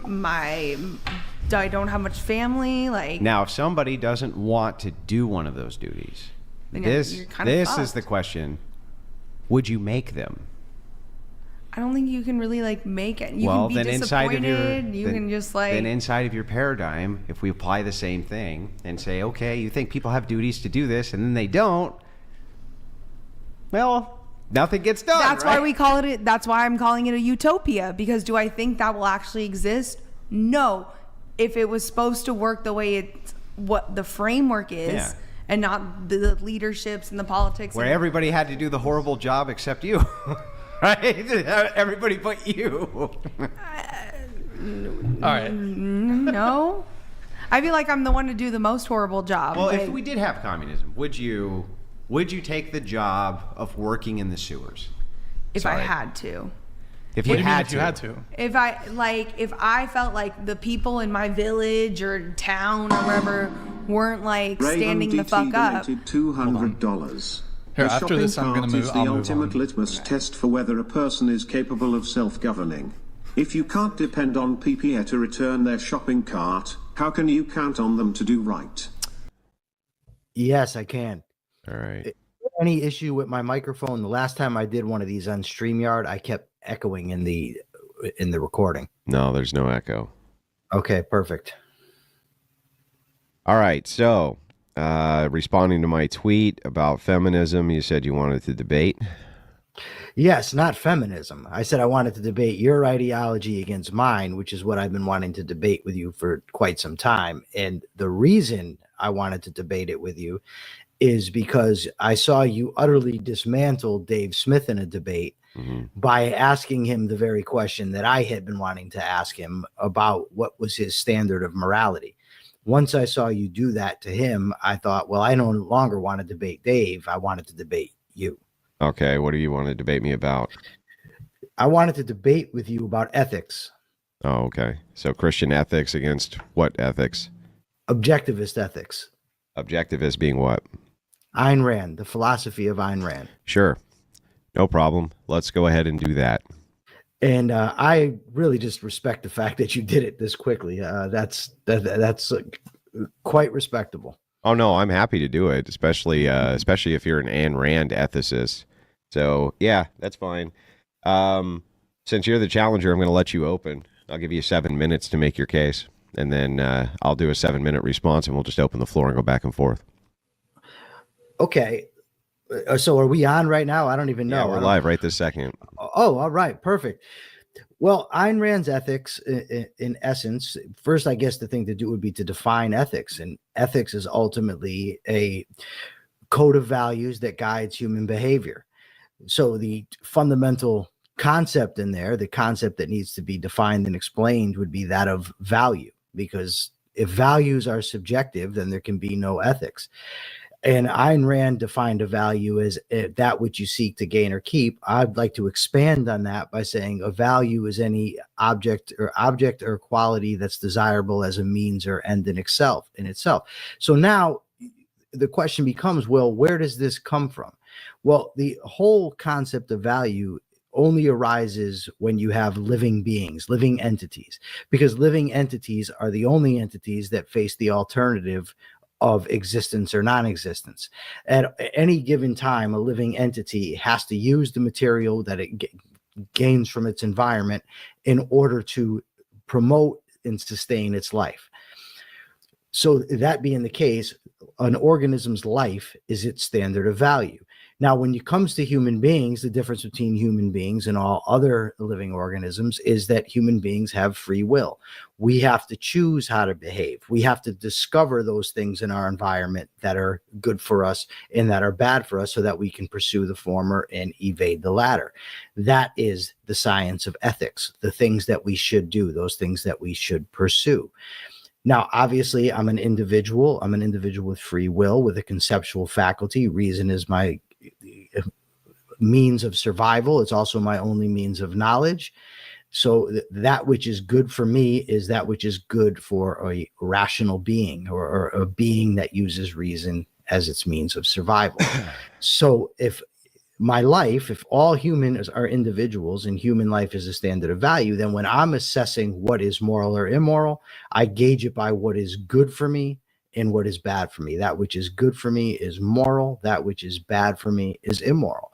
But that's not enough. Once you know that, then you actually have to discover those things that are good for you. So if reason is my means of survival and my means of gaining knowledge, then I have to cultivate my ability to reason. I have to cultivate my rational faculty. So that would be a value. I also can't live aimlessly. To do so would be to utterly destroy myself, because I'd be living by whim, but whatever emotion happened to strike me. So I need purpose. So that's my second ruling value. Finally, I have to consider myself as worthy of living. I need to, one, have the confidence that I can achieve my life, can achieve my happiness, and I have to believe that I deserve it. That's self-esteem. So my three fundamental values would be reason, purpose, and self-esteem. Now, how do I go after those things? Well, I practice the virtues. Virtues are the means by which we attain our values. So that would be rationality, the use of my rational faculty. I have to be productive because I need to produce those things in life that are going to sustain me. Honesty, because I live in reality, so I have to live in accord with reality and not try to fabricate a fictitious one. Independence, because I'm an individual, and to live as a dependent on someone else would be to live as a parasite and could ultimately lead to my destruction, and ultimately would. Justice, because if I want to live in a good world, I should give to others that which they deserve and then expect to do so, that they would do so in return. And also because it's important to encourage the good and discourage the bad. Pride, which is just the pursuit of my own moral perfection. That's another one of the virtues, is constantly striving to be better, to not allow any breach, of integrity. Integrity, which means loyalty to rational principles. So if I am going to live an ethical life, those are the values and virtues that I need to live by. Now, you'll notice that none of these are commands from God. None of them rely on an extrasensory mode of perception. None of them rely on faith. It's all grounded in the nature of what I am and what I need to survive. And it's all contingent on one fundamental choice. I have to want to live. If I don't want to live, then ethics becomes irrelevant to my life. I just need to sit back and die. And with that, I think I can turn it over to you for your 7 minutes. I don't think I need a full 7. Yeah. Okay. Well, I appreciate that. Did you want to take a second, tell people where they could find you? Oh, sure. And maybe introduce yourself briefly. Yeah. So, sorry. My name is Michael Leibowitz. I'm the host of the Rational Egoist podcast. It's available on YouTube, Spotify, anywhere you get your podcast. And I deal with the type of things that we're talking about today. Ideas in philosophy, economics, politics, psychology, criminal justice, whatever may be the case. If it's an idea, I'm interested in it. And just so everybody knows, I spent 25 years in prison. I've been out for less than 2. While in prison, I authored 2 books. One, Down the Rabbit Hole, How the Culture of Corrections Encourages Crime, and also View from a Cage, My Transformation from Convict to Crusader for Liberty. Okay. So I'm going to make my my opening statement a bit more brief. I've been kind of taking some notes here as you've been going. Let's start with Ayn Rand. Ayn Rand was a scumbag. She, if I remember correctly, she was cheating on her significant other with a man who was significantly younger than she was. She was having an affair, dalliance. And most of her ethics came from the fact that she was trying to create justifications against universal ethics into individual ethics so that she could justify her said bad behavior. In her book, Atlas Shrugged, she made all of the corporatists, the good guys, that was the only way she can reconcile having a non-government, was that a government was then formed from a corporatocracy. And that's exactly what it became. John Galt took all of the major corporate heads, created a brand new government in an island somewhere. All that she did was shift one government to another government. It was one of the dumbest stories that I've ever heard. So the idea that you got your standard of ethics from Ayn Rand, I think, is laughable. But moving into the ethical claims themselves, all you did was give me an axiom. And on that axiom, you have built your entire ideology. The axiom is flawed. So let me explain the flaw in the axiom. We'll start with something simple, justice. All right, justice is universally very difficult to define. When you define justice, you define it as, I don't know, some way in which somebody rights some wrong against you. I have no idea what that means or how that could be a right, a righted wrong. Can you, for instance, if somebody cuts your ear off, do you cut their ear off back? Is that just? I think you can make the argument that it is, but from your perspective, I think you would argue that it is not. Though I don't know how you could make such an argument, right? So all of these just kind of blend from this singular changeable axiom, which is my preferences. So you say that Dave Smith, during my criticism of him, I'm going to give you the same exact criticism, and I guarantee you're not going to be able to give me any answer to it. So I'm going to belay the rest of my opening statement to just demonstrate this for you. Give me a reason why non-reproductive incest is wrong.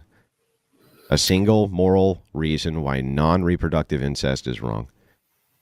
Well, first of all, I'm not just going to grant you to ask me that question. I'm going to address the other things you said. First, you addressed Ayn Rand's character, which is completely irrelevant to me. Your ad hominem attacks against her mean nothing as far as what she said. It's like saying, well, my doctor's real fat and he smokes cigarettes, so therefore if he tells me to take penicillin when I have a virus, I'm not going to do it. That's silliness. Her character is irrelevant. I don't care about it one way or the other. You then psychologized as to her motivation. You said she tried to change from a universal ethics from it to an individual ethics. That's false. Her ethics is universally applicable. You then said that I talked about justice as remedying some wrong. That's not what I said. What I said is justice means giving people what they deserve. That means rewarding the good and punishing the bad. As far as Atlas Shrugged being a sort of worship of corporatism, that's just false. Atlas Shrugged is a praise and a absolute monument to men of the mind, to people who actually produce, to entrepreneurs, to scientists. It has nothing to do with what we associate with corporatism today, or these corporations that are seeking favors from the government and that sort of thing. Now, as far as your question is, how do I say that non-reproductive incest is wrong? Yeah. Note that you're assuming it is.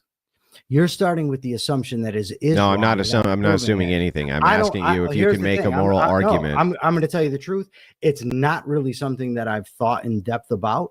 If you're talking about a brother, why? How can all of you fall prey to the same argument every time? Can you tell me why? Can you make a single argument from your worldview for why non-reproductive incest is wrong, or can't you? I didn't say it was wrong. I said I don't know. So is it wrong? Is it wrong? I don't know. You don't know if non-reproductive incest is wrong? No, I haven't thought about it. Yeah, because you haven't thought. Things in life I haven't thought about. Okay, if a guy's walking down the street and he finds roadkill on the ground and he lives by himself and he picks it up and he has sex with it, is that wrong? I would say yes. Why? It is. Well, here's the problem is in order to demonstrate that these things are wrong is you're getting into very concrete things. Yeah. And you have to get into the psychology of human beings, what revolts us, what doesn't. Great. I'm waiting for you to do that to tell me why it's wrong. The effect on us. And what, the roadkill thing? Yeah. Why is it wrong? Have sex with roadkill? Yeah, why is it wrong? Well, because ultimately human beings were sexual beings. right? And there is norms of behavior that are encoded in our DNA as far as what we ought to have sex with and not. For somebody to do what you're saying, that's a fallacious argument.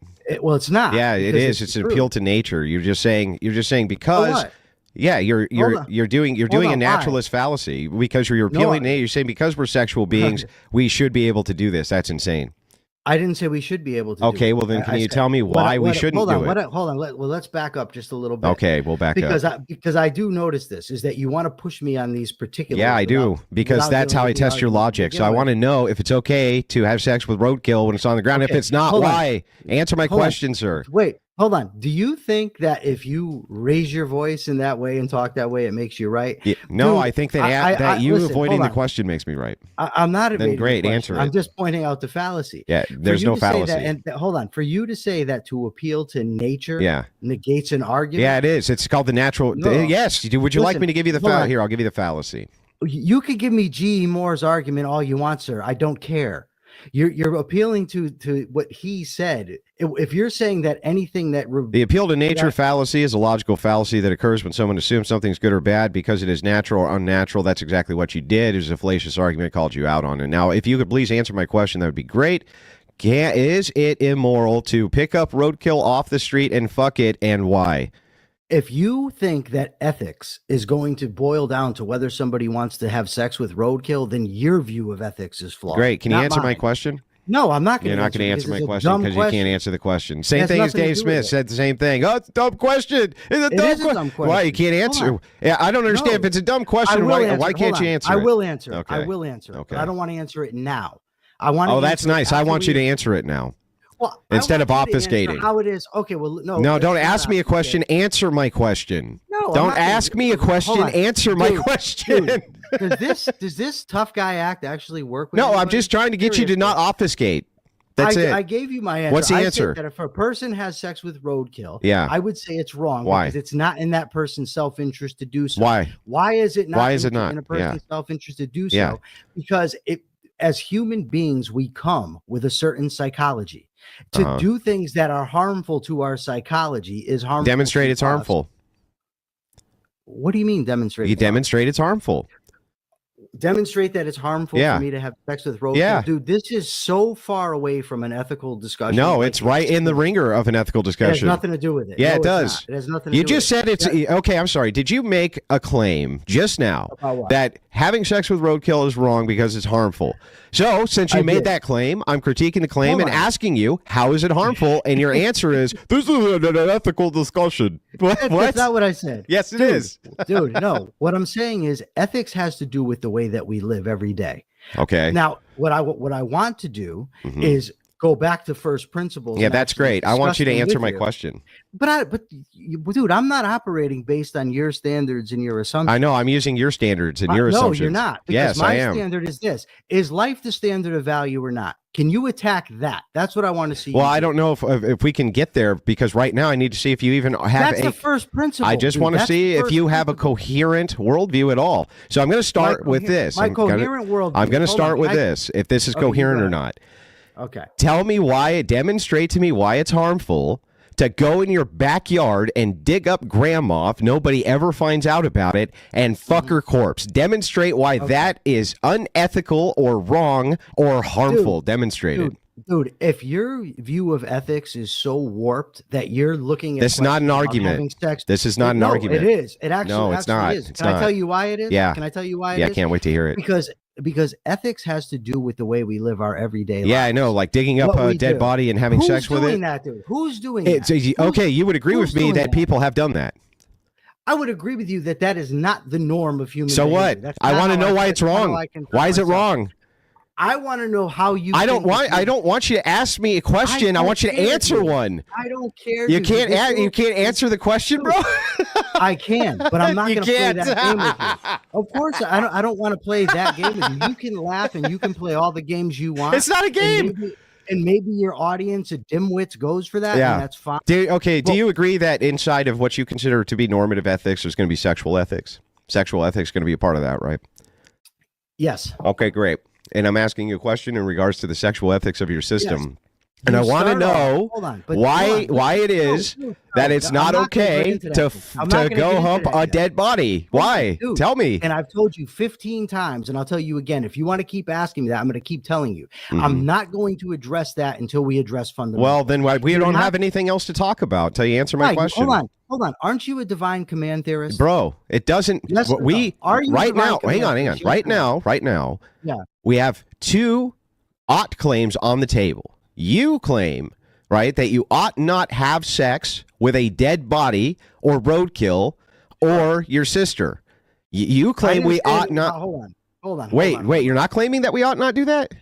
Hold on. Or you are claiming we ought do that? I said in terms. You asked me first. Oh, first of all, this is the dumbest ethical question I've ever heard of. Then answer it. Yeah, answer it. The reason I don't want to answer it because it grants. No, it has nothing to do with that. Yeah, it is. It has to do with granting you the sanction of a ridiculous question. It's not a ridiculous question. Saying something's ridiculous to show me where it's fallacious, where I'm not asking you about not claim, where I'm not asking you about sexual ethics. Make a fucking argument. It's ridiculous. This isn't an argument. It's ridiculous. You want to answer the question. No, what's ridiculous is trying to have an ethical debate and start off with the most purient, disgusting thing that you could possibly come up with. Why is that wrong? Why is that bad for me to do? Why is it bad for me to test your logic by showing you that you have a flaw when it comes to sexual ethics? You can't answer basic questions about sexual ethics. And I'm going, okay. The reason it's flawed is because we haven't even discussed first principles yet. Are you going to accept all the claims that I made and then ask me how having sex with a dead body violates those? Yes or no? Listen, if it is the case that whatever you determine to be your first principles are not first principles, okay? Can you refute the first principles? Well, okay, stop. That's what I want to know. Stop, bro. Let's get into this first, okay? Okay. I'm asking you an ought question, very basic ought question under your worldview. Yes. Is it okay for a brother to fuck his mother or fuck his father if it leads to non-reproduction? Are they allowed to do that or not?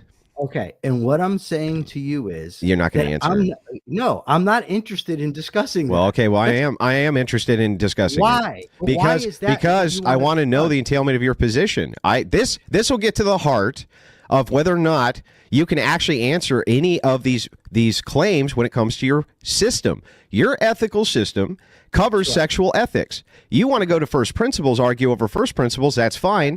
That's fine. But first, before we get to that, the same argument Dave Smith fell prey to, you're also falling prey to. No, the entailment, yes, you just hold on. Bro, hang on, let me finish and then I'll let you talk. Okay? Okay, go ahead. I just want an answer to this question. Can you, under your ethical system, whatever that is, right? Give me an answer to the question of why it would be wrong for somebody's son to have sex with them if it led to non-reproduction, or having sex with a dead body if nobody ever found out about it. Can you tell me why those things would be wrong? First off, what Dave Smith fell prey to. Dude, I'm not interested in this. I'm interested in an answer. You said that my claim at the beginning was I respected what you did with Dave Smith. That's great. I'm doing the same thing to you. But you're really not. Yeah, I really am. You still can't answer the same question. Because, dude, back up to just talk first principles. No, we can't. We're going to start. We're going to start with sexual ethics, and I want to know why? Because I want to know the answer, dude. Does this yelling stuff? Do you really think that accomplishes? Do you think that speaking softly, making no arguments, isn't frustrating to people? Dude, my argument is, what's your argument? The questions you're asking are irrelevant. That's not an argument. That's not an argument. No, it's not. Because it is. Want me to tell you why it's irrelevant? I can't wait. It's irrelevant to everyday life because the vast majority of people that are listening to this and that are walking around the world that need ethical guidance aren't interested in having sex with dead bodies, their sisters and mothers. That's great, but they are interested in a system which can answer to the question of if you can or can't. So can we get back to whether you can or can't? Can you? Ought you? Is it okay? Or ought you not? Ought you not? Okay. Ought you not dig up grandma and fuck her? Ought you not do that? Why do you talk like that? Because I want an answer. Okay. I'm going to answer that. And once I answer the dead grandma question, can we get to first principles? Yes or no? Sure. But you better actually give me an answer. Hold on. Because if I answer this question, but here's the thing. You can disagree with me and that's fine. But I then want to go to first principles. That's great. I don't want to spend all day. Yeah, that's nice. But I mean, why would I argue? Why do I need to get to the first principles of a man who can't answer whether or not you ought not fuck dead bodies? Why would I even need to get to your first principles? I said you ought not. Yeah, why though? Why? The reason you ought not to do it is because it's not in your interest to do. Yeah, so. prove it. Demonstrate how it's not in your interest. Yeah. Okay, as I've said, but then you say it's a naturalistic fallacy, but you're That wrong. is a natural fallacy. I just read the fallacy. The appeal to nature fallacy is a logical fallacy that occurs when someone assumes that something is good or bad because it's natural or unnatural. Hold on. I'm not assuming it's bad because it's not natural. Okay, then why is it bad? It's bad because the natural makeup of human beings operate in a certain way. Okay, that's a naturalist fallacy. That's the same fallacy, bro. No, it's yeah, not. it is. Now, let me ask you a question. Andrew. Okay, then homosexuality is wrong because it's not natural. That's not what I said. I didn't no, that's what I'm saying. Am I wrong? I'm saying it's not natural. Wrong. I'm saying it's wrong because it's harmful to the person that does it. Okay, then homosexuality is wrong because it's harmful to the person that does it. No, because it's not harmful to the person. Oh, okay, got it. Right. Okay, so now we have an argument. Great. Okay. Why is homosexuality not harmful?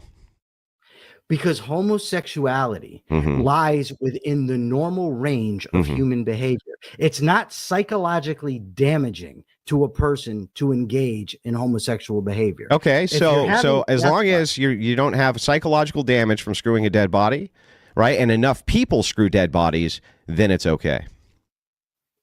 But that's not the case. Yeah, but that's not my question as to what is the case. I'm asking you if people then, but this is an entailment of your logic. So as long as we had 2% of the population that screwed dead bodies, okay, and they didn't have any psychological damage that we could ascertain from it because they just said that they liked it like homosexuals do, then you would have no problem with people screwing dead bodies, right? Andrew, if human beings could flap their arms and fly, yeah, I'd like an answer to my question, bro. Behavior. It is because this is an entailment of your argument. It's not. It is. Now you're introducing fiction into the equation. No, I'm introducing. I'm asking is this: is thing X wrong? You say nope. Thing X isn't wrong in this case. Homosexuality isn't wrong because it doesn't have psychological damage and enough people do it that it's within sexual normativity. So an entailment of that would be great. Then if it was within the purview of sexual normativity, stop. Let me finish. Hold on. No, because you're misstating my point of view. Okay, go ahead and state it again. I did not say because enough people do it, it's okay. Okay, well then why is it okay again? What I said, it's within the norm of human behavior. Yeah, but what is norm except X amount of people do it? That's it. How do you determine what is normal absent that? Hold on. The reason it's okay is because it's not harmful. That's why. Yeah, but you're when I ask you to demonstrate how it's not harmful, you say because it's within the stop, bro. I just let you make your argument. Calm down. You're right. So you're right. If I ask you this question, I say, well, how do you know that it's within the norm? If it's within the norm, that must mean that X amount of people do it. Otherwise, it would not be normal. It would be abnormal, right? It would be something other than normal. Yes? What do you mean? Say that again. So if you say X behavior is within the norm of human behavior, right? X behavior, then that would require X amount of humans to do it in order for you to ascertain that it's normal. Otherwise, it would be abnormal, right? Okay, I'll go for that. Yeah, so if that is the case, then what the case you are making is that homosexuality is fine because X amount of people do it. I don't know what that number is, right? But apparently 2% is fine because that's about what the number of homosexual males is, 2%. So as long as 2% of people engage in it. I think it's higher than that, but okay. Okay, but let's assume in the 70s it was 2% then. It doesn't matter, right? The point is that you wouldn't say in the 70s that this was wrong either any more than you would right now when it's only 2%. So the thing is that all it requires is 2% of the population to do it because now we're inside of what is normal, right? And two, that it doesn't cause psychological harm. So then an entailment of this would be this then. As long as a person who is screwing a dead body is not being psychologically harmed by it, and you would have to demonstrate how they are, and as long as there was at least 2% of people who did it, you would now call this normal sexual behavior, right? No. Okay. No. Okay. I can't wait to hear how. No. Well, Andrew, this is my fundamental claim. But maybe I'm wrong. Maybe I stated it wrongly. Honestly, I wasn't thinking. This is not a topic, having sex with animals, that I think about regularly. right? I'm So when sorry that you don't think when- about sexual no, ethics regularly. No. I think about sexual ethics between consenting adults. Yeah, I know, but Yes. how do you test those things unless you No, put no, them hold to on, broader hold on. spectrums? It makes no sense. Listen, you can do that. But this is what I know, right? Mhm. In my ethical standard, I said that if something is harmful to the person acting, it's unethical. In homosexuality, first of all, it's between consenting adults. If it's not between consenting adults, then it's wrong. Dead But if body. it's Well, between- wait, hang on. Hold on, Well, I have to hold on. stop you Wait, let one me point at a finish. time because I want to make sure I get this correct. Yeah, You agree with me that a dead body would not need to consent? I agree. It can't. Well, it would not need to. No, but it can't. Yeah, But I know. But Okay. the intent, it would also just would not need to. No. But that's not really the fundamental here that I'm talking about. I'm just saying as long as it's between consenting adults, it's okay. That's what I'm saying. But now I know that homosexuality, whether it be lesbian behavior or male on male behavior, is not harmful to the person doing it. I simply have never heard or saw or imagined a case of a person having sex with animals where it's not harmful to the person doing it. Okay, demonstrate how. Psychologically. Demonstrate how. Psychologically. Demonstrate how. Listen, what do you mean by how? I want to Like, know. what are I you want to. looking So whatever the case is, when you say this is not damaging to homosexuals to engage in homosexuality, right? Yes. Whatever that basis is that you determined that was not harmful should be the same basis you can use to determine it is harmful if somebody does this with a dead body. Can you tell me what it is? All I can tell you is that in terms of self-esteem, in terms of self-confidence, in terms of getting along in society, all these things. Now, the people that I've known, and all I can go by is experience. The people that I've known that have done this depraved stuff you're talking about. You've known people who've done this stuff? I served 25 years in prison. You bet your ass I knew people who did this stuff. None of them were well. They were all felt badly about themselves. They all behaved in aberrant ways otherwise. So I can only go by the empirics. If you're looking for an axiom to say that if somebody does this, it's going to harm them, I can't provide that. But I don't believe in reasoning in that way anyways. I believe in empirics. And all I can Empirics say requires inductive reasoning. Yeah. Yeah, and sure. I'm just using a base of an inductive argument. And what I'm telling you is every person that I've met, read about, encountered that has done the type of things that you're talking about has been psychologically damaged. So this is literally what you're doing right now is a second fallacy, which you're providing, which is literally you're making an appeal to self.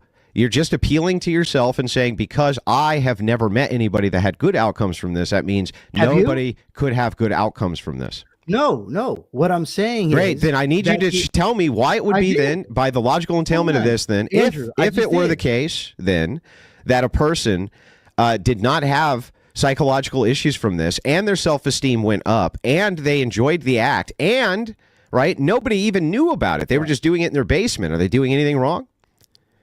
Well, then we wouldn't be dealing with human beings as I know them. Yes, you That's still the would be problem. dealing with human beings as you know them. No. Yes. Because you're talking about a scenario that I can't even fathom. And you're saying... What do you mean if you can't fathom it? You can fathom it fine. I can't. Do you agree with Because me that there have been men in history who have dug up dead bodies and had sex with them? Do I agree that's happened? Yes. Sure. Then you can fathom it fine. So now that we've that's not what you established that said. you can fathom that. Not what you said. Yeah, it is what I'm saying. What I'm said- saying is that No. all I would have to do is say, then as long as this sicko dug up a dead body and banged it, okay, and then said, I have much higher self-esteem because of that, and it makes me feel really good, that you would have no argument against it, correct? If you're saying that say you had an entity, change it from human beings to some other thing, to for instance, let's look at dogs, for instance. Okay. Dogs have sex with their sisters. They have sex with all types of things. They eat feces. There's nothing ethically wrong with a dog doing that. A dog is, first of all, it can't make choices. Well, a dog It is doesn't have- operating off of what is mechanical. Yes, but that's my very point, is that the nature of human beings is such that what you're talking about harms them. No, you just that's a everything that I've okay. studied. So here we go. We're starting with the rejection of the claim of harm, right? I'm gonna. So here, I'll make this really easy for you. Okay. What harm could there possibly be from your view if a brother bangs his sister and she can't have children and they really love each other? Okay. And what I'm saying to you is that scenario, I've not spent a lot of time thinking That's about. great. Maybe there. Now I still need to know. And what I'm going to say to you, Andrew, is maybe there's nothing wrong with it. I don't know. I don't really care. You don't know. So in your world, if there is nothing wrong with that, then the laws that we have on the books against that would be unjust, correct? Oh, I think laws on the books against it, against non-reproductive sex, are unjust. Sure. Okay, so whether hold on, but that holds whether the behavior is right or wrong. It doesn't matter. It's consenting adults. There shouldn't be laws against it. That's a different question altogether. Okay, so from your view, you don't think there's anything wrong with this? I didn't say that. Okay, well then can you tell me? Oh, look, Andrew, I need you to tell me one way or the other. Is it wrong or not? Hold on. I don't know. Oh, Why okay. is that not enough? Well, okay. From now on, every question you ask me, I'm just going to say I don't know. Even if you know? So you'd lie? Well, I'm not sure that I know. How would I know that I know? How would I know if I know something? Well, hold on, but now you've switched the topic from ethics to epistemology. Yeah, so under epistemology, how would I even know, right? Really know that you don't know? How do I know right now that you don't know that this is wrong or this is right? I think you do know. You just don't want to tell us. You just don't want to tell us. Well, Andrew, here's the thing. There's two things that go on when you ask me a question like that. One, I've grown up in a culture that absolutely abhors that sort of thing. So my gut reaction is to be repulsed by it. Right? My gut reaction is to be absolutely repulsed by it. But I also know that my gut reaction isn't a guide to making decisions. It isn't a guide to drawing conclusions. My rational mind is. And given that I have no interest in any relatives of mine, and given that nobody I know has any interest in any relatives of theirs, it's just not a topic of ethics I've spent much time thinking about. I have spent a lot of time thinking about whether people should lie, cheat, steal, be honest with other people. Well, no, you're lying to me. I'll prove that you're lying right now. So here's how I know you're lying. You say I haven't spent much time thinking about this particular sexual ethic, right? That I could agree with. However, you don't really need to, because the entailment of the ethic is going to be the entailment of the ethic. In this particular case, you say if two consenting adults are doing X thing, right, they should be able to do X thing. That's not problematic from your worldview. As long as they're having sex and they're both consenting, that's not problematic. You just don't want to say that it's not problematic. Andrew, I didn't say it's not problematic. I said it shouldn't be illegal. Oh, okay. So it is problematic. I don't know. You don't know. I said I have never thought about it. Okay. Can you give me any type of consensual sex between two consenting adults that you would consider problematic? Between two consenting adults? Yeah. Well, any. The only type of sex I've really ever thought about was sex with women that are adults. And I have thought about the homosexuality thing only because it's something that's widely debated. Okay, can you repeat my question to you?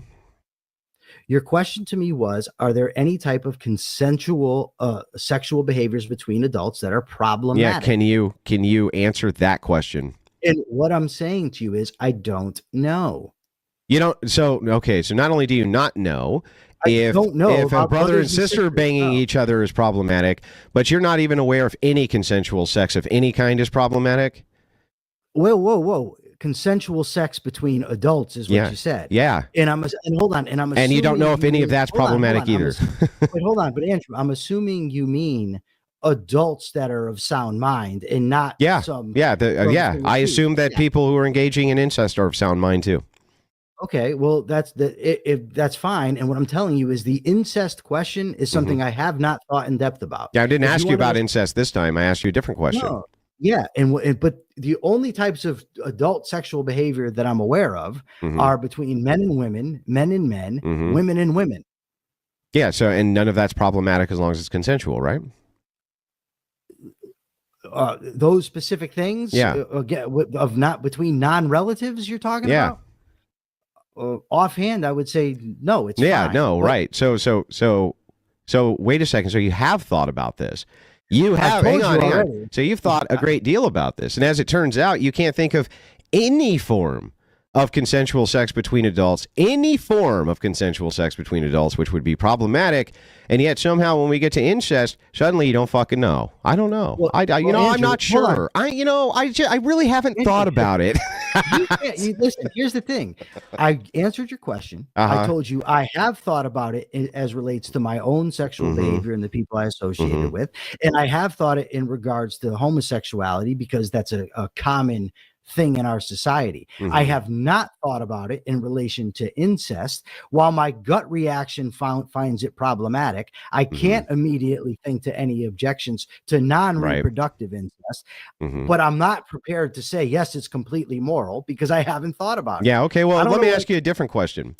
In libertarian land under Ayn Rand, I'm not a libertarian, so I don't know where the. Well, you're an Ayn Rand. I'm sorry, you're an Ayn Rand ethicist. Well, I wouldn't even say. I don't even like to really say that. I mean, okay, well, okay, whatever. Hold on. I mean, you just gave your entire opening statement on it, but okay. Yes. No, hold on. I'm an adherent to Ayn Rand's ethics. Okay, yes. Great. So, in the capitalist system that she advocates. Great. So, if you had a piece of property that was near a school, and the public put a school near your property, but not on your property, are you allowed to go up on top of your roof because it's your property and masturbate in full view of all the children at the school? Expose myself to children? No. Well, it's on your property, though. Hold on. But I'm clearly inflicting myself onto somebody else's property. But it also, I would say there shouldn't be public schools. So there's that. But why? Well, wait a second. That's really weird. No, hold on. No, it's not, because you told me that if we addressed the issue you wanted to. Well, I don't feel like we've addressed it yet. I haven't gotten an answer. What is your obsession with sexual deviance? Well, because what it does is it's very useful. It's weird. It's really okay. Well, weird's not an argument. What it does is it demonstrates how foolish your ideology is when you can't even answer basic questions that have been settled. By the way, settled for thousands of years. They've been settled. It's a basic question. Basic, yeah. Whether it's ethical for brothers and sisters to have sex. Yeah, it's a pretty basic question. Yeah. For sexual normativity in society, that's pretty basic. That's really not a basic. Yeah, it's a very basic question. It really isn't. And what I said was, well, then no question's a basic question. What question is a basic question by your standard? Then is any question a basic question? Sure. Sure. A basic question would be, what is the standard of right and wrong? Oh, that's a basic question, is it? Yeah. Basic means. Yeah, I mean, that's infinitely more complex. The question of right and wrong than whether or not a brother can bang the sister. How in the world could you say that right and wrong is a basic question, but when I ask you, is this right or wrong, you say, I don't know. I haven't thought about it. What do you want from me? I don't know. Like, how have you thought about every single possible behavior on Earth and the possible ramifications? I think I've thought about most of the common ones. Yeah, but that's not common. Yeah, it's pretty common. No, not in my life. It's not. Maybe in your. It's more common for people to engage in incestuous relationships than it is homosexual ones. Not in my experience. I don't know who you're. Well, it's not an experience thing. We have empirical data on that. Okay, but it's not something that confronts my life. It is something that confronts your life. What do you mean? Really not. Oh, I'm sorry. You don't live in the society with these people then? Not that I know of. If they're running around somewhere, they're certainly not telling me about it. Okay. This gets back to the very heart of the purpose of ethics and why we want ethical systems. And that is so that we can discover the proper. That's so that we can just say, I don't know, when someone asks us what's right and wrong. It's so that we can. It's so that we can say, I don't know. No, it's so we can live our lives ethically. You're bringing up a scenario that's never confronted me, never will confront me, doesn't confront anybody I know. Okay. So I've never thought about it. And you're saying, well, you should think about it. Well, I don't want to think about it. I think it's weird and it kind of creeps me out. Oh, it's weird and it creeps you out. Great. Yeah. Great. So your standard for ethics is it's weird and it creeps me out. No, because I'm not saying it's right or wrong because it. Yeah, I know. You want to talk to me about what is right or wrong, and when I ask you a question about what's right or wrong, you just say, I don't know. I will talk to you about right and wrong, anonymity of issues that I've thought about. You want to focus on this weird one about brothers and sisters. Why? Okay, well then we'll continue with this then. You say it's wrong for you to get up on your ceiling or on your roof and masturbate in full view of askew on your private property, right? Do you have to bring up these lewd. No, they're not. Listen, I don't understand why you can't answer basic questions. I did say it was wrong anyway, but I just would. Yeah, I know, and that's what we're going to test. That's what we're going to test. That's what we're going to test. But wasn't this supposed to be a give and take? Or yeah, we haven't got to the I haven't gotten a position out of you yet. You got a firm position. No, I don't know. It's not a position. That's on one instance, Andrew. Okay, well then I'm trying to move to an instance where I don't get an I don't know. So here, I'm going to move to a different one. Okay? So in this particular case, you're on top of the roof, right? You're jerking it on your own private property, right? It's your property. Who are you harming? I'm harming the children that are watching. How? Whether I'm on my property or not. How? Well, I'm harming them, first of all, because they're being exposed to something that's not age appropriate for them, that they shouldn't be seeing. How do you make that determination? Because I make that determination because what the nature of children are. Again, and now you're the nature. Wait, the nature of children? Hold on. Yeah. What if they're teenagers? Hold on.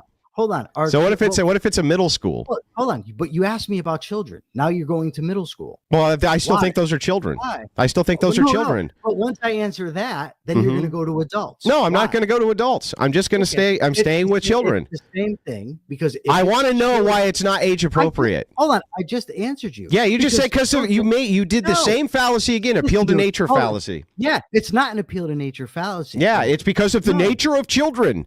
What is that? You're saying that there's an ontological nature of children that's going to harm them? What I'm saying is because of what children are, they're not ready for that type of sexual exposure. Prove it. Prove it. Yeah. Do you think they are? No. I don't. But I'm not. I'm doing an internal critique. It has nothing to do with my position. My position had nothing to do with your position. Nothing. Andrew, so my position is, again, based on empirical reality of children who have dealt with that stuff, they've been harmed. They've been psychologically scarred. That's what happens. Can you demonstrate that? I can only demonstrate it with stats and reports. Then do so. Well, I will wait. Well, I'm not going to sit here and Google it. Do you think it harms them? It's your claim. It's your claim. You asked the question. That's not a claim. A question's not a claim, you ignoramus. Do you know the difference between a claim and a question? Oh, tough guy. Whoa. I'll drop the soap on you, bro. I'll drop the soap on you, bro. You went from 0 to felon in 2.5 seconds, didn't you? 0 to felon in 2.5 seconds. Dude, it's not going to felon. It's talk about having a respectful discussion. Listen, it's not respectful. You have to be an ignoramus if you conflate a question with a claim. A question is not a claim. No, you're right. I misspoke. I apologize.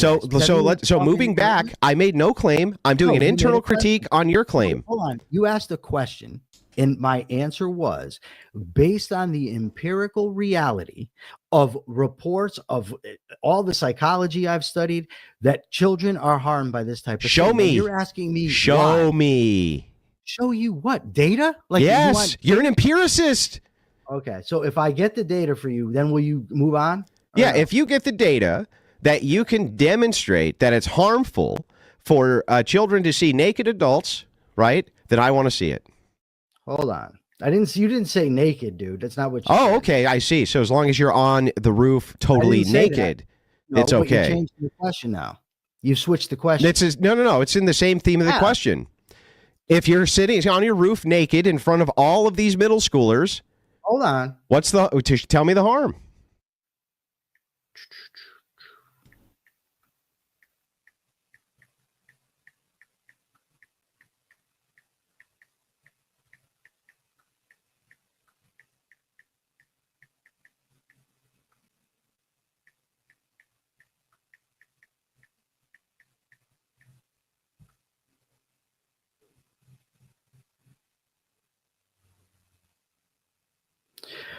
All right, dude. So I just Googled your question. Do you want me to send them all to you?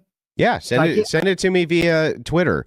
Now, if this is a study, and I'm going to go through the study right this second. I'm real good at doing it because I argue with progressives all the time. If this has nothing to do with the question, I'm going to demonstrate it in 5 seconds, and we're going to get right back to it.